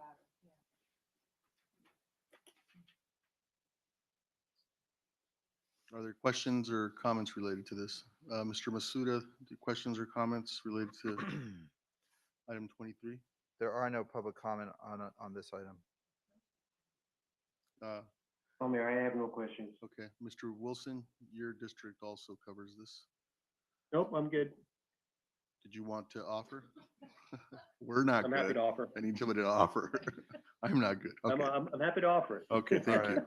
I don't know how much prodding I can do here. So this is an ordinance of the City of Pasadena amending various sections of Title 17 and zoning code of the City of Pasadena Municipal Code to implement the East Colorado Specific Plan Update and amending the official zoning map established by the zoning code, Chapter 17.20, Section 17.20.020, to modify the boundaries of the East Colorado Specific Plan, redesignate zones within the specific plan area. Sorry.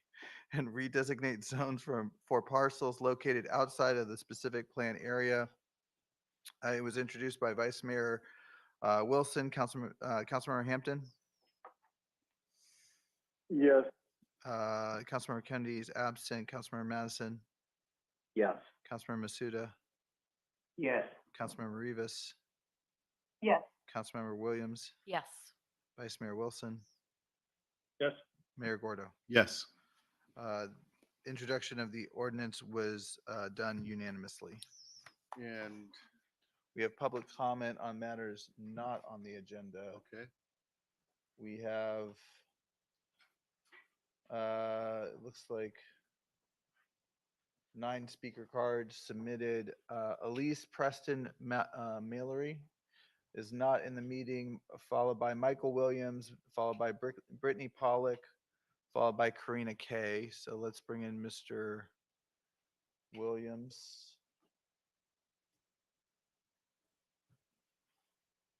Mr. Williams?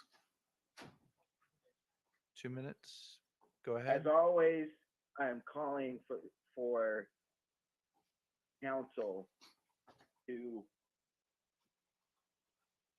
find a way to make sure that the officers that killed Anthony McLean are held responsible and are fired from their positions.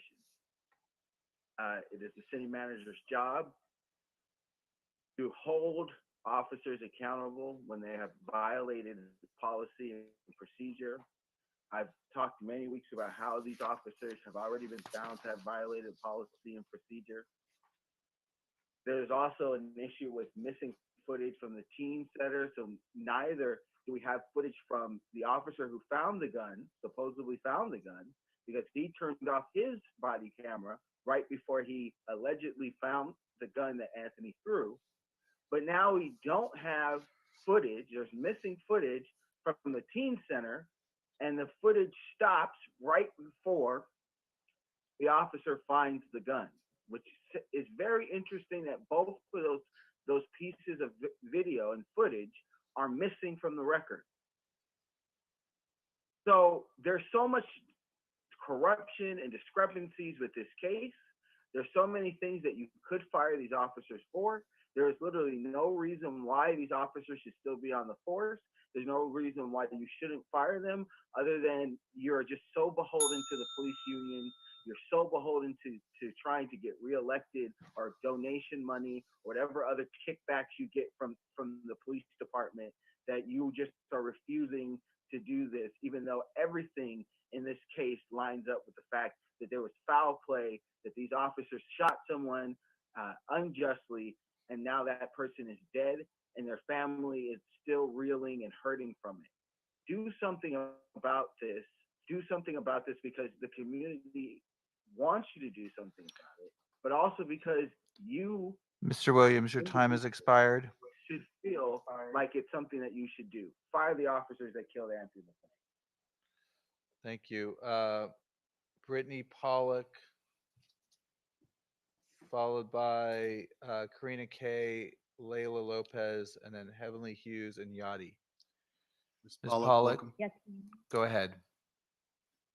I'm just going to reiterate what the last speaker said. We need justice for Anthony McClain. Please do your jobs and fire the officers. We will come here every meeting to remind you that your job is to listen to the public. The public is asking you to hold these officers accountable. Again, what a performance at the beginning of this meeting to honor Gun Violence Prevention Day. Does gun violence not include Anthony McClain? Edwin Dumagwindon shot Anthony McClain in the back as he was running away. What is gun violence if not that? If you want to honor victims of gun violence, fire the officers that shot and murdered Anthony McClain. Every officer involved in the murder must be fired, and the city council must hold this police department accountable and not gift them $100 million. How can you justify increasing a police budget 14% in 2 years?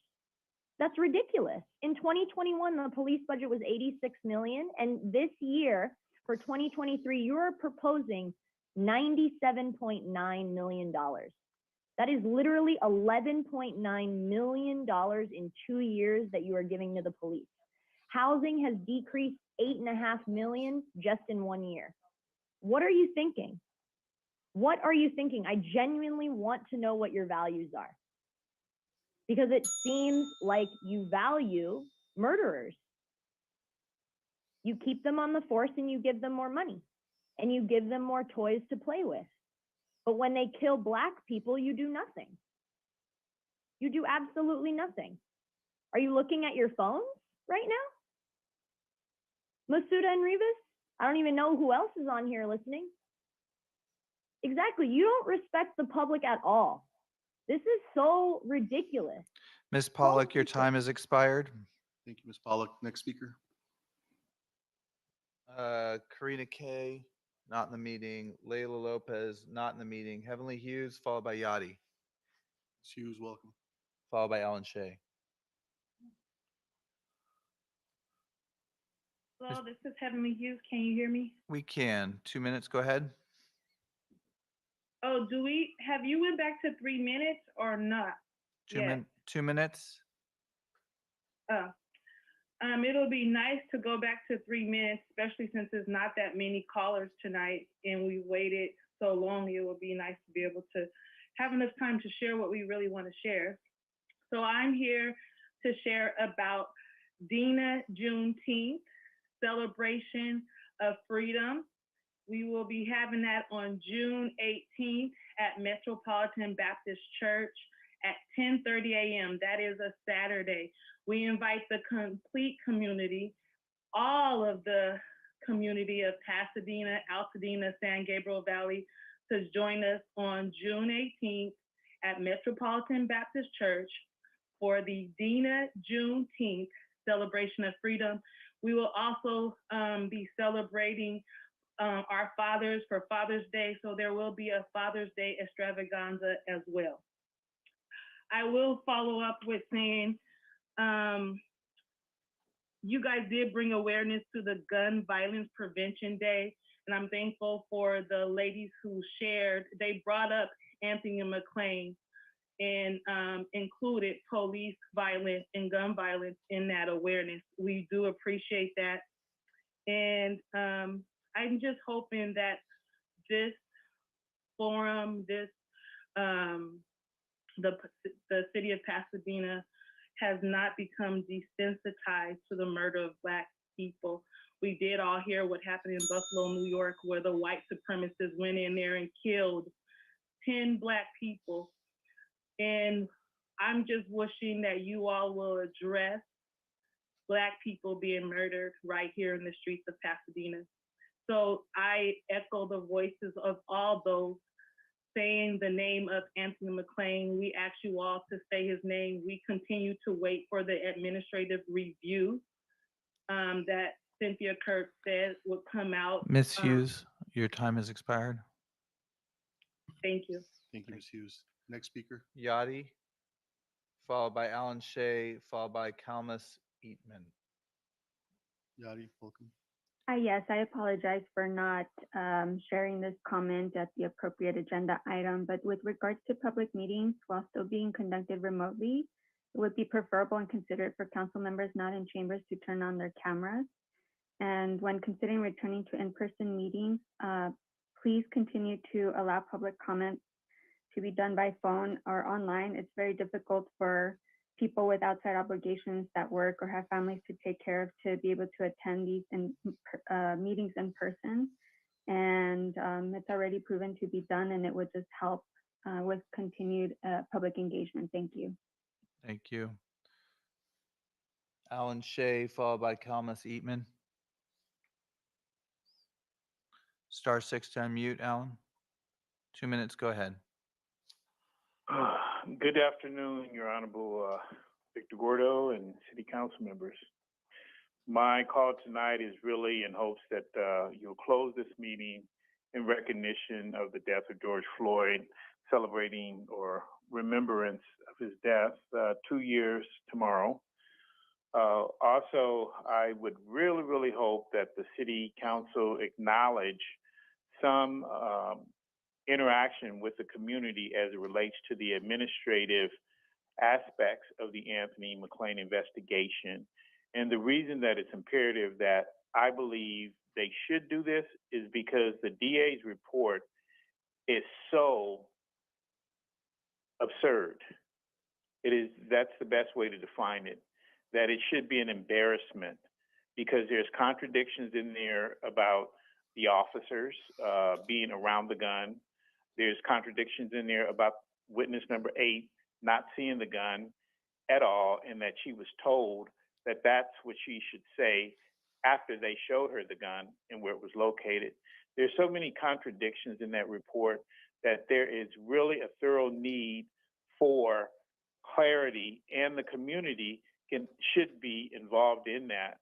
And as I have presented to this council member or this council, that there is tons of video that disputes all of this and indicate that the police brought that gun into the crime scene and it can be proven.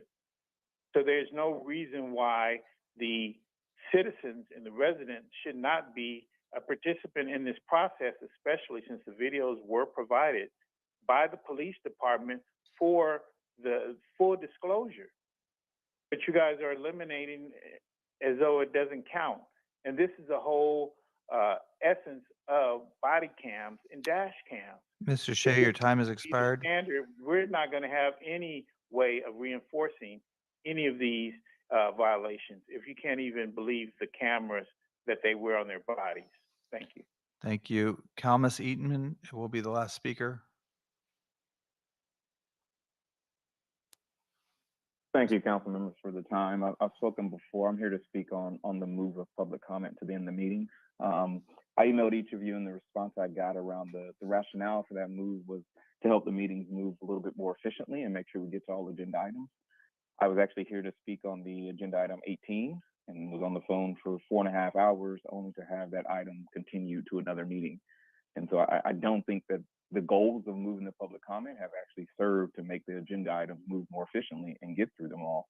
And what it is doing is just creating a tax on your residents that want to come and speak to you and let their concerns be known. So again, I implore you, and even earlier when the time was getting short, one of the first comments when I was like, oh, let's limit public comment to 1.5 minutes. I mean, people are sitting on the phone for hours to speak for 2 minutes, and to have that cavalierly shortened it just tells us that you don't want to hear from us, which I don't think is your intent. I don't think that's what you actually want to put out there. So I encourage you again, what is the review process for deciding if this is actually working? As someone that's been attending the meetings, it doesn't seem like it's actually helping us get through the items. So I just encourage you to put the public comment at the beginning so that folks aren't having to devote all their evenings, take time away from their kids and their families to wait 4 hours for 2 minutes of speaking time. Thank you. Thank you. That completes public comment on matters not on the agenda. Okay, with that, the council will recess into closed session. Thank you, everyone.